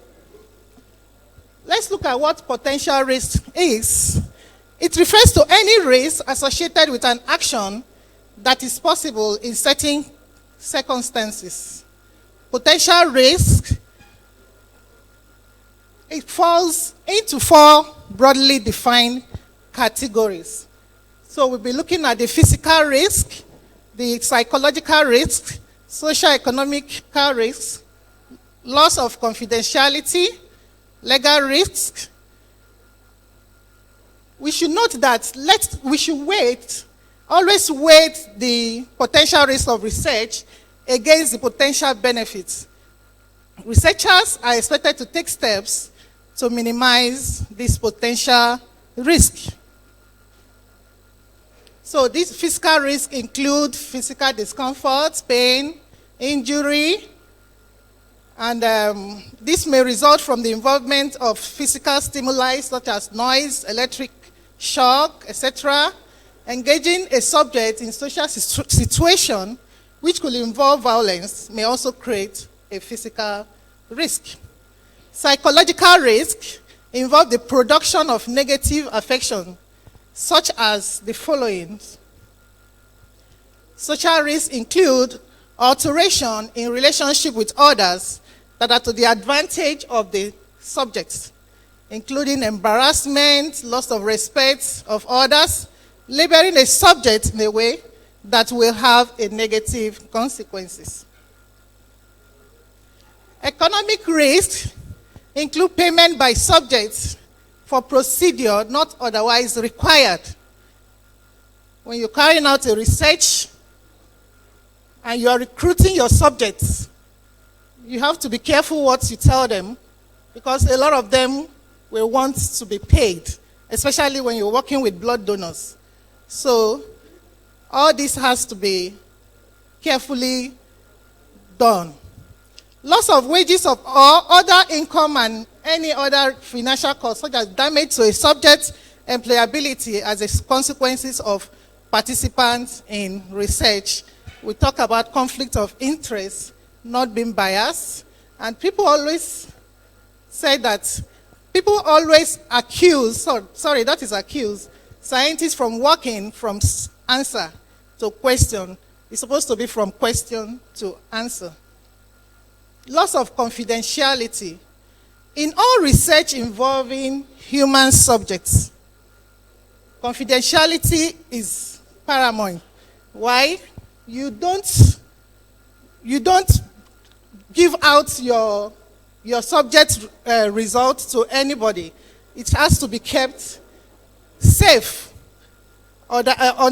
because when you collect sample from a subject, you always tell them that you are going to let them see their results. Let them come forward to ask for their results, and individually, not in a group, so that they will know their status, so that makes you keep their confidentiality, their confidence.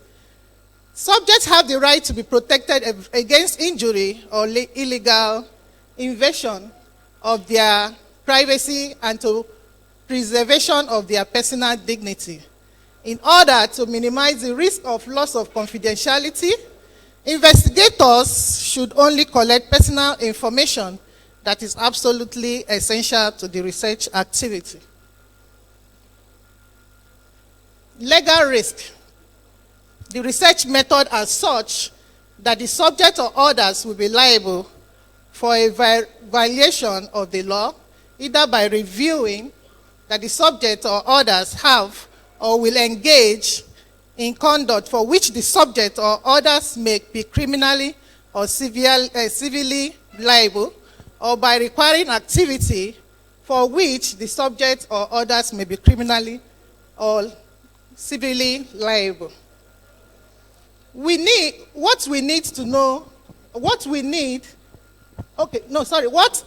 need are we to do differently?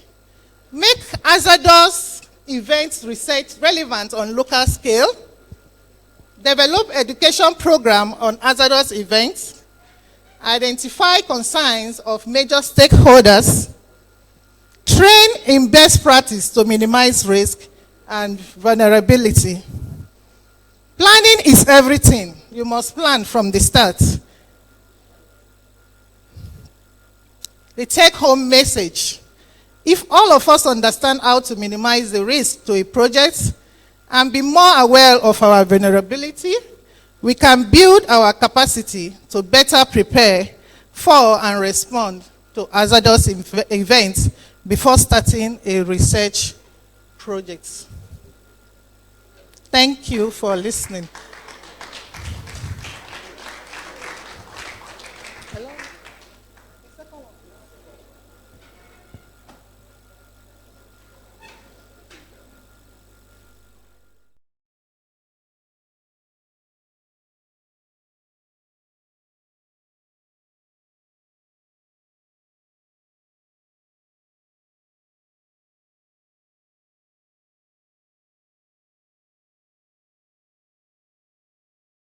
To a research project.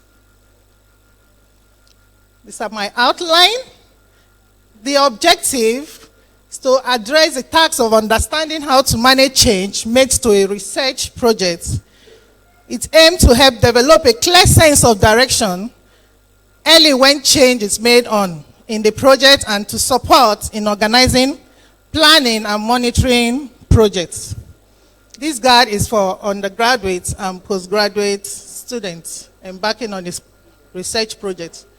What is research? Professor Osime have said something about this. So steps to guide in the process of selecting a research topic. Talk to others about the topic. Talk to your colleagues, your friends. This will spike out interest on what you want to do on the particular subject or condition you would like to focus on. Look at other writings, like looking at journals, research papers for over 5 years, reading abstracts. Like Prof said, you should be reading and reading newspaper, anything you can lay your hands on, read it. It will spark up something that you'll be interested in researching. Look through the dissertation of previous students. Like when a student comes to us, we tell them to go and look for a topic and bring. Some of them will ask, can we go and look for the old project? We say, yeah, go and look for the project of the previous student and see what they have worked on. So that the topic you bring will be modified. Think about your own interests. Some of them will ask them, what do you really want to do? What do you have in mind? Is there anything that has been bothering you? Maybe from when you were a student, from all the lectures you've been having since your year one, you should be thinking of something. I would like to search, do research on so subjects or you have in your family, and that's when you are assigned to a supervisor, he will tell you, this is my area, this is what I want to research on, this is my interest. let us work on so. So a supervisor is assigned before embarking on research projects to help guide you in accomplishing the task of solving a research question. Consider also a practical aspect of the choice of topic. You should consider the choice of topic.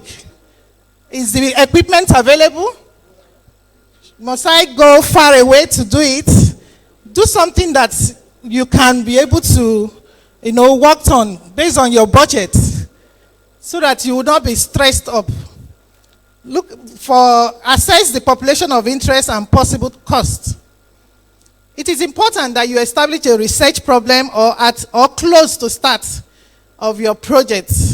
It is one of the key tools you have to ensure that your projects keep going in the right direction. Every task you undertake should begin with you checking your research problem and asking, will this help me address this problem?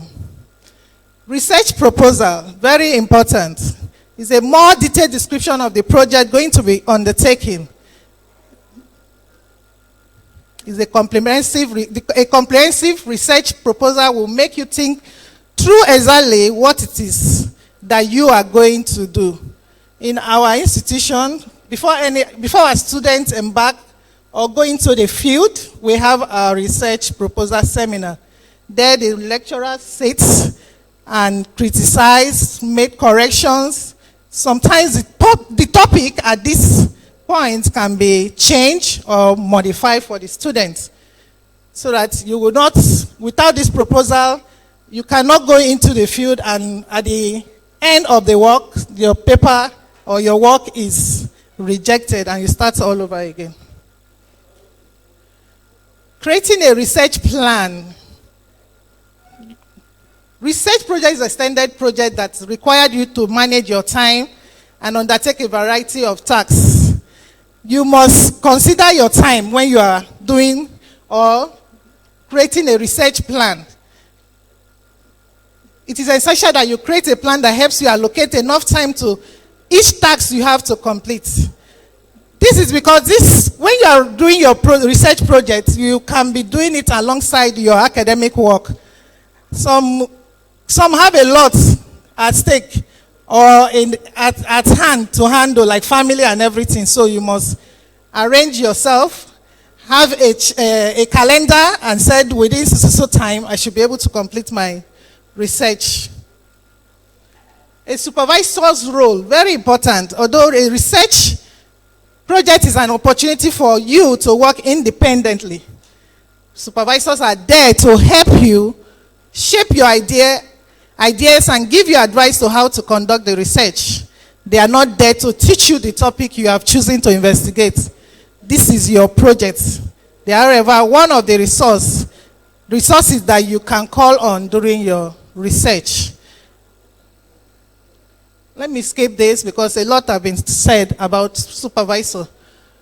And you must undertake a literature review. A lot of our students don't know how to search for literature review. I don't know, they go in and look at Wikipedia and some other stuff online, because a lot of people write things online and they go there, get the information and send it to their supervisor. No.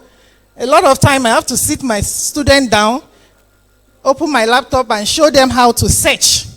That you search for journals, not for anything you see online. So this, you can use Google. Even gone are the days, everything is directly in front of us now. We have our laptop, our data everywhere roaming. So you can just sit at your home, your phone, start searching. During our days, we had to go to the library and to search for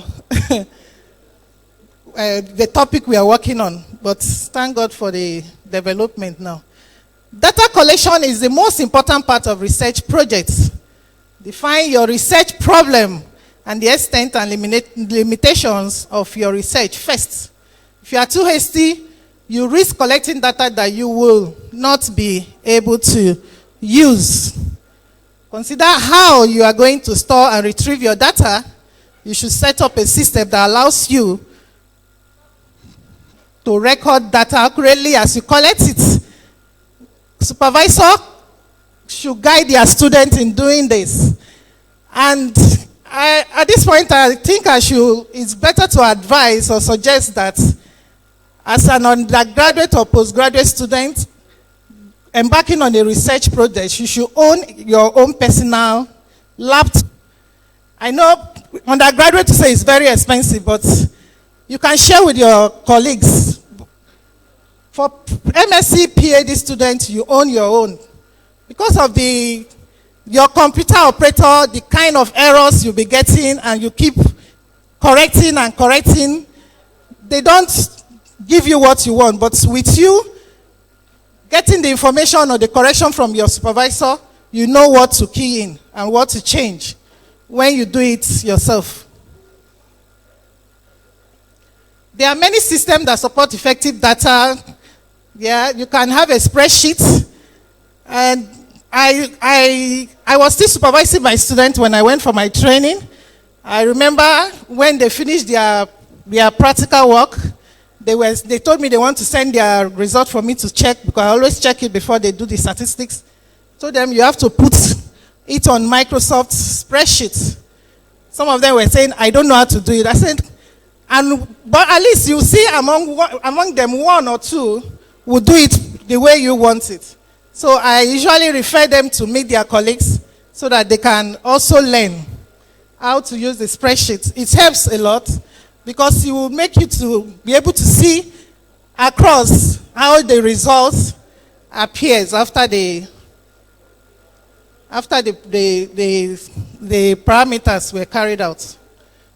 Pilot studies. It is advisable to do pilot studies on your subjects, like doing your test running to see how your machines, like doing quality controls on the machine, the reagents.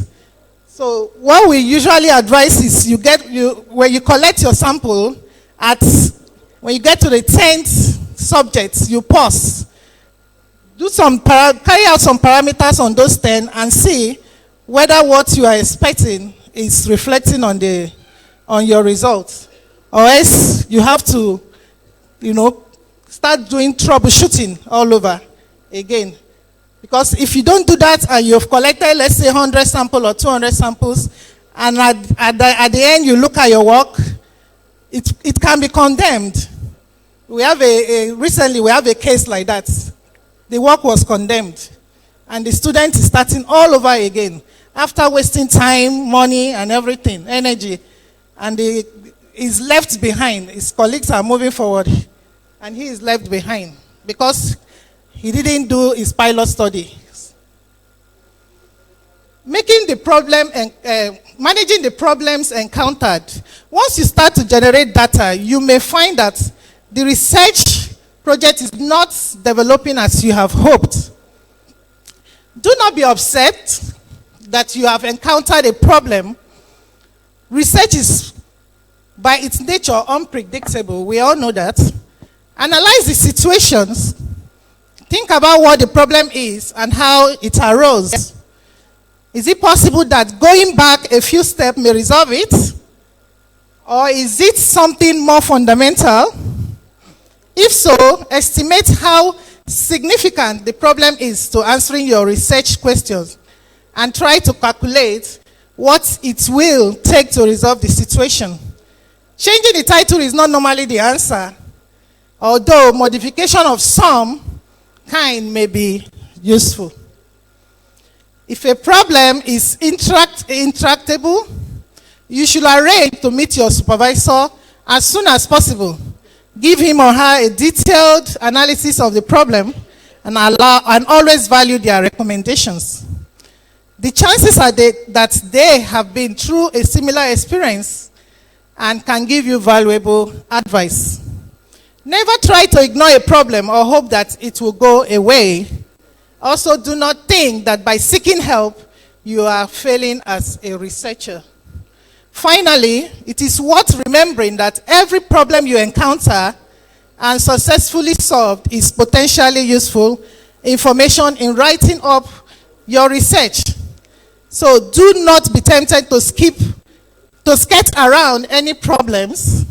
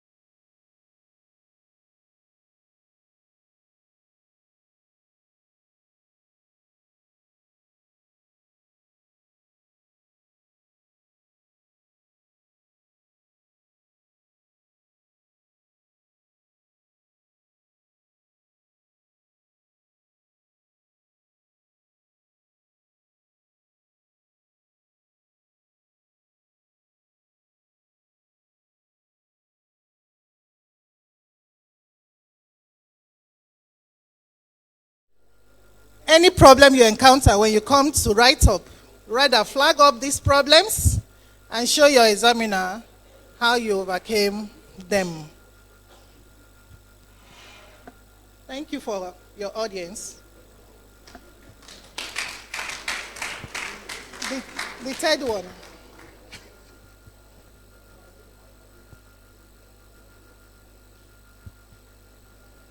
Understand how to close a project. This should be like a continuation from what Dr. Marcus Chilaka presented. But we can look at it at the aspect of the doing research projects that is not funded and the ones that are funded. These are my outline. Science or medical projects can be closed due to a variety of reasons, like because of the problem it is trying to solve has been fixed, or because there is a lack of funding, or the organization no longer permits to operate in the area, or the security situation has deteriorated. Tips to understand when closing a project. Proper documentation. You do not just show or throw all the paperwork away in some boxes and turn off the lights. This approach makes it more difficult because of lessons to be learned, or because for the project to open again in the future. Let me share my experience with you. When I got to the Research Institute to start my training, I was given a laboratory book and also a hard copy, just plain. A laboratory book, I was told by the supervisor to put down all the experiments that I carried out every day. Every new experiment, whatever I do, how I did it, must be recorded because of future use, because he told me that they can go back to my book, because at the end of the day I had to submit the book to them because everybody comes with different procedure, different experiments for a particular research. So they go back for referral. So technical documents such as log frame and reports, administrative documentation like staff file and tax declaration, all these were stored, carefully filed, all in hard copy and soft copy in a logical folder structure. In the future, someone might want to open the project again. That is what I was told, and find an important document. It will only be possible if you have filed things properly. So it is advisable to file your document. Even all the printed things, experiment procedure given to me that I modified in carrying out my research, I also have a file I kept and showed to them. Share lesson, the lesson length. Your project might be closing, but there are still other similar projects that could benefit from the lessons you have learned. Firstly, make a list of most important things that were learned during the project. Secondly, think about how you can communicate these lessons to other people running similar projects. For example, having seminar, you could post a report online, you can publish your journal article, can speak in a conference, or even write a review article on what you have learned. Dispose of assets transparently. This is for people that have a research grant and at the end of it, or an NGO that have come to establish or work with a community. Most projects have assets like vehicles, computers, and furniture. You should dispose of this item in a transparent way, following the requirement of the donor. It is not appropriate for assets to be given away to staff or sold at a cheap price to friends or family. A lot of people do that. Donors' requirements will differ, so abide to the guideline given by the donors. Make a list of all the assets that belong to the project. Assess the value of each item, like taking the vehicle to a mechanic, trying to get the prices of the vehicle online so that you will be able to you will know how much you can give it out. Advertise and auction sales publicly in the newspaper or other mass media. You can use the social media. On the day of the auction, sell each item to the highest bidder, collect the revenue, and put it in project account. What do you do with the remaining fund? All remaining funds, including any funds raised from the auction of assets, should be returned to the donor. I asked somebody this question, that why should it be returned? Is it appropriate to return to the donor? He said it is better to return to the donor, but it's also advisable that you try and use up the money given to you, because if you don't and apply for such again, the money that will be given to you will be less. But they said the one we gave to you before is like it is more than what we're supposed to have given. So, but some donors allow you to transfer the remaining funds to another project that has a similar objectives. In other cases, funds or even assets can be donated to related government departments. For example, remaining medical equipment could be donated to a local hospital. At the final step in the process, you will need to close the project bank account. Don't forget to cancel other subscription that you will have subscribed to. Help employee find a new job. When you were about to start up this project, you employed some, maybe you have a teamwork, people that helped, like the statistician. You have a computer operators. You worked with a lab scientist or technician. If the projects have a full staff, then the closure of projects will mean that these employees have been made redundant. So what you do is to helping them in finding job, like providing a written referral and introducing them to other organizations that may be looking to hire. So in conclusion, remember these are two aspects of closing a project: the physical. The psychological is employees losing their job. Balancing both aspects can help closure and start a new adventure. Thank you for your audience. Sorry, the last one. Very important. Very important.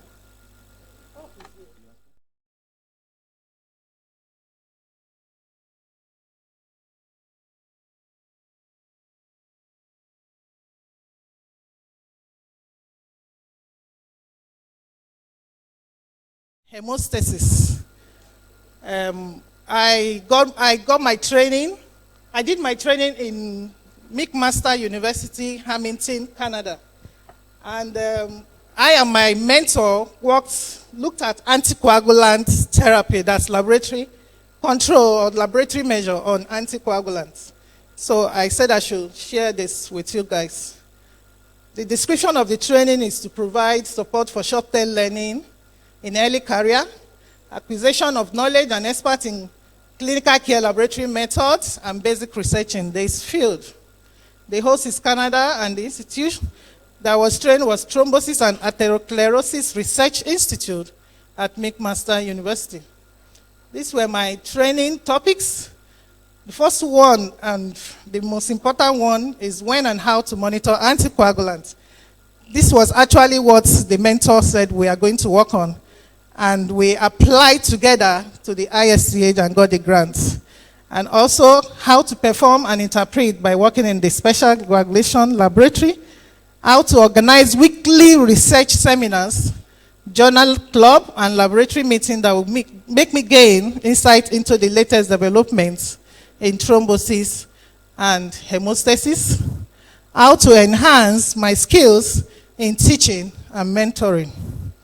Routine. This were our routine there. We usually have weekly journal club every Thursday. This is where students and lecturers come together to criticize a paper while learning. This is going to kick up in my institution. I'm planning to start something like this. Very interesting. Students, or you have a group of students and you look for a paper. Each student look for a paper to come and present, and everybody sits, listen, and criticize that paper. So it makes you not to limit yourself in only one particular aspect of the hemostasis. You know all the other aspects of it, because everybody has his own specialty in hemostasis. Then we have monthly hematology rounds. Here, the clinicians. Everybody is invited, whether you are a medical lab scientist, whether you are a biochemist. We have a lot of biochemists there, and the doctors. That's as long as you are interested in hemostasis. So the doctors come make the presentation on a case, and everybody listens, and at the end, he acknowledges everybody that works with him, including medical lab science and and other professionals, nurses. We attend TARI Research Day. This is usually done once in a year during summer, because during summer a lot of people and students goes for conferences outside. And this is to like see how they present and make correction before they are out to present to other researchers outside their shore. Every month, laboratory meeting is held, presentation are made, interaction with fellow researcher. This one is usually done with my mentor because he's the one we are working for. He has the grant and we work for him. We have both MSc student, undergraduate student, PhD student. We have this meeting every month. Sometimes it can be twice in a month when it's available. It's very, very busy. So we sit down with him where he criticizes, he corrects, he gives contribution and give further future directions. I want to just say something about anticoagulation. We know these old indirect and vitamin K antagonists are the most common one used. My supervisor has been working on the new ones called the direct oral anticoagulants.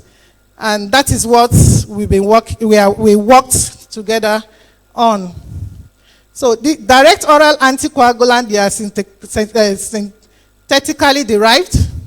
They directly inhibit thrombin. The ones that directly inhibit thrombin is called dabigatran. The new one that they are working on presently is the bivalirudin. Then I also worked on rivaroxaban. That one is the inhibitor for factor 10.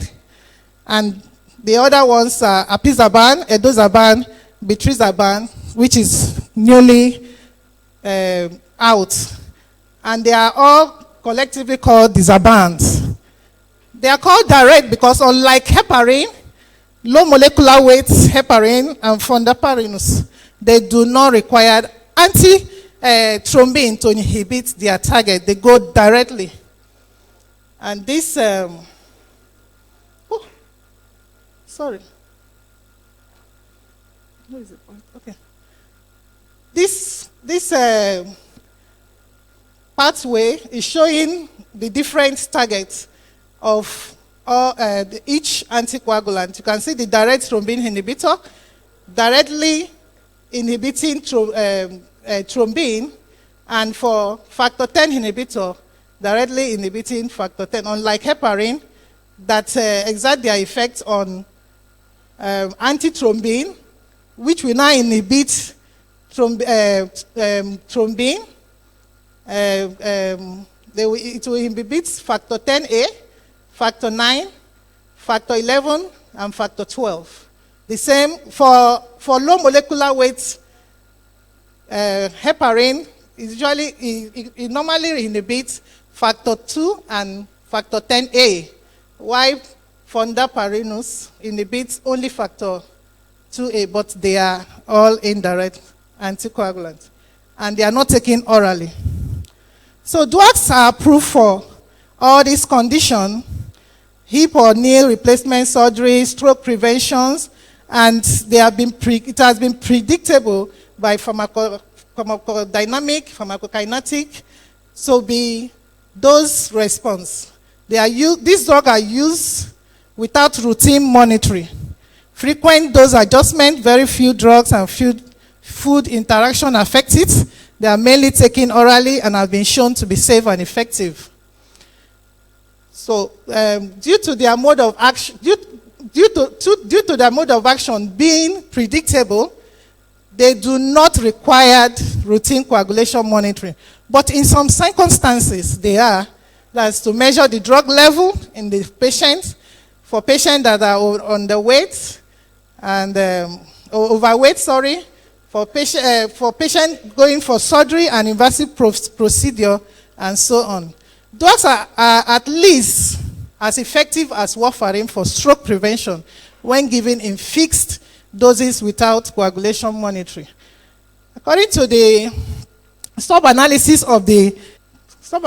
of really trial, these doses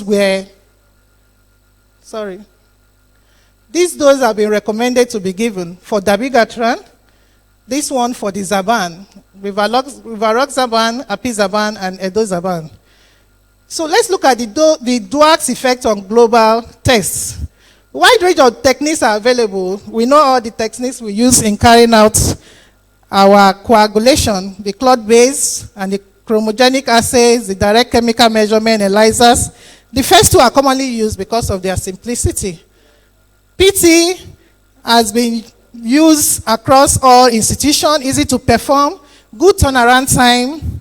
They are useful for screening assays to provide information on the absence or presence of drugs.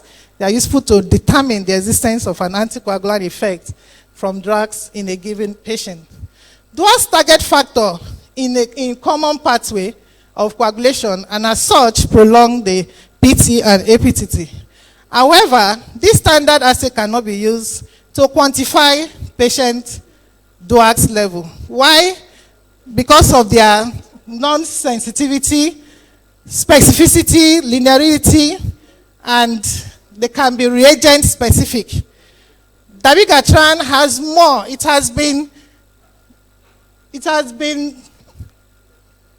reported that dabigatran have more effect on APTT. A lot of research has been done, while rivaroxaban have effect on PT. So, Tripodi et al., 2018, I met him in Canada. He works there in the McMaster University. Has also been working on these drugs. He observed that normal PT does not necessarily mean that there is no circulating drugs if the reagent used for testing is insensitive. We've been talking about quality control. Therefore, anticoagulant evaluation using PT-APTT is not recommended unless the responsiveness is established locally. Interpretation depends on the reagent used. CT also is very sensitive for dabigatran, so it has been advised not to be used. Due to this excessive responsiveness, the TT cannot be used to measure this, but when it is within the reference range, it can exclude the presence of this drug. Therefore, there is risk using traditional laboratory assay for quantitative and even qualitative evaluation of drugs level. Measuring drugs. Clinical assay for monitoring drugs in patient sample range from routine to specialized. However, the most sensitive method are not widely available, whereas the routine assays have limitations that have to be considered. High performance liquid chromatography linked with mass spectrometry is a gold standard in monitoring this drug. And it has been worked on alongside with other parameters to assess these drugs. Dilute thrombin time is a specific test to measure direct thrombin inhibitor, like the dabigatran, while anti-factor 10A activity assay is also specific for disabans. These are the summary of laboratory tests evaluated for measuring dabigatran. I just want us to focus on the PT. This is dabigatran. Reports have been made that APTT is more sensitive than PT in monitoring dabigatran. So you can see, and the DTT, that is a specific test for dabigatran, is also sensitive with 3 pluses. And the test is available to carry out. Then this for the rivaroxaban, you look closely to, PT is more sensitive than APTT. And the anti-10A is more sensitive. For apizaban, it's only anti-10A that you can use, and maybe if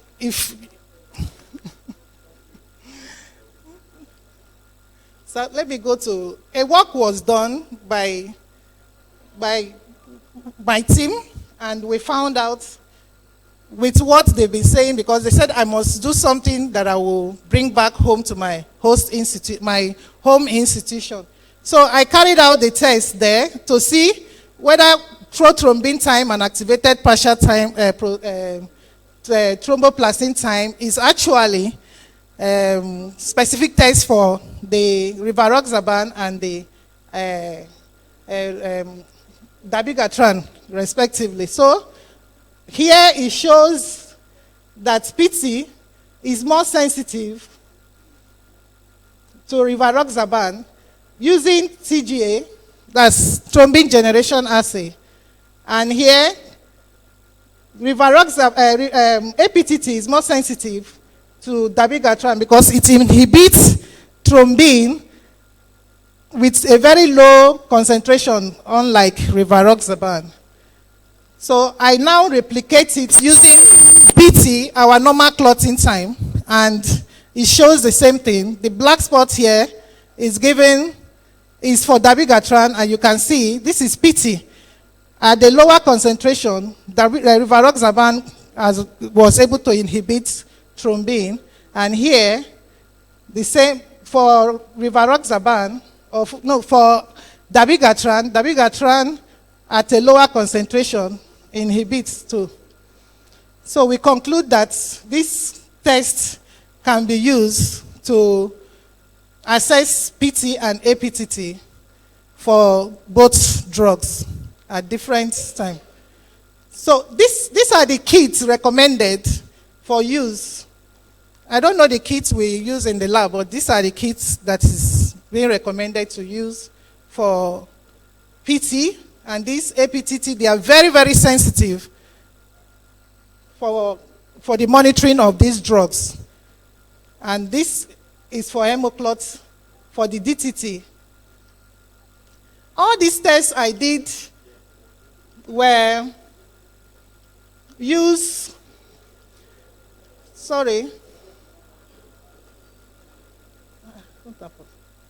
okay. So let me give an experience I had when I had a 2 weeks laboratory posting at McMaster Children's Hospital. It is a core laboratory. All what they do there is automation. And what I wanted to point out is the PT and APTT tests. What they do is, when they observe that there's any prolonged PT or APTT, they do mixing studies.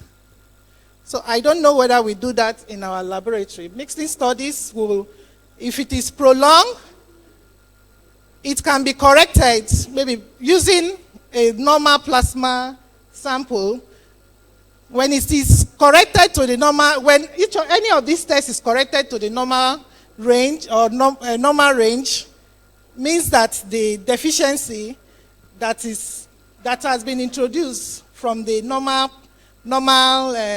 plasma sample used, it means that the cause of the prolongation is a factor deficiency, and if it is still prolonged, it means that it is due to inhibitor. So that one made them to do further tests, like doing factors assays, which they use a stago coagulometer in doing the tests. So they don't go straight to start looking for or doing any factor assay without doing mixed-in studies. So all the tests I did was I used a microplate and microplate reader. We didn't do what did Dr. San say? Looking for the clots. We didn't do that. It was with microplates and microplate reader. So the impact of knowledge I gained, it will help reduce the mortality and morbidity associated with the disease. And I learned a different kind of work ethics in the background of diverse innovation encouraged by the mentorship of Professor Jeffrey Wells. So this is my mentor. I acknowledge him, ISTA, University of Calabar, for releasing me. These are my research team. This was doing my send forths. These are my teachers. This guy here is a Yoruba guy. He's very, very good. He's a biochemist, but he knows everything about coagulation, even fibrinolysis. All the practical he taught me. Then this is me carrying out my work using the microplates.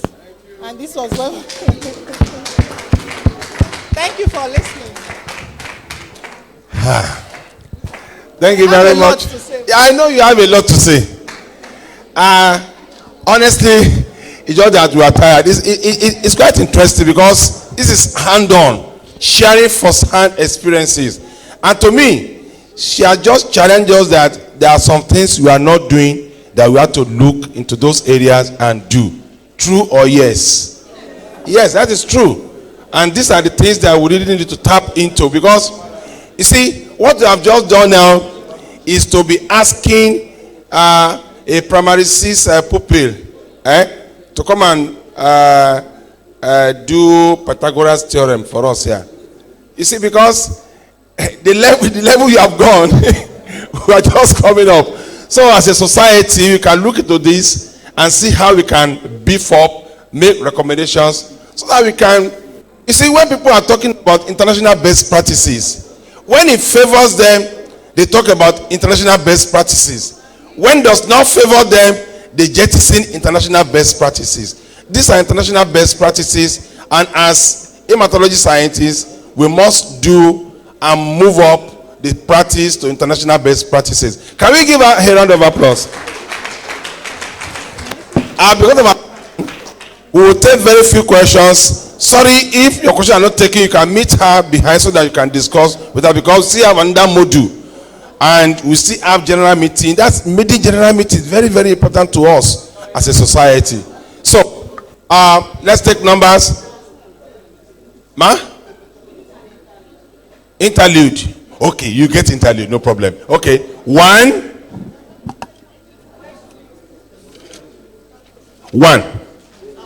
Okay, 2.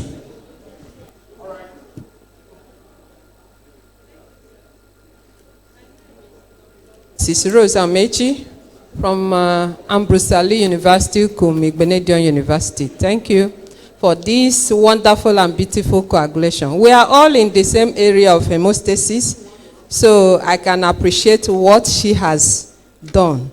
But just the early part of your presentation, where you mentioned that we have to do pilot studies before you now go into your work. Is it in all research or researches that you do pilot studies before you proceed? Then, in the tables the last batch of the tables you presented, you said you have to do mixing experiment before you can go to your factor assays. Is it when the patient is on the coagulation therapy? Thank you.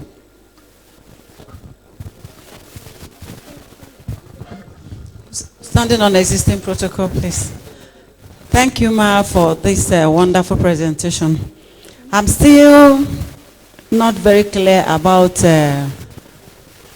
taking reading on clotology samples with reader. So now that we are pursuing to meet you who practically did it, I want to know how you took the readings, considering the fact that while you are reading number 1, these other ones are already clotted. Yes. Microplate. Thank you for your questions. On the pilot studies, I would say yes.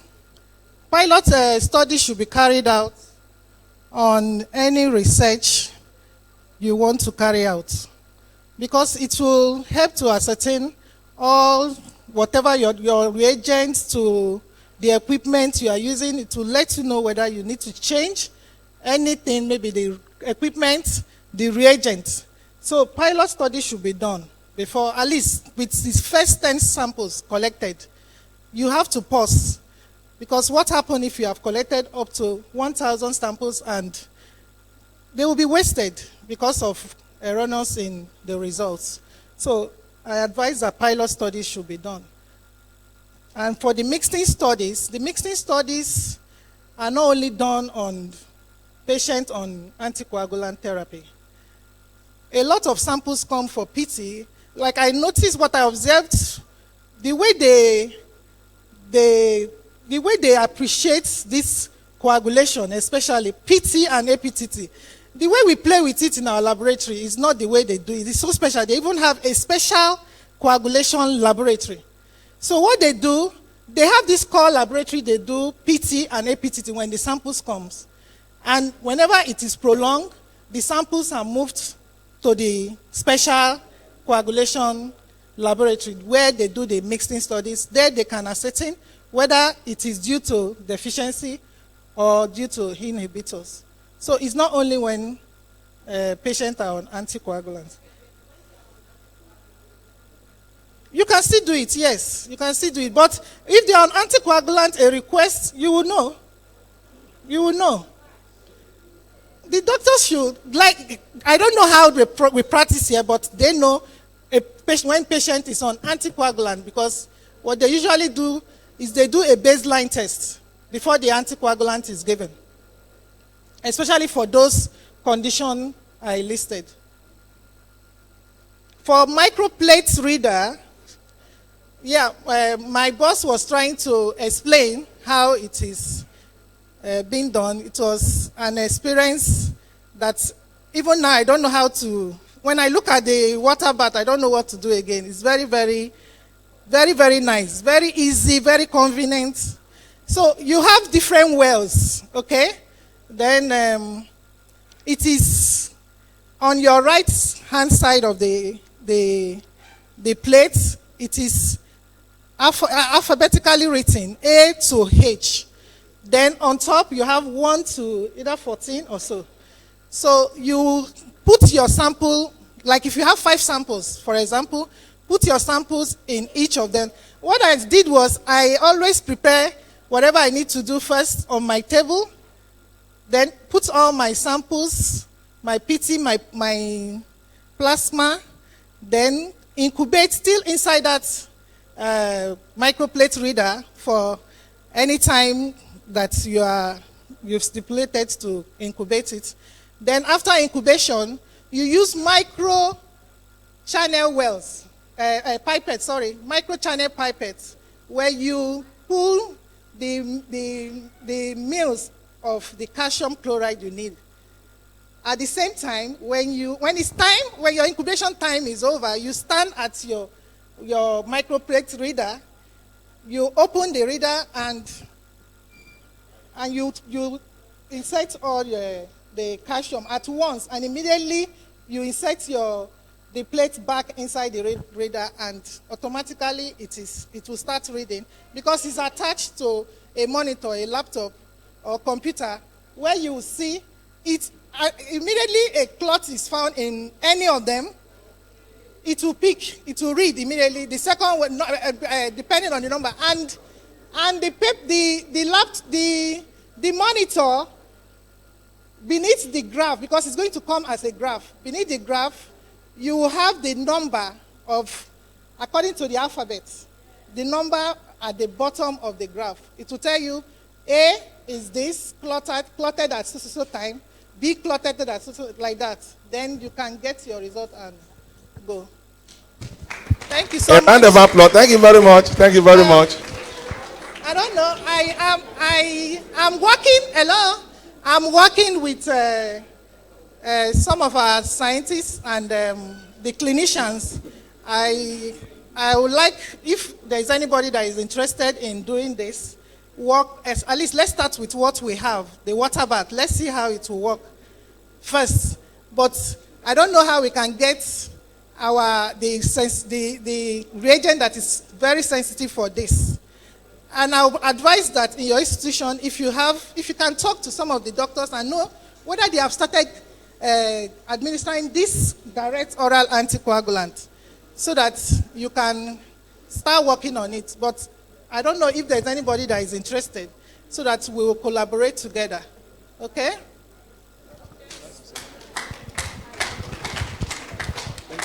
Let me thank sir. Thank you so much.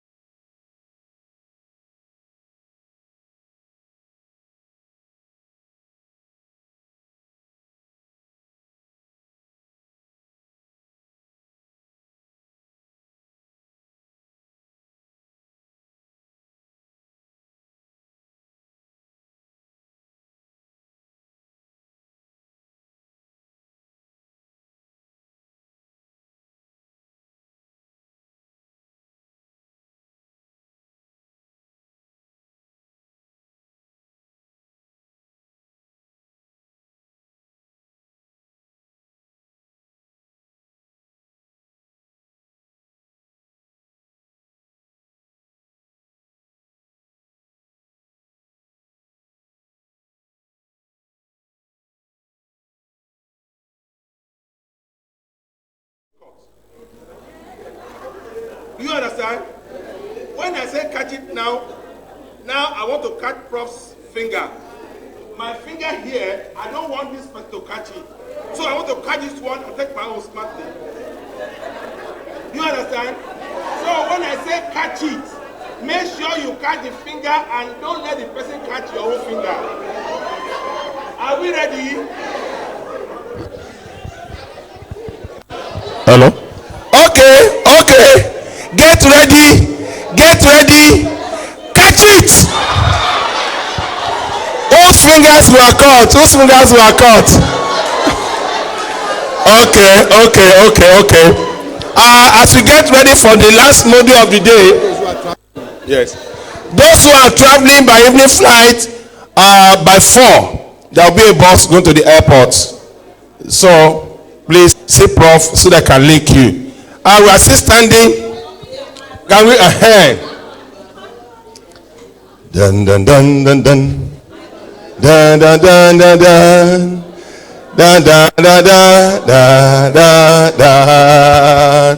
Go! Hematology, the transfusion science, the home of all blood scientists. Bloodology, the mystery of all creation. Like drops of blood, we've come to stay from every state in Nigeria. Hematology, blood transfusion science, the mother of all sciences. I like this. Honestly, we are picking very fast. We are learning fast. Can we make it more sonorous? As you sing the song, smile. If you just sing and smile, hunger will just run away. Are we ready?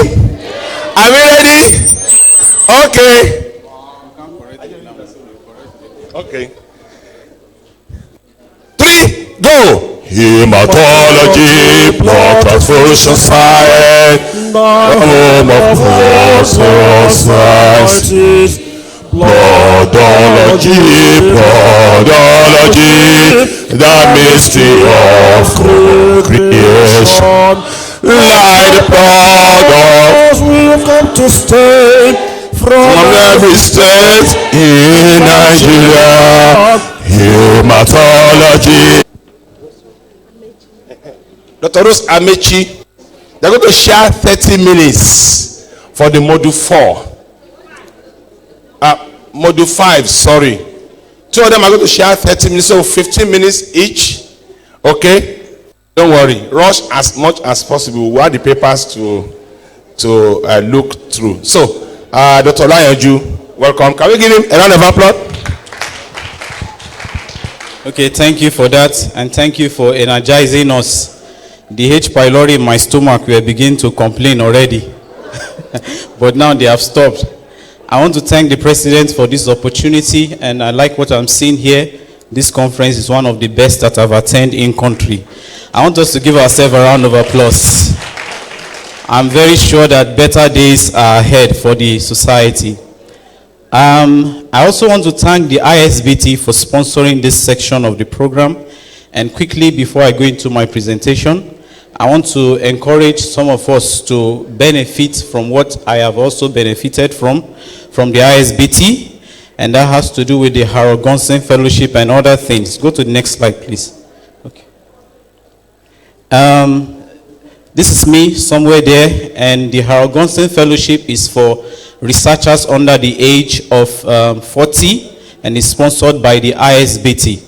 You don't have to do anything. All you have to do is to do a very good research and put in an abstract whenever they're having their congresses. So you watch out for that on the website of the ISBT. The President has done well, and the executive, by getting us an affiliation with the ISBT, and we should, tap into that and maximize that properly. As members, whenever you apply for the ISBT grants, you stand a better opportunity to win compared to other people that are non-members. Okay? So it is one thing that I want us to look at. You just need to submit an abstract, that is all. For me, I won a grant to attend a congress in Denmark for my work on immunosuppressive, immunological consequences of allogenic blood. I'm trying to remember the one. Okay, so let's go to the business of the day now. My job here is to talk about constructions of table and figures as it relates when you want to write your scientific paper, and I'll try to be very fast because of time.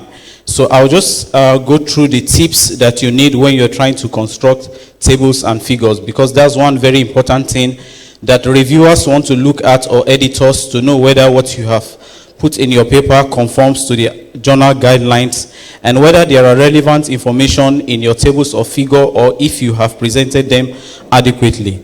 So to have a very good table or figure in your article when you want to submit, first you need to be sure that the tables or figure are easier to interpret, okay, than when they are presented as text. That is one basis for choosing to place your data in form of table or figure.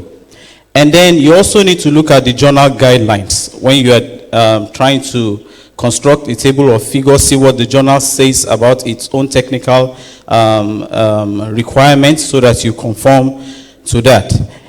And also you want to choose carefully the kind of symbols or illustration that you want to embed into your figures to make sure that they are visually appealing. Okay, when you construct table and figures, they have to look very nice to the reader. Now, tables and figures should be self-explanatory.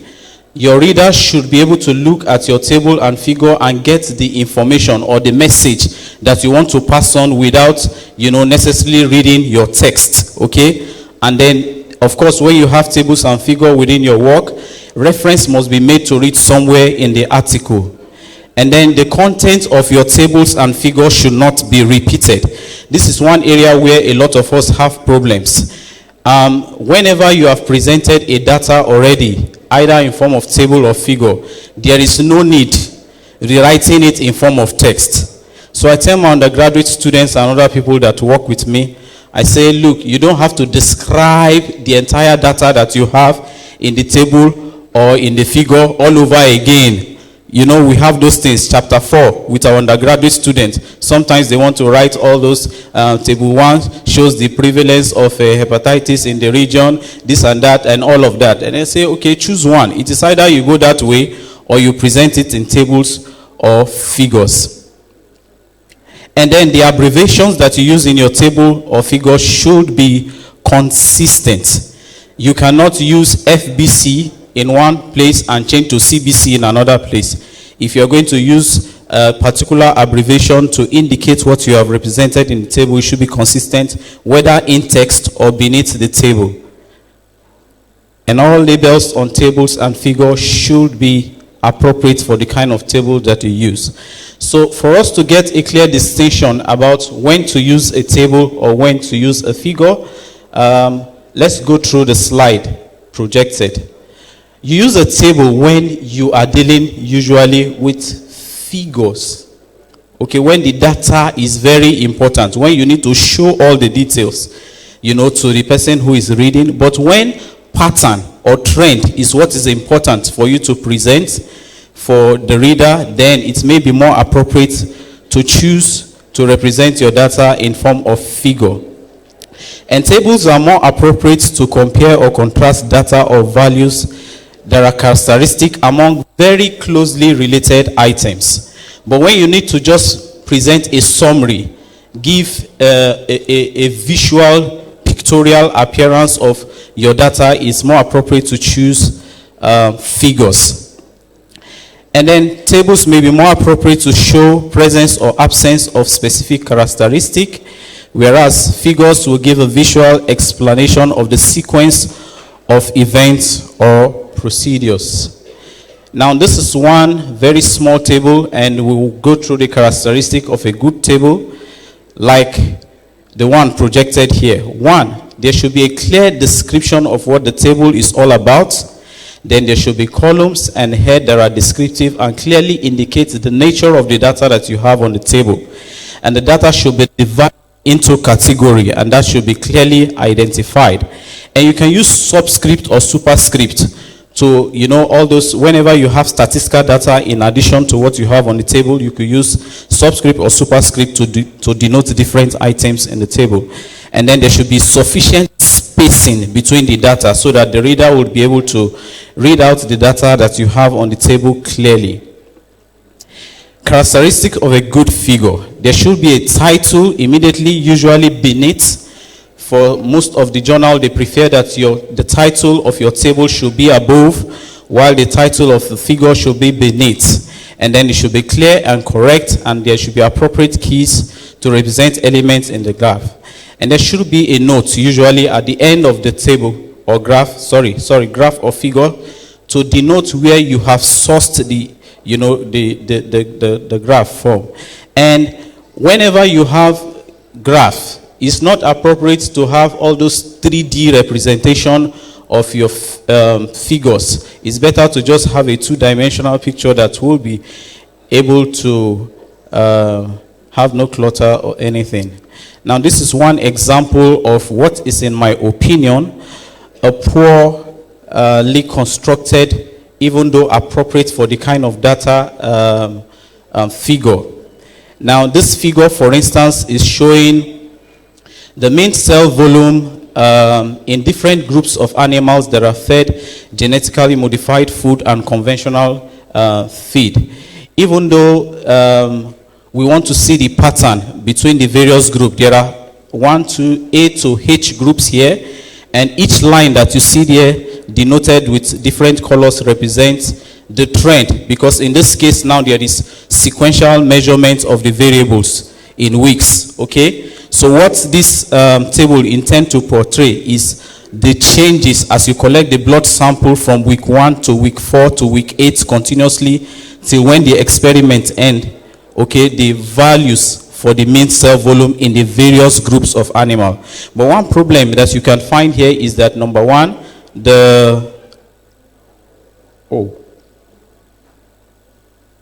okay, here you're supposed to have the label of the table, and you see that this is hidden somewhere here. Can we see that?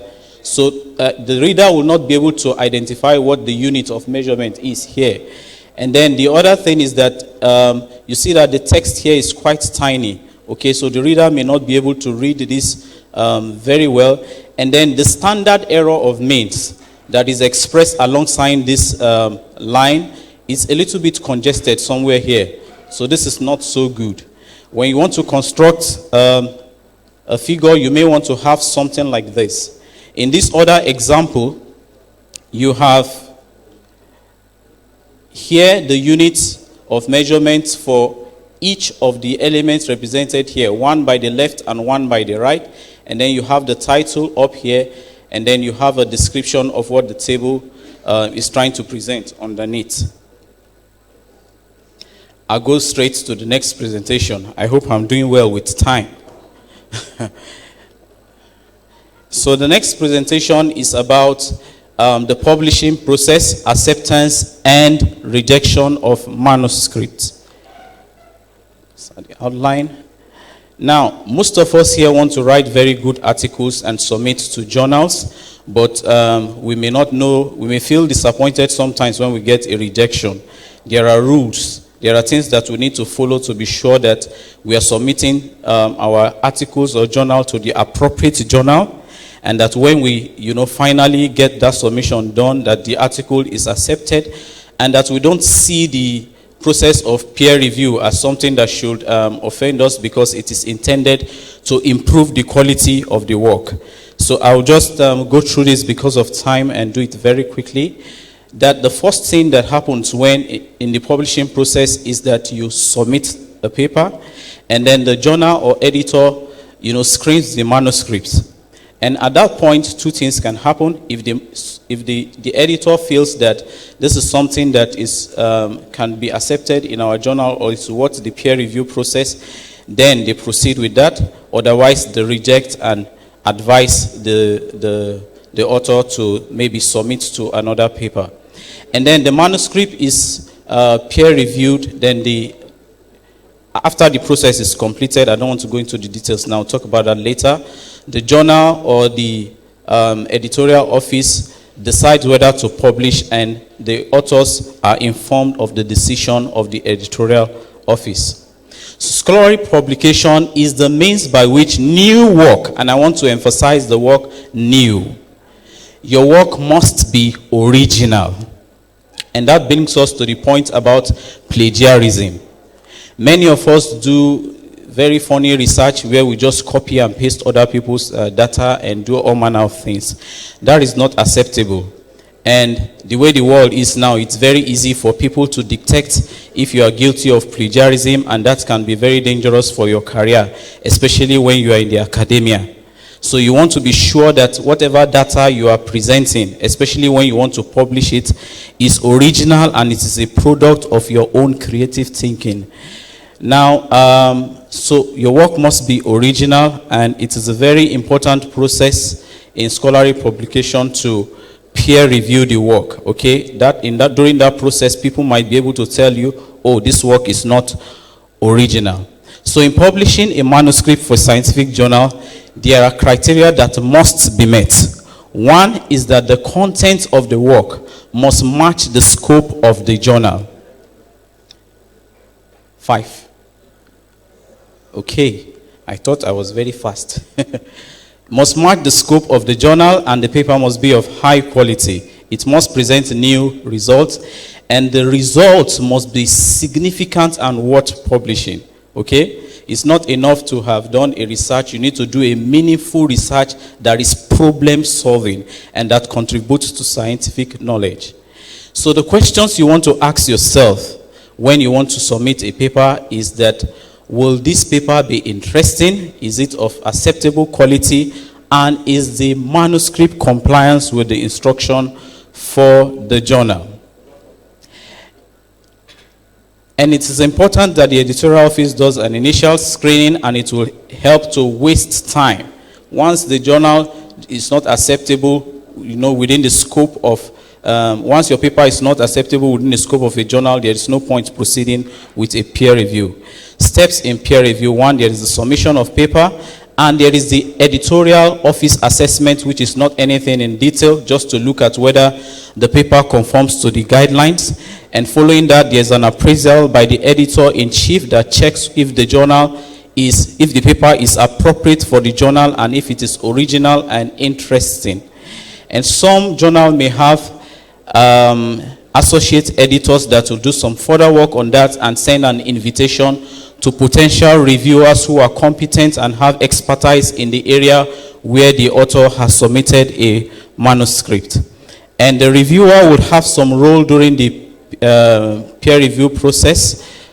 It is their own job to check whether the work is of quality and whether it meets other criteria as may be decided by the journal. Now I'll go straight to the types of peer review that we have.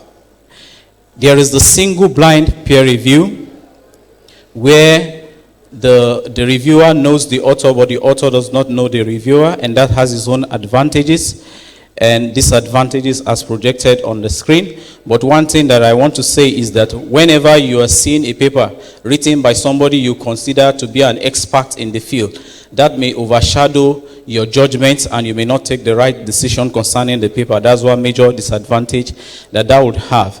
Then there's the double blind peer review, where both parties would not know who has written, or where the reviewer does not know the author and the author does not know the reviewer. And that seems to have some advantages, especially in this part of the world. And then it reduces bias, but anonymity is not guaranteed, because sometimes from the style of writing or from the contribution of the person who is submitting a manuscript, you may be able to know, especially when it is within a local journal. For instance, if I see some article written by some of my boss, I will know that this is the style of writing. Some people want to be careful about the kind of decision they make about such articles. And then there is the open peer review, where parties are aware of the reviewers know the author and the author knows the reviewer. That encourages accountability, but some reviewers may refuse to participate in such reviews because of fear of victimization, especially in this part of the country, of the world, sorry. Now, what are the roles of the peer reviewer? The first read through the reviewer is assessing construction of argument and clarity of language and content. And the reviewer wants to raise the following question. The main question of the research: is it relevant and interesting? Is it original? And the language of the paper, if it is easy to read. Now, whenever you submit a paper, your paper is through a journey. Stop when the paper gets rejected, but do not be discouraged. All that you have to do is to examine the reasons why your manuscript has been rejected, do a revision and submit to an appropriate journal. Okay, but if it doesn't get rejected, there could be options from the editorial office which may include that you revise and resubmit. And after you revise and resubmit, the paper could be accepted with minor revisions. And when that has been attended to, your paper could get accepted, or if there are major revisions, you would have to do that and resubmit to the journal. What are the common causes of rejection of publications or papers? Number one, when the manuscript fails to meet technical screening, when there is suspicion of plagiarism, when the manuscript is not well prepared, or when the language is not of sufficient quality. There are people who have expertise to do an English check on your paper. For some of us that may not be so good, you could be really a very good scientist, but you may not be very skillful in trying to put down your ideas. So you may want to, talk to people who will advise you and do a language check on your paper before you submit. Or when your figures are not complete or clear enough to read. Sometimes you may not be able to transform your figures to a appropriate table or graph that is acceptable to the journal, and that may be a major cause of rejection, because especially issues about formatting. Some journal have specification for the format they want you to put your table in, so that it will be something that they can easily build into their online system.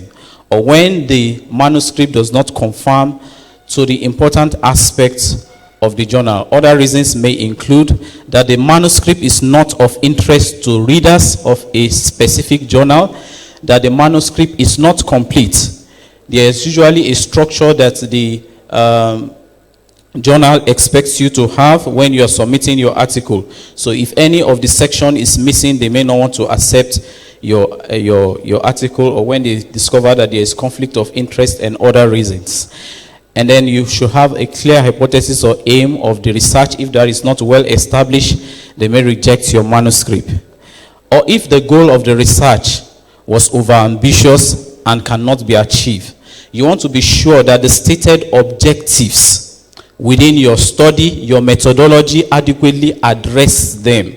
Okay? So you don't want to submit something that anyone will feel that, oh, this concept is not researchable. Or if there are flaws in the procedures that have been used in the data analysis. Thank God, Prof talked to us earlier about statistical analysis and all of that. So you may want to consult with people who have expertise in things like this before you submit your article to avoid rejection. You want to use the appropriate statistical tool. And about that, I want to also talk about the area of sampling and sample size. Some of us who do animal studies don't know that even for animal studies, you have to calculate your sample size.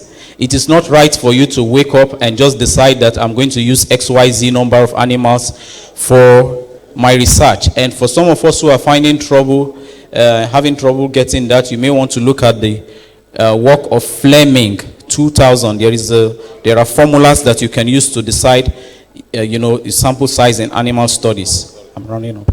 The last vehicle going to the airport is moving now. So if your flight is booked for this evening, we want to join them. Thank you. Okay. And then if the conclusions are exaggerated and cannot be justified, or if the research is of little significance. Now, what do you do if your manuscript gets rejected? Number one, you could appeal your rejection, especially if you feel that the basis of the rejection does not tally with what you have actually, put down, because you have some reviewers that may look at your manuscript hurriedly and may not be able to really give a reason for rejection. So you may want to see if the journal will be willing to reconsider your article for publication.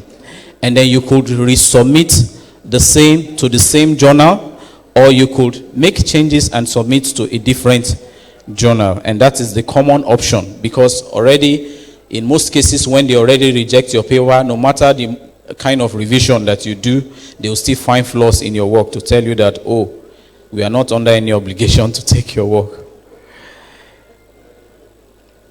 Okay, and the last option, which is not the best option, is that you file your manuscript and never submit it again. And I don't encourage you to take that option. Thank you for listening to this presentation. I'll now give way for my colleague. Yes, to make a complete, Dr. Uche Amechi, so complete the last 15 minutes.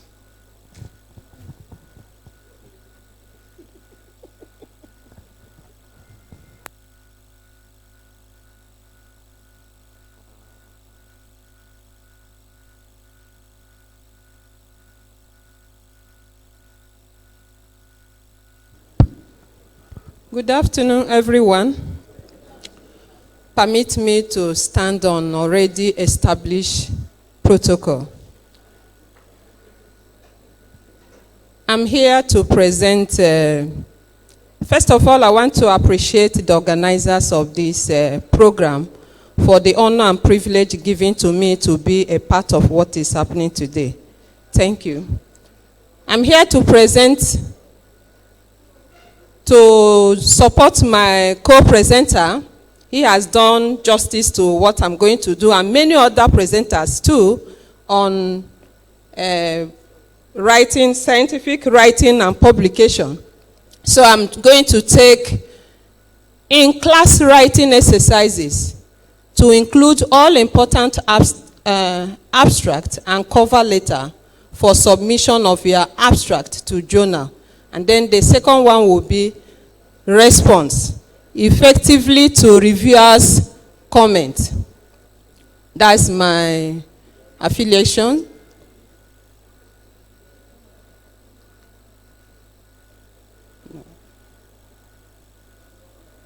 Okay.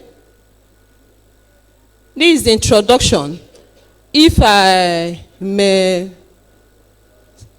can I skip it because they have already given us a lot of definition on what scientific publication is all about. I want to talk on the types of scientific writing. We have about 3 types listed there. Research project.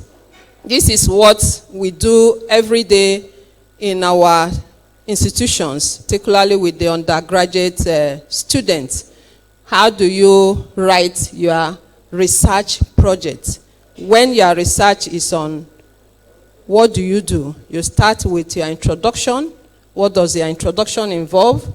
The background, the aim, the importance of your work, and the statement of the problem, justification, research questions, and hypothesis.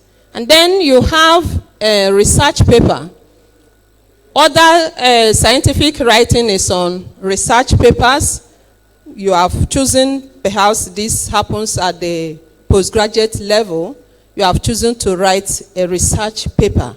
How do you approach it? It's almost the same thing, only that at the advanced level or at the postgraduate level, you are expected to be more advanced than the undergraduate in terms of your understanding to writing a research paper. Peer review, what we are doing today, when our Professor Diaz was presenting his paper, our coordinator told us he's one of the editors that you can write your paper and publish online. When you write a paper and submit, like in our society, like this. We have HAEMATOLOGY journals, hematology journals. You are writing a peer review paper, and you need to know what does the journal requires, so that you will be in line. Now, this is the cover page. In cover page, when you have written your abstract, even undergraduate or postgraduate abstract, this is what happened. On the first page of the paper, what do you see? You see the title of the paper along with the author's name, the institution, the contact information, and the names. That is the authors. I use myself and my co-presenter as an example to show what the cover page could look like.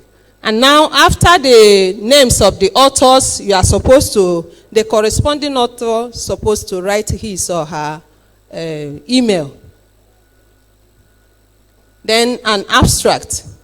What is an abstract? It's just a summary of the silent information that you have carried out, is expected to see in your abstract. There is a way I used to summarize my abstract when I'm taking my student. My late Professor Famodu taught me something that I am still living on.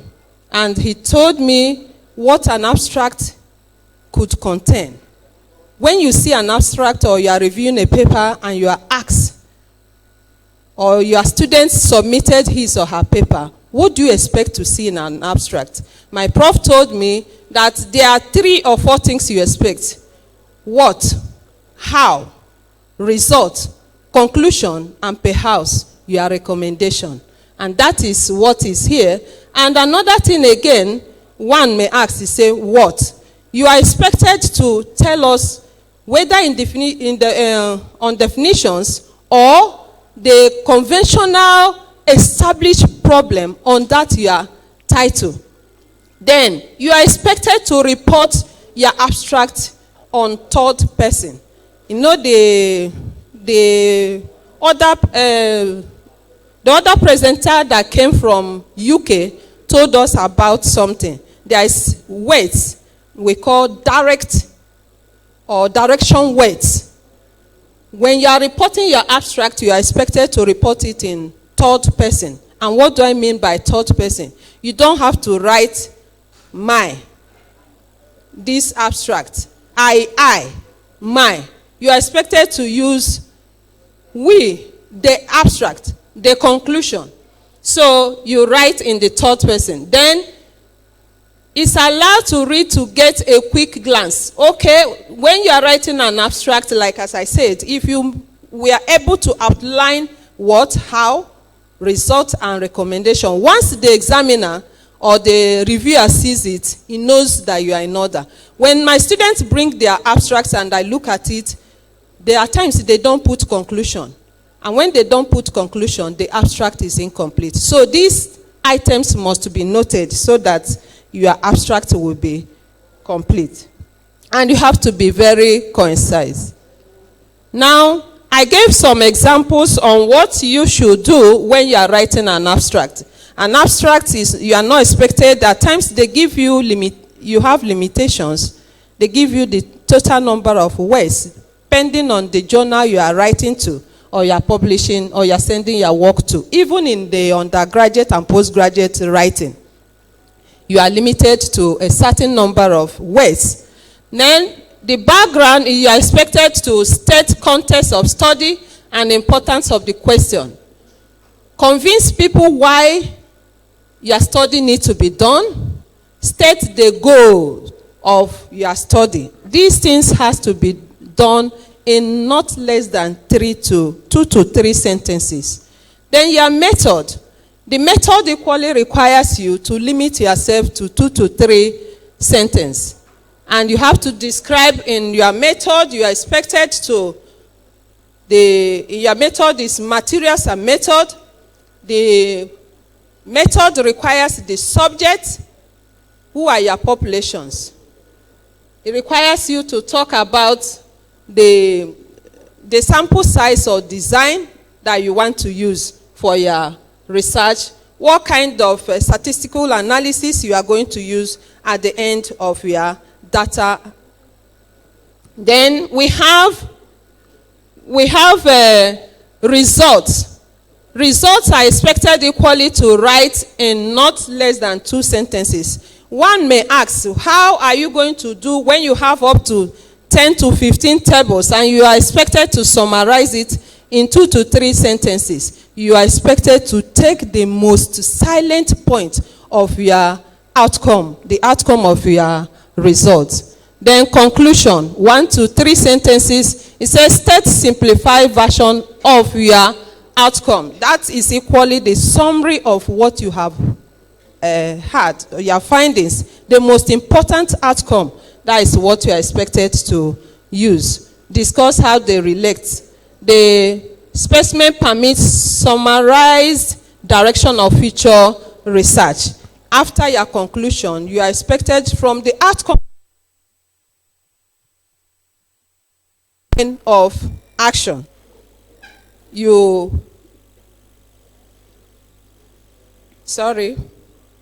That is our country, Nigeria. So we are used to it.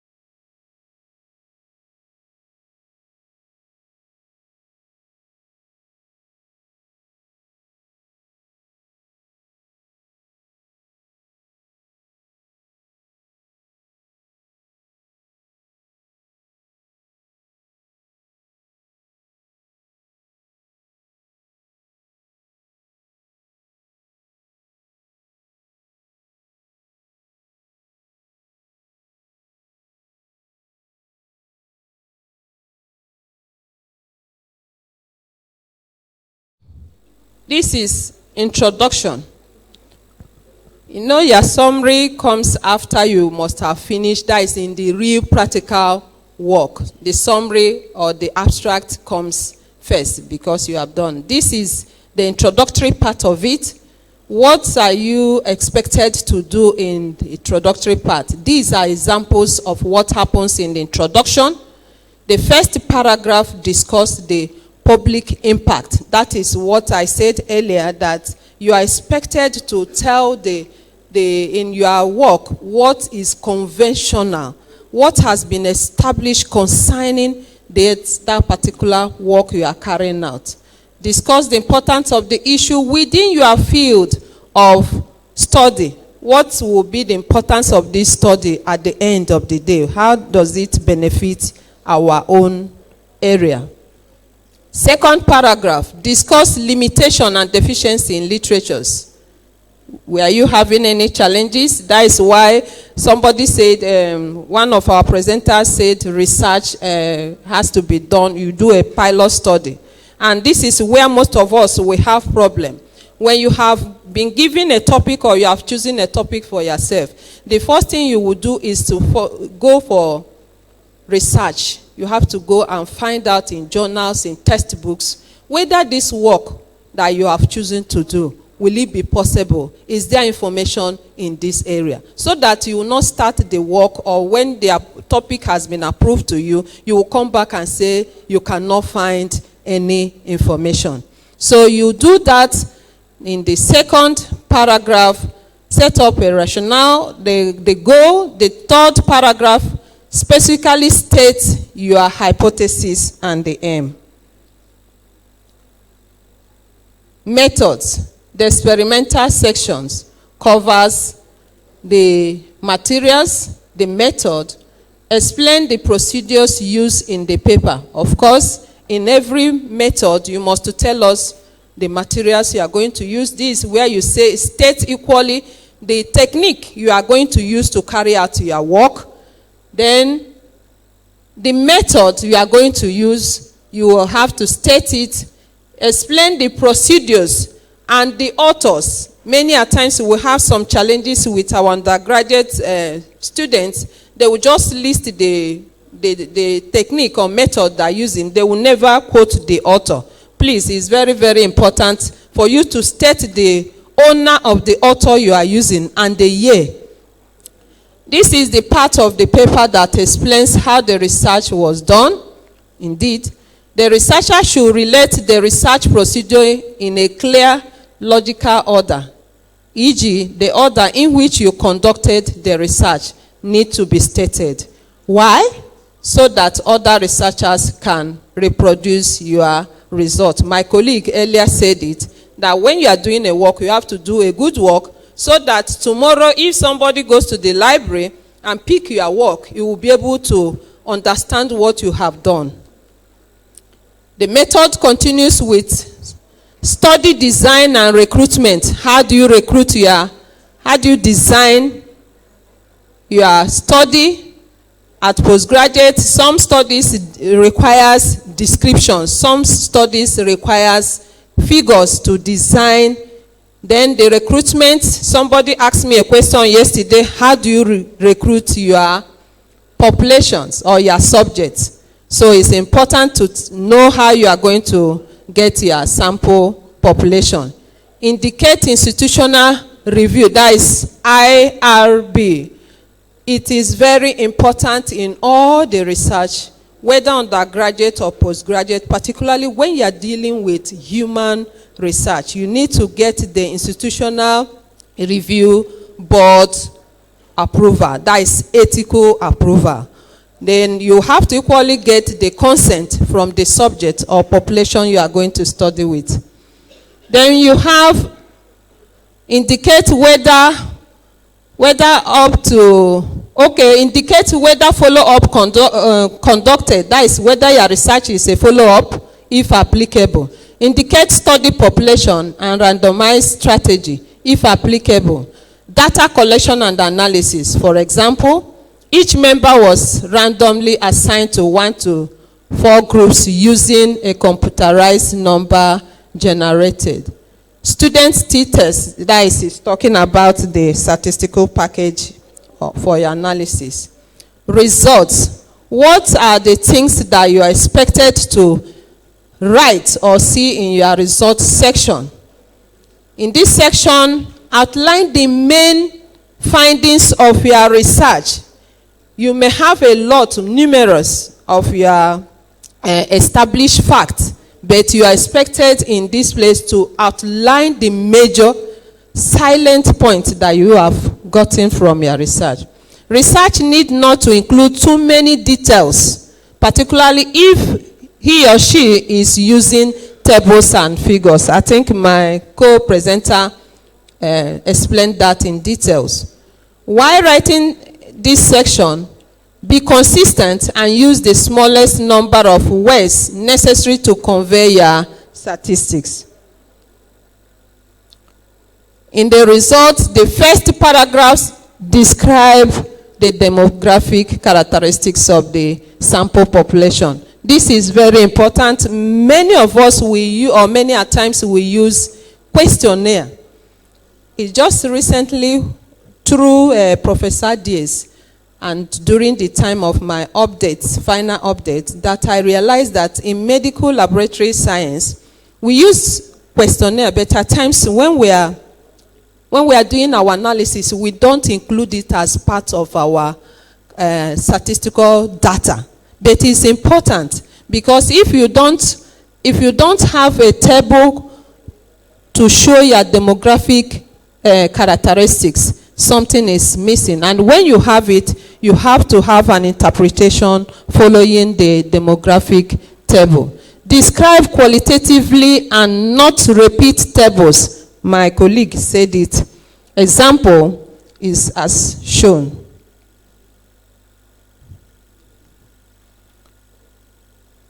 Discussion. The first paragraph of your discussion, what are you expected to do? State impact of the study result. then state the answer to the questions or hypotheses. Most of our papers, or when we are writing our undergraduate and postgraduate, we only know they agree and disagree. We will leave behind the substance and will be pursuing shadow. And when the reviewers or your examiner will go through it, because you did not tell them your achievement, your findings, before you go into it agrees with Amechi, it all and not, they will just say, what has this person set out to achieve? There is no result. So result is very, very important. You must have to highlight your result in bullet format before you go to the main discussion. It agrees, give reasons why it has agreed, but do not stress on it so much. Then the results of our study suggest, that is the second paragraph and third paragraph, establish the novelty of results compared to various data. Discuss unanticipated results. You know, some work has been done in some research, but you have in the West, when they identify a new thing, they say they have broken ground has been broken. And before they finish the work, they will release the paper because they have identified something new that others have not identified. Then discuss your anticipated result. Postulate importance of findings, citing other articles are supported. That is the one we usually do in our normal write-up of discussions. Fourth paragraph, discuss the secondary result, discuss possible weaknesses and limitations for your work.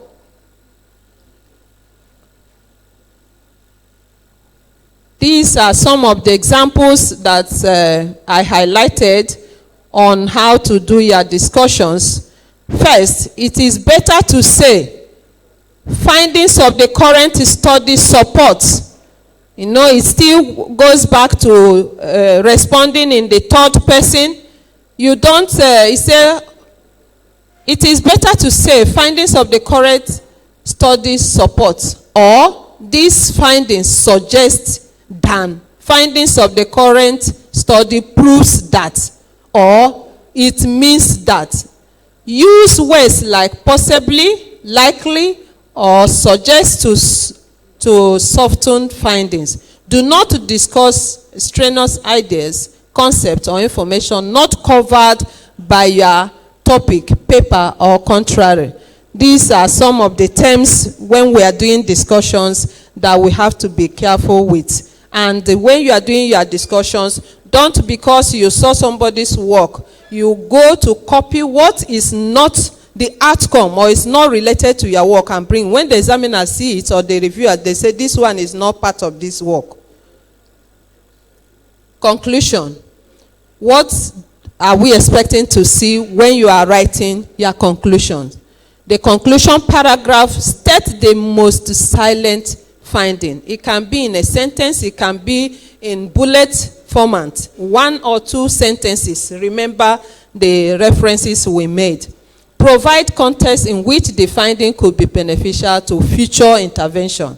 Provide summarization of how future research may build on results. Example, in conclusion, our work emphasized the need. These are the kind of words they are expecting to see in your conclusion. How,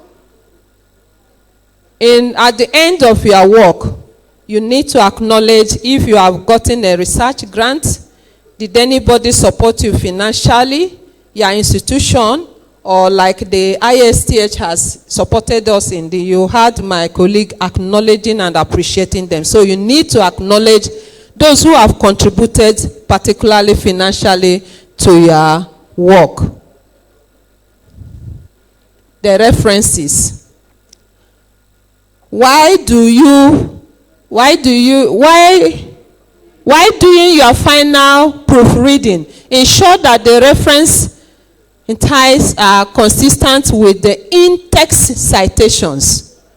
In-text citations, that is no missing or conflicting information on your references. While many citation styles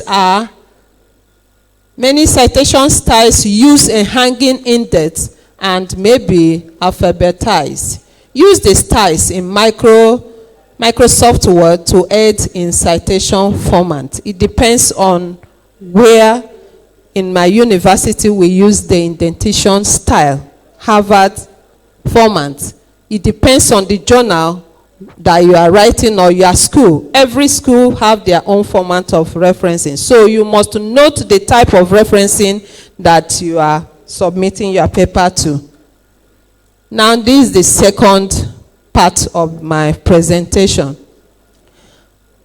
Respond effectively to reviewers' comments. The following are simple rules that can help in formulating an effective response to reviewers. 1, provide an overview, then quote the full set of reviews. If your paper has gone to reviewers and come back to you for corrections, these are some of the things you are expected to do. One of them, you have to provide the overview of what you have been given, then quote the full text of the review.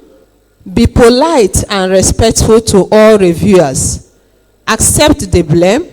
Make the response self-contained. Respond to every point raised by the reviewer. Use the typograph to help the reviewer navigate your response.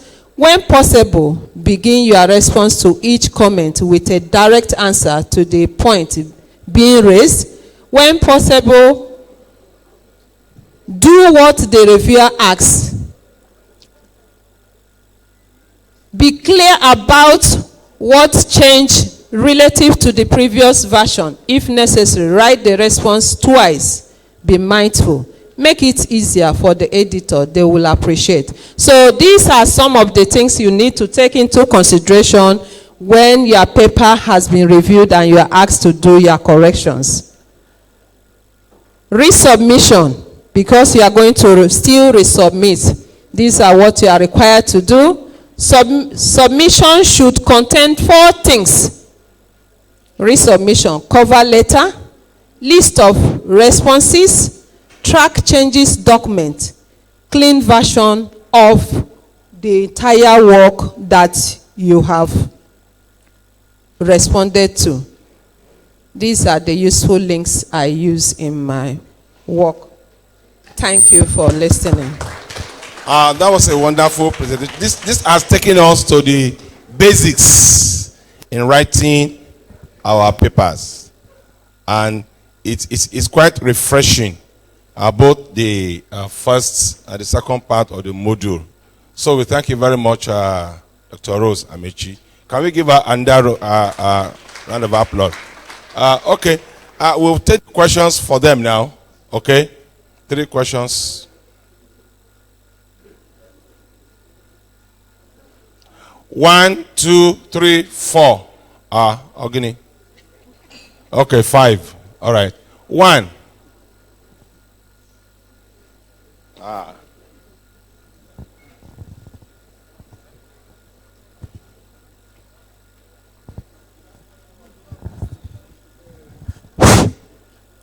Good evening, distinguished colleagues.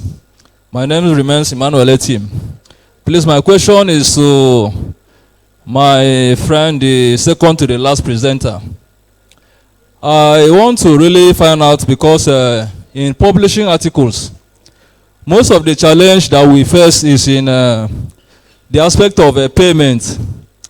At the point, we have an impression whether some of the journals are kind of a business organization. You submit an article and it goes through all the processes of peer review and gallery proofs are sent. At the end of the day, the issue of payment becomes a stumbling block. And at that point, I don't know if we are also permitted to resend to another journals while they are still holding a copy of that same articles in another journals. Thank you very much.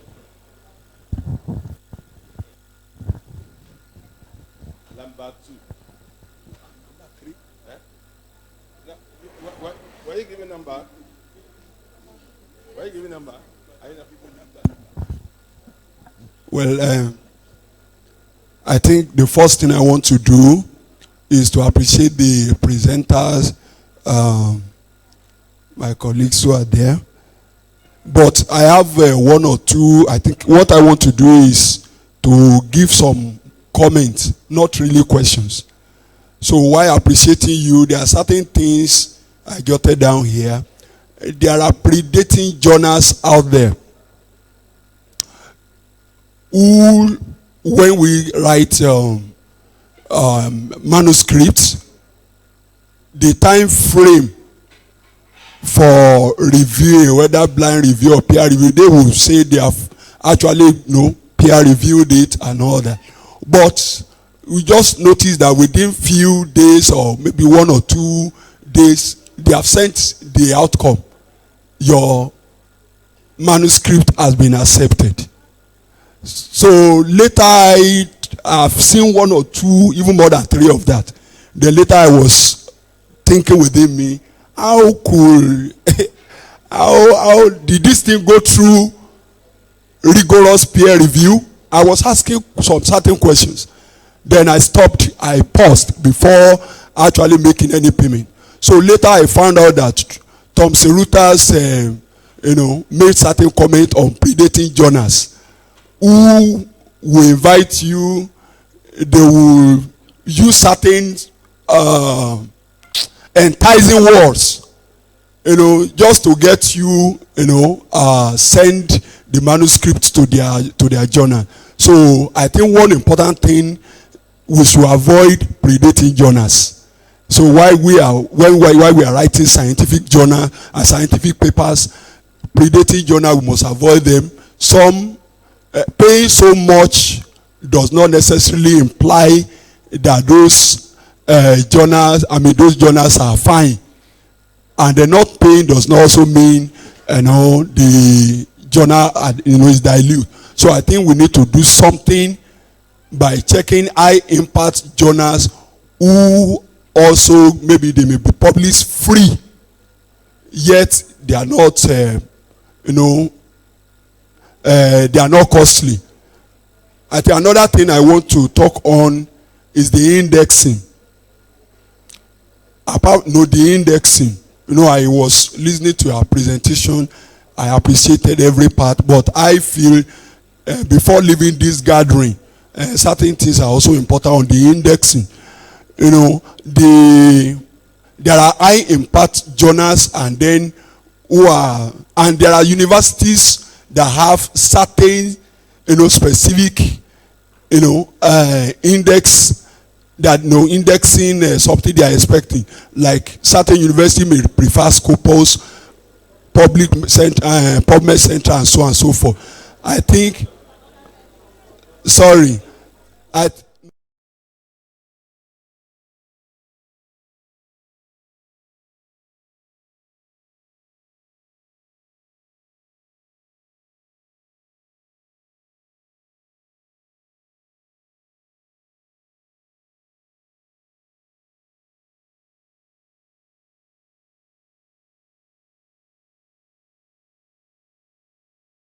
Olayaju, I am aware that the non-predatory journals most times want you to tell them the individual contribution of the authors.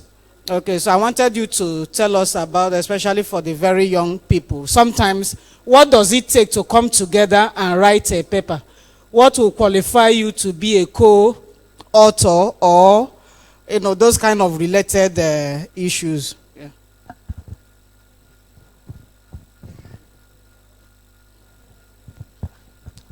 I remain Dr. Ansela Majugo. My question goes to the last presenter, Dr. Amoichin. You mentioned the types of scientific writing. My question is, editorials, short communications, case studies, and clinical findings, can they as well be referred to or seen as scientific writing? And secondly, to the last presenter, Somebody mentioned predatory journals. I think it's also necessary that in presenting papers like this that has to do with scientific rights, it's necessary that we mention the predatory journals, impact factor, and not the rest. So these are things that will guide people so as to really know exactly where they will channel their energy to, when so that they don't do futile exercise while writing this thing. Thank you. The presenter, second to the last. Thank you very much for your presentation. My names are Dr. Adegoke Adebayo. You said something about our tables. What if we have something like post hoc?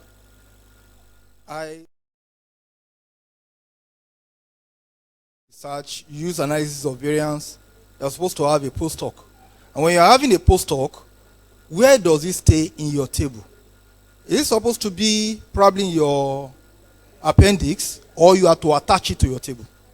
That is my question, the first one. But the comment, somebody has taken over, has said something concerning it. Thank you very much.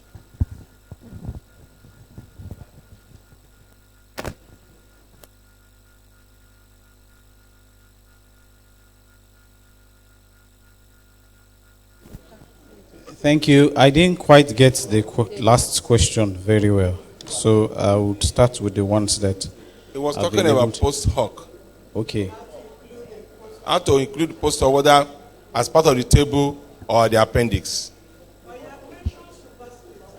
Yes, exactly. So, and you may want to just look at the guidelines of the journal yeah, to decide what to do about that. And I think that's very straightforward. Let me go to the questions that have been raised. First, I want to thank you for all the very important comments and the questions. They are all in order. The first person talked about payment. My comment about that is that such things are supposed to be taken care of before you even submit your work. Before you submit journal, you should try to research that journal well.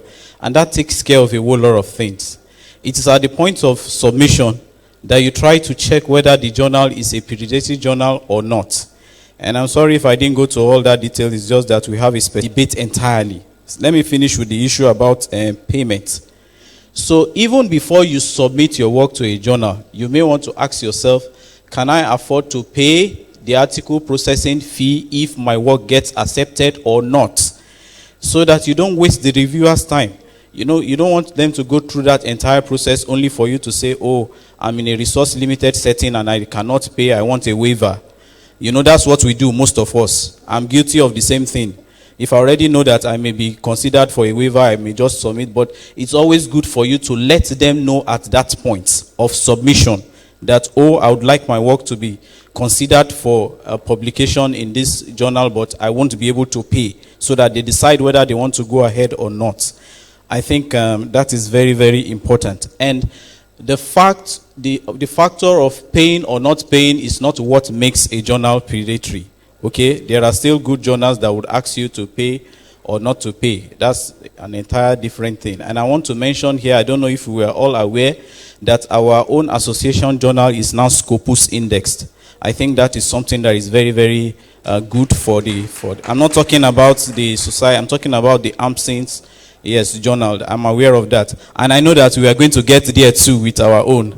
All right, so you may want to submit your publications to places that you are very sure you would get some rating for your work. Now, you cannot leave your article with a journal without a final decision and then resubmit to another journal. That is not correct.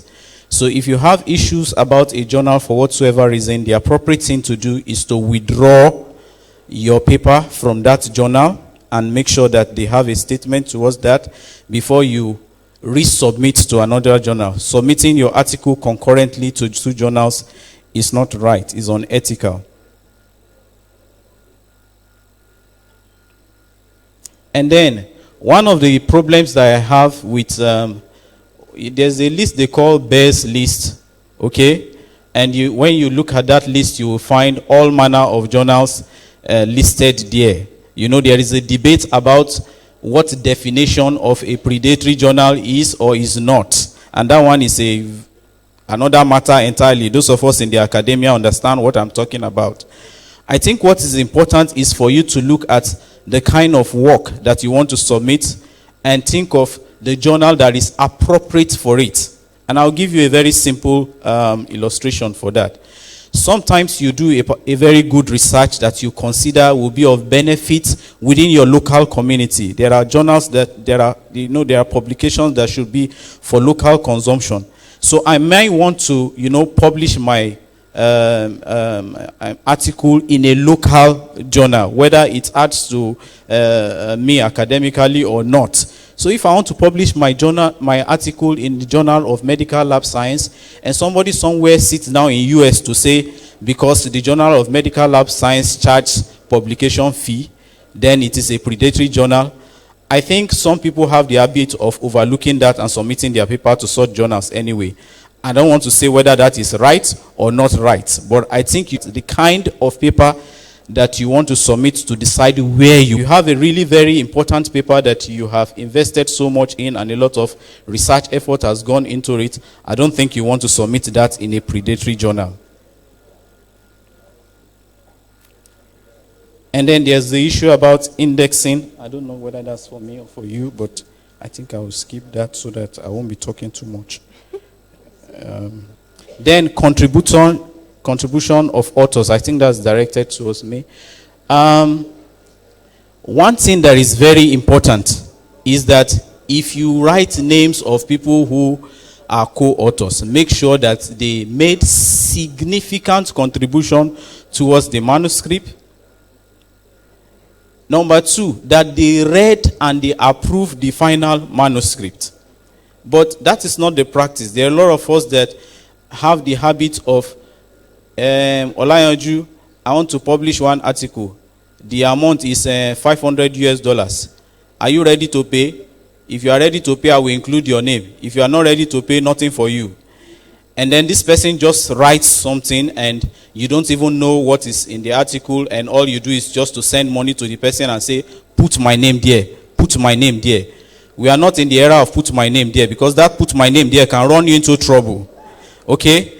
It can run you into trouble because some people will just, include your name in something that is illegal, or, a plagiarized document or something, and then you will take responsibility at the end. And it's also very important that even when somebody sends an article to you and you are a co-author, you take time to read it, to find a way to be polite and tell the person, oh, I don't want to be part of this study, or I think we should do it this way. I've had reasons to tell people, hey, remove my name from the article. I'm not in a haste to get so many stuff when I don't agree with what has been done there.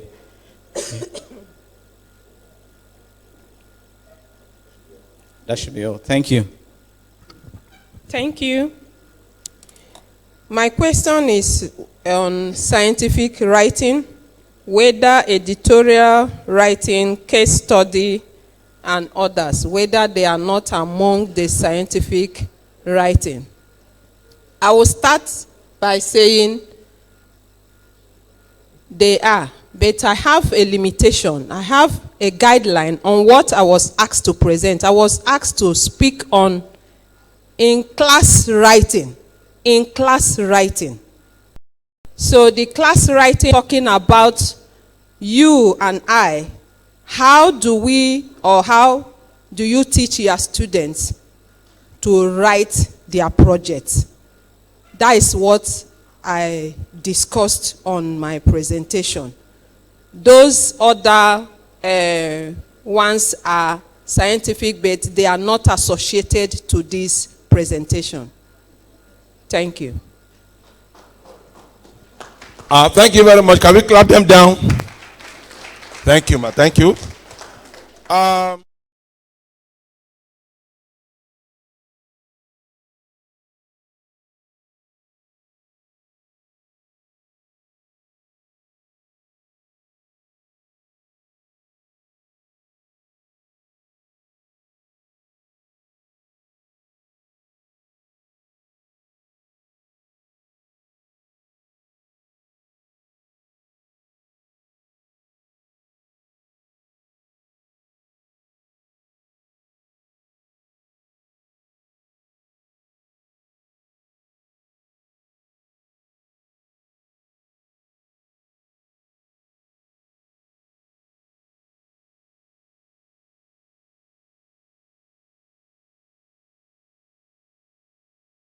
transfusion at the African level.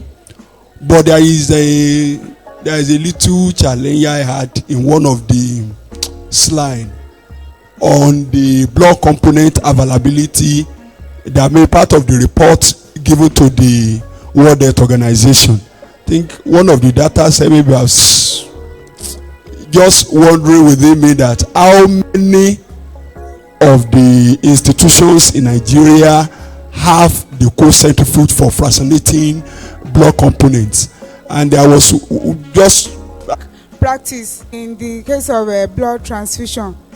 They don't usually screen the blood donors. They just do the blood group and they just bleed the donors like that. I don't know if there is anything that the Nigeria government can do to eradicate all this quack practice in blood transfusion.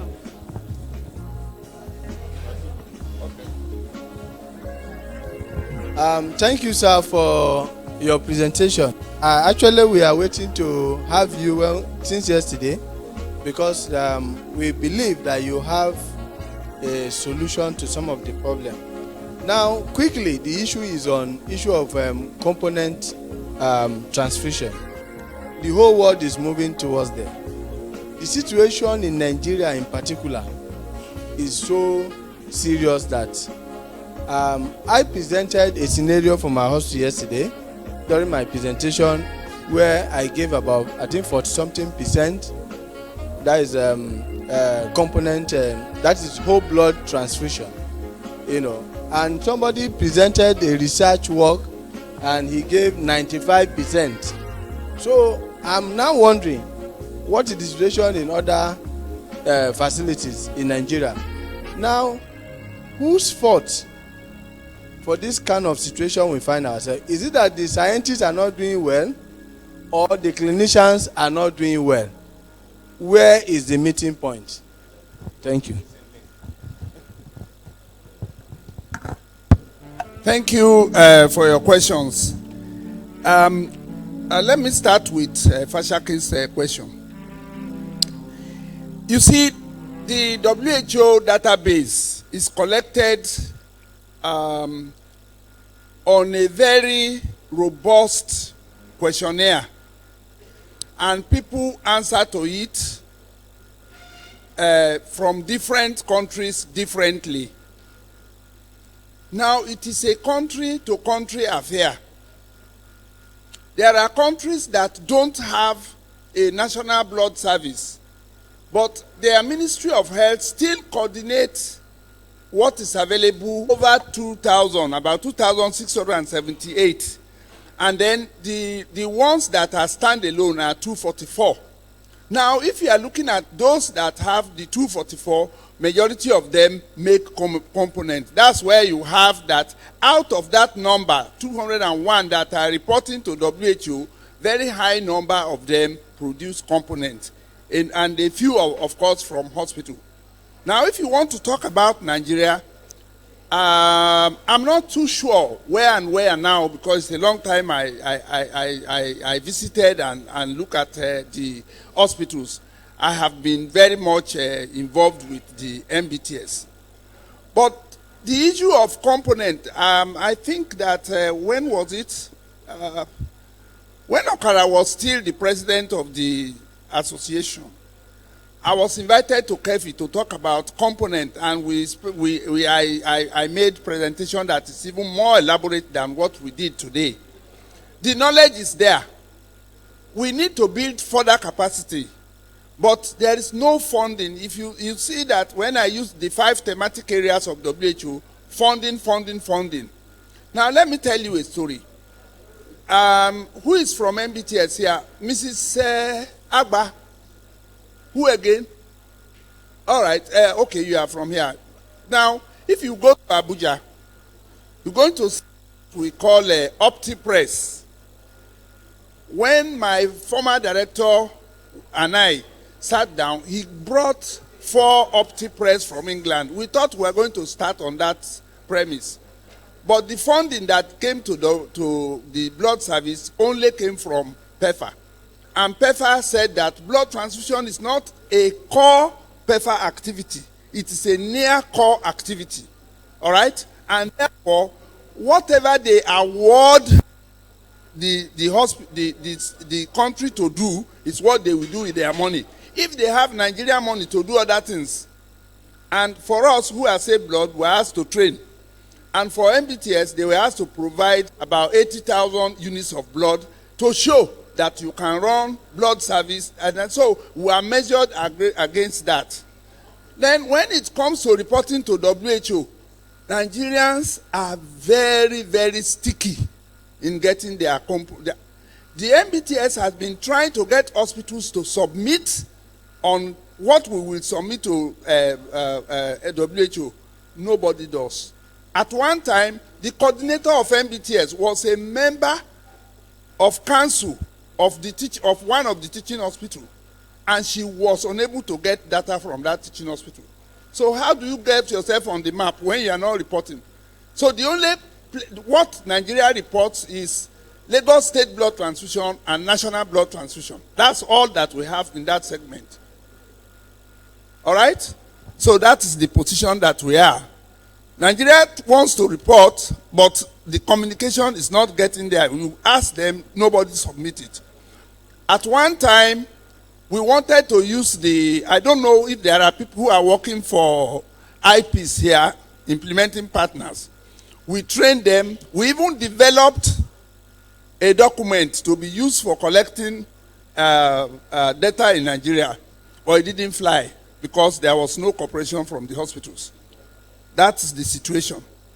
Now, you talked about component. Is it money or not money? Yes, nothing goes for nothing. Equipment are quite expensive. Ideally, you shouldn't make components if you don't have at least 2 cold centrifuges. In fact, my minimum recommendation is 3. You know why? 1 for platelets, 1 for fresh frozen plasma, cryoprecipitate, and so on, and 1 standby. Then the epileptic that we have also is a major problem. If you are producing FFP in the right standard, you should use what they call blast freezers. And the whole volume of that plasma from the bag should actually become rock, solidified in 30 minutes. If you are doing anything less than that, you can only do it at a hospital level, not when it's a blood center. Because one of the statements I didn't make this morning is that when you work in the blood service and you are producing blood and component, you are a manufacturer. But I did say that you must obey GMP status. So that is the position. We all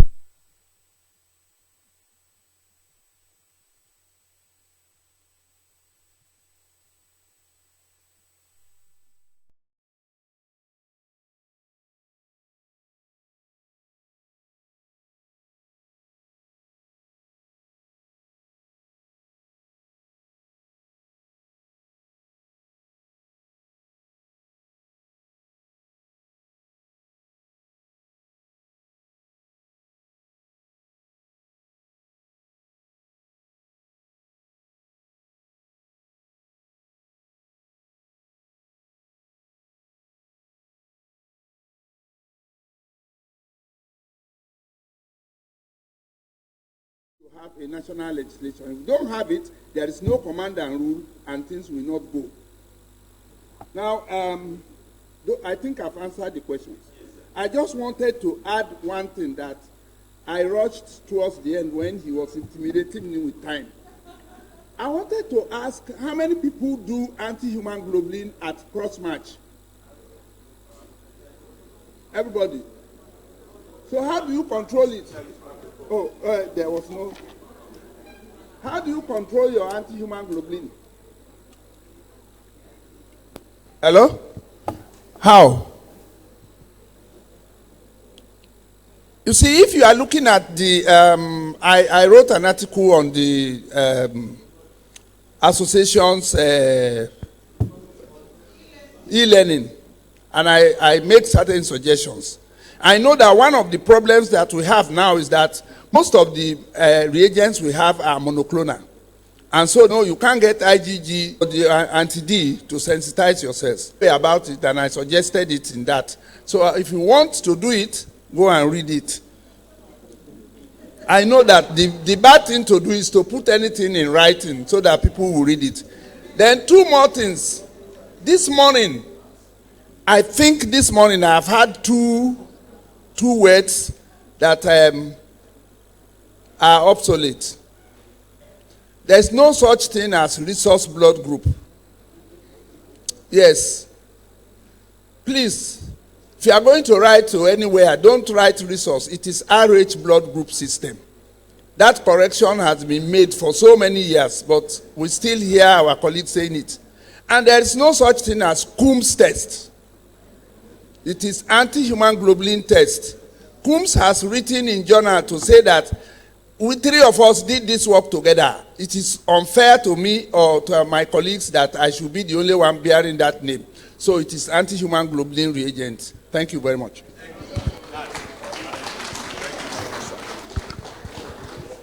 Thank you very much, sir. He has cleared a lot of air on some ambiguities, which I think is very good. Well, let me share it here so that I can be corrected and we can learn. He directed us to what he wrote. He didn't give us the title. So what are you on the website? Okay. I'm seeing e-learning. Okay. Now, all right. What do we do? Like he was talking about, now we don't even have the correct reagents any longer. What we do in my center is to cook. We cook. We dilute the anti-D, sensitize ourselves. Okay? Yes.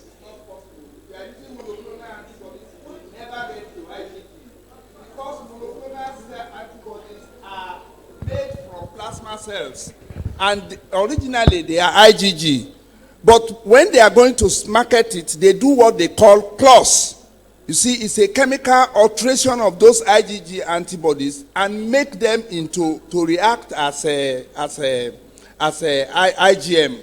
So once you get them to that stage, and that's what is sold, they won't tell you which cloth they are using, so you can't even reverse that process. So it's not possible. It's not like the polyclonal, like I said before, where if you have it and it's agglutinating at IgM, you think that by the time you dilute it up to 1 in 64, it's going to give you IgG. No. The monoclonal antibodies do not work that way, except if they are polyclonal. So we'll read e-learning, IAT. Okay. Why is Love Day? We have to move this. I mean,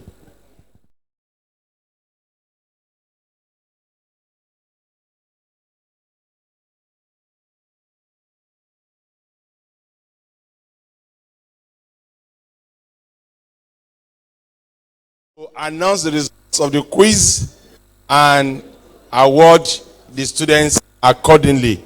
After which we'll go to the maiden congress of the society, which will not take a long time. So, Dr. Olayanju. Okay, let me call on the president of society alongside with Dr. Olayanju for the presentation.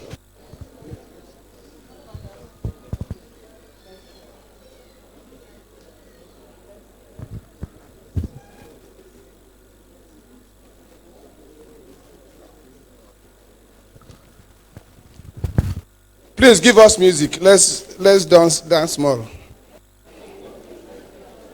DJ, give us music now. All right. Relax.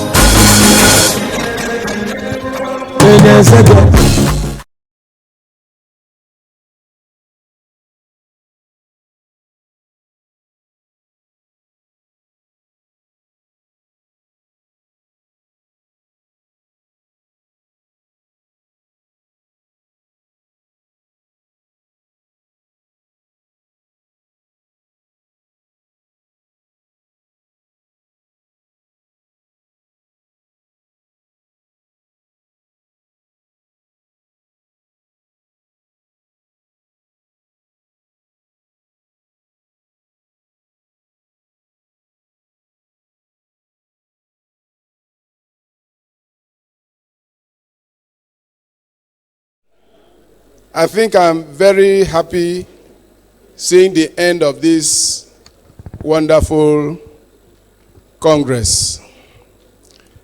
I'm not giving a vote of thanks, but I want to thank God that we have come thus far. We are going to do it very briefly. I promise you that we are not going to stay here beyond 30 minutes. We are not going to stay here beyond 30 minutes.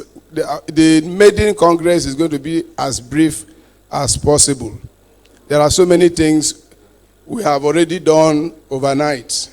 So we are not going to waste time. So just be a little patient. We have a peculiarity in this environment. So as we finish, the foods, they are all here.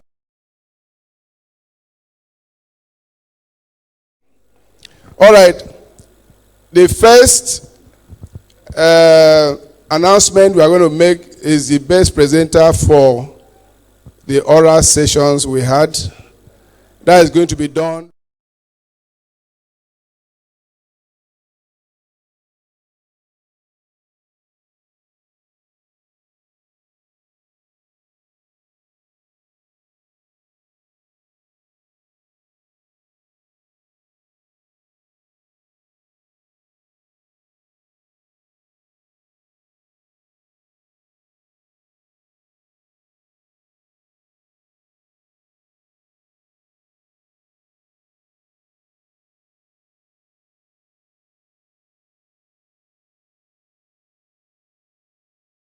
For that category.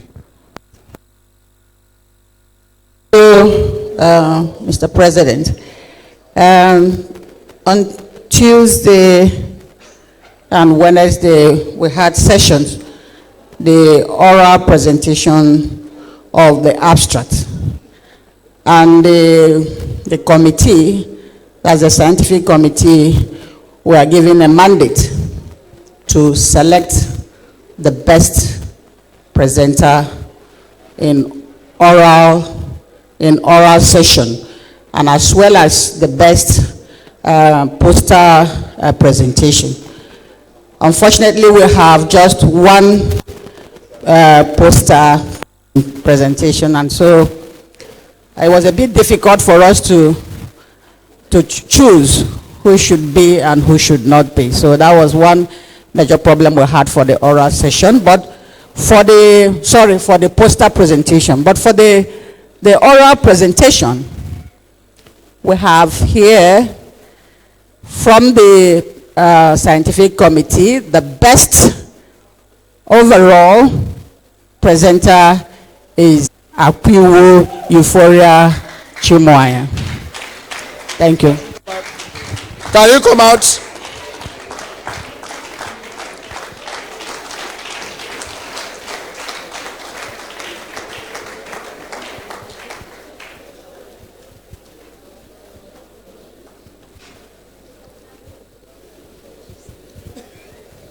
On behalf of the Hematology and Blood Transfusion Scientists Society of Nigeria, I congratulate you.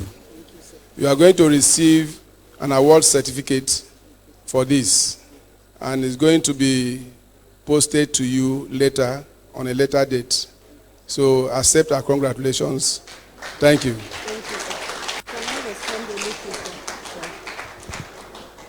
Thank you so much.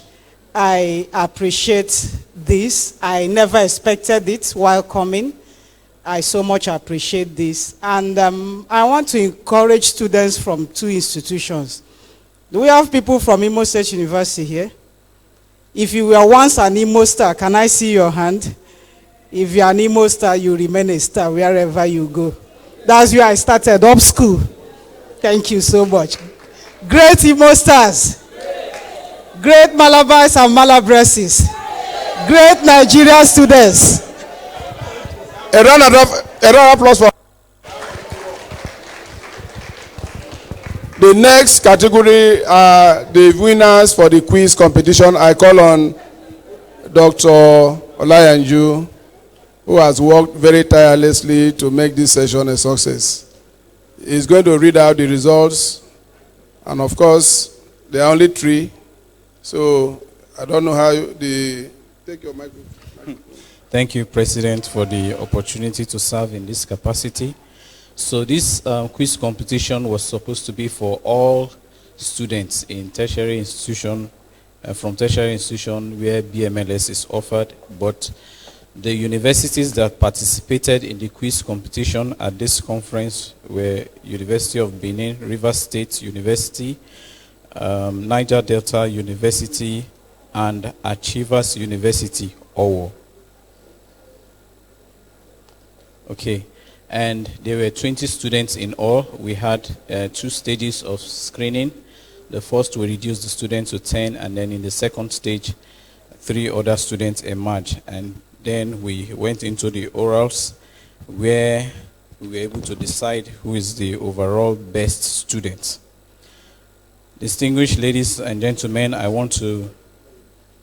Please, before we mention the winners of the award, can I invite our elder statesman,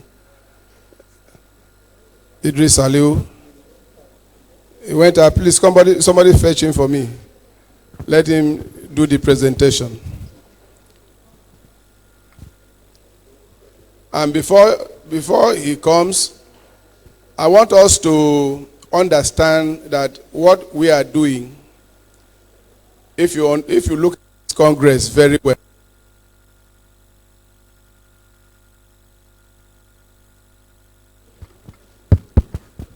we have brought our elders to speak to us. They have spoken to us. We also brought the future generation, the students, to observe what we are doing, and also to make sure that tomorrow, if we leave the stage, what we are doing today will continue. That is why we brought the students. And I tell you, this is the first innovation in any Congress I have attended in Nigeria, where students are brought in and such a competition, is staged in order to encourage scholarship. We will continue to do this. Recently, we have started going to schools during induction to announce or to give prizes to the best graduating students in hematology. So, when you are having induction in your school, invite me, invite the society. If you have best graduating student who is in hematology, invite us. We will come and present an award to that student to encourage scholarship. We want our students to read. We want them to grow, and emulate us, so that what we are doing will be sustained. That is what we are doing. So we are happy. We may not get it very right. Because a lot of schools drag their feet because they did not understand where we were going. We sent letters out to schools, and many schools did not take it serious. I believe by the next time we are doing this, the competition will be very keen. Many schools will in fact, the criteria to even participate will be very tough. So for now, we thank the schools that participated. Those schools that participated, we really thank you. And we are here to present our award for the winner, sir. It's a privilege to have you around. No other person is qualified than you to officiate in this capacity, to speak to our young ones, that all the knowledge that you acquired, even after 20 years, you retired. Still vibrating, like Nokia said. So, as you shake their hands, I believe something will be transferred to them. And they will be like you. I have the pleasure to hand over the microphone to Olayanju again. As the winners come, our father will give them what belongs to them. We are going to also, outside this plaque, this plaque is not carrying their names. It's just the third prize, second prize. Maybe they will present to their university when they go back. But we are going to give them individually certificate of excellence. We are going to give them with their names on it, which they can have. So that is what the society can, next time will improve. Thank you so much. Furthermore, I want to thank the committee members that contributed questions towards this. And one of the reasons why, before I forget, why we decided to do this openly is so that we all will have a template to do the same thing while we are preparing our students for subsequent edition of the competition. So wherever we have flaws, you have seen it, you can criticize and we'll improve upon it subsequently. They will improve upon it subsequently. Okay, now I'm going to call the winners. The first, and I must say something, this order has been consistent throughout all the stages of the competition. So we start from beneath, from number 3. Wilfred Chisom O from Niger Delta University. For the champions, stand up, stand up, stand up. I thought you clap better. For the champions, stand up. For the champions, stand up, stand up, stand up. For the champions, stand up. On behalf of the Hematology and Blood Transfusion Scientists Society of Nigeria, I present this plaque to you as a sign of recognition of your excellent performance in the quiz that has taken place at this conference. Congratulations. For the champions, stand up, stand up, stand up. For the champions, stand up. For the champions, stand up, stand up, stand up. For the champions, stand up.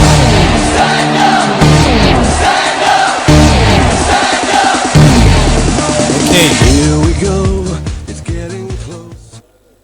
And then the second place goes to Rufus God-Gift Atele of Rivers State University. For the champions, stand up, stand up, stand up. For the champions, stand up.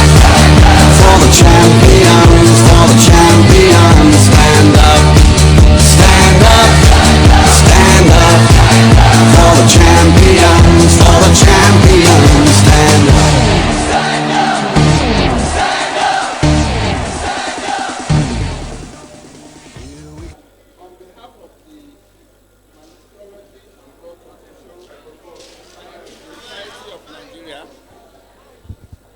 I present this to you as a mark of your excellent performance in the quiz that took place in this conference. Congratulations. For the champions, stand up, stand up, stand up. For the champions, stand up. For the champions, stand up, stand up, stand up. For the champions, stand up, stand up, stand up.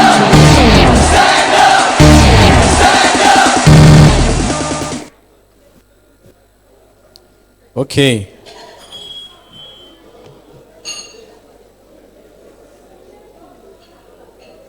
I am sure that you want to see your students in the next edition shaking hands like this. So you do well to motivate them. I asked my students, 18 of them, to come, but they couldn't come.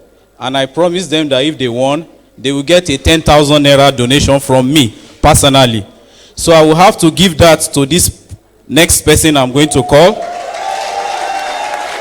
Because it's a promise and it has to be fulfilled. So in addition to what the society will do, you have 10K from me.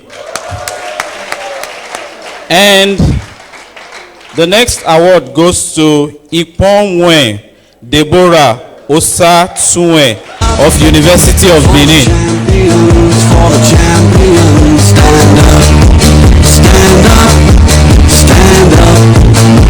the champions, for the champions. Stand up for the champions, for the champions. Stand up, stand up.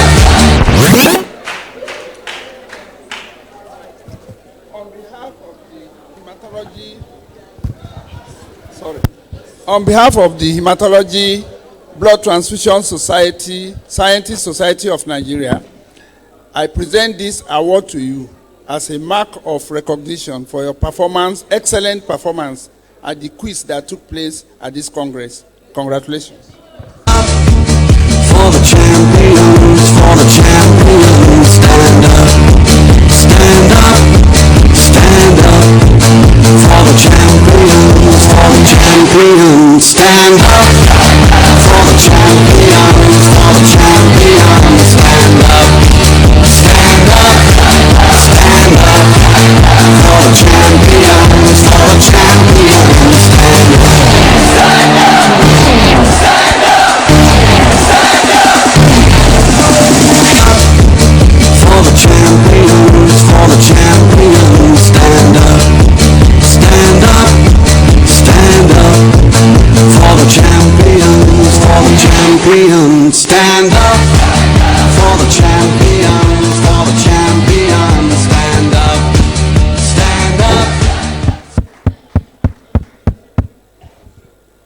I want to thank the organizers of this conference for giving me the privilege to meet the next generation. I'm sure if I had something like this in my time, I probably would have done better today.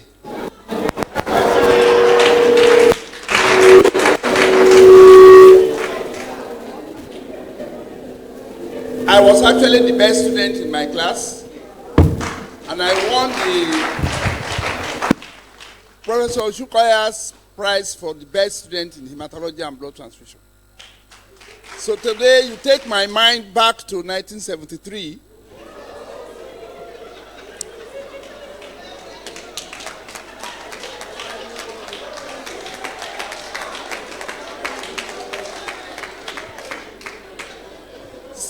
Since I can no longer go back to be like you and do what you are doing now, I have done my time.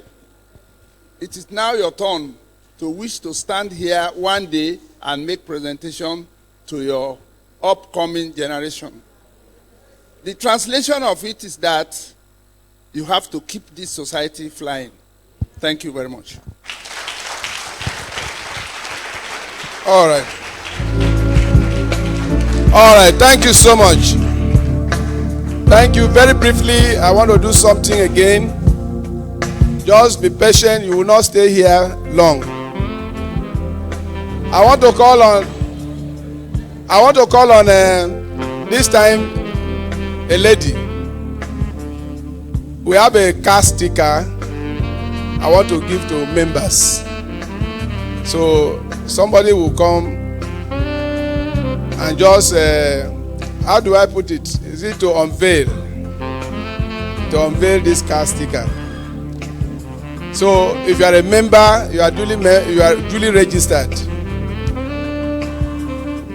Who is the lady that can do it for me? Professor Akpotus will come and do it.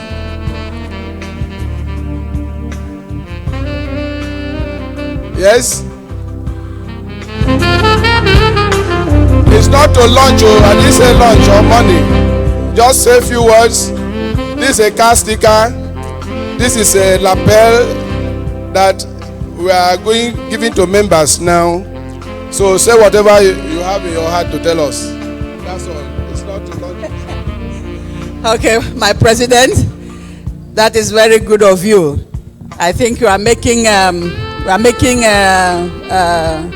long strides, being that these associations just started 2 years ago, and we are really making some waves. This car sticker has shown here blood, microscope, and the blood film. And so I want to believe that blood is life. And wherever you go with this sticker, life is being represented. And putting on this lapel tells us that we are to provide what? Life. And so anytime you're on the bench or wherever you are, you remember that you are carrying what? Life.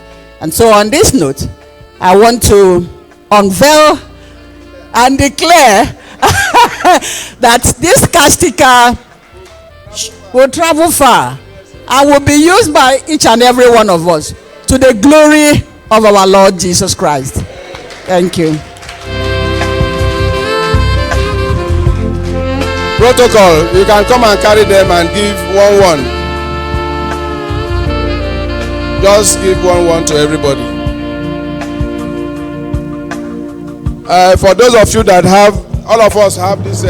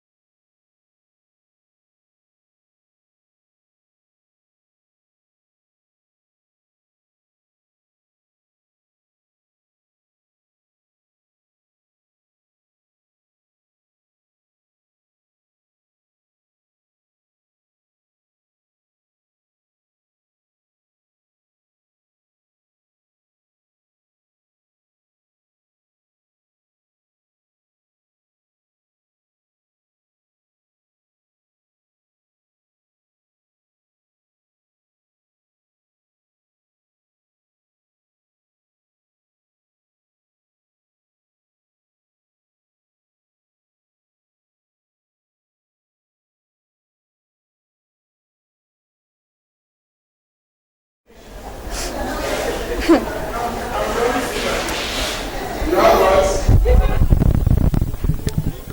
evening. I'm Miss Ikpome Deborah Osatwane from University of Benin.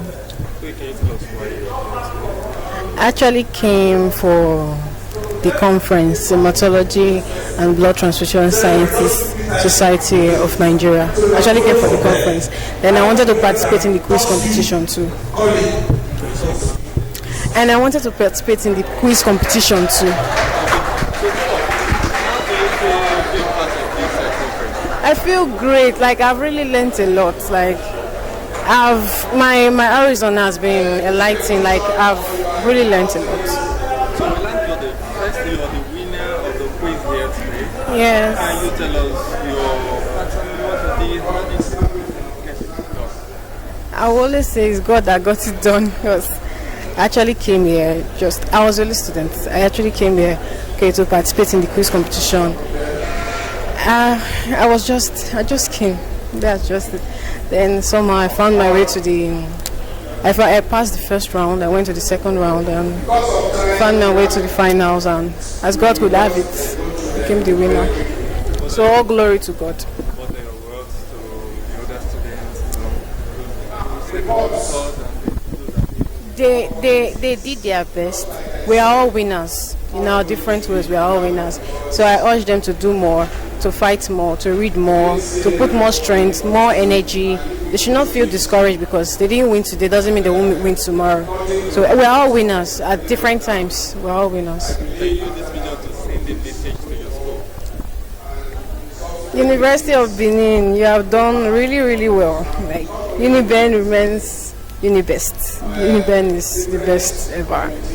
I really appreciate my lecturers, my fellow friends, my parents, my siblings. I want to appreciate everyone. I wouldn't have been here without you guys. All right, thank you so much.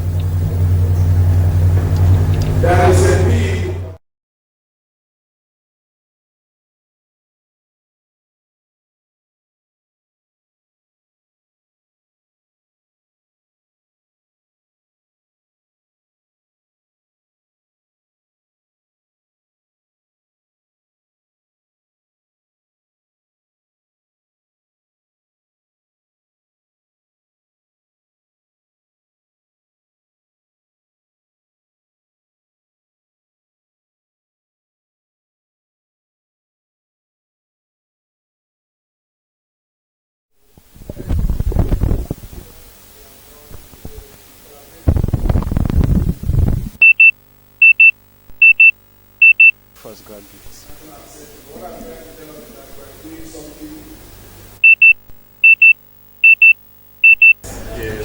Yeah.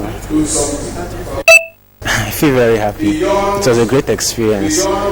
Seeing. Sorry, before we proceed, what school, which school? I'm from Rivers State University. Okay, go ahead. Okay, it was actually a great experience learning from our elder statesmen in the society, coming to compete with other students. Is a great experience. I'm so happy. So how do you feel like competing with other universities? What do you like? What is the experience like? This quiz for the past 2 days now. Wow, and it was actually very challenging from the beginning because the rounds we were actually screened for 2 rounds. At first, in the first round, 10 people were evicted, and we made it to the second round. And second round, we were actually, a lot of people were evicted, and 3 people were actually selected to the final round. So it was challenging at first, but we give God all the glory that we gained.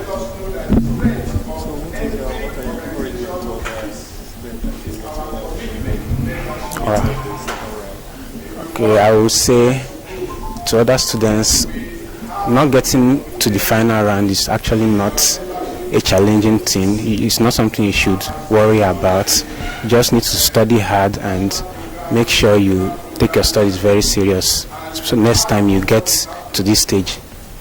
So what words do you use this medium to Okay, I want to use this medium to appreciate all my lecturers, my school, River State University. I want to appreciate my lecturers, particularly my project supervisor, Dr. Mrs. Beauty Echonwere. I want to appreciate my lecturer, Dr. Serekara Christian, and other of my lecturers.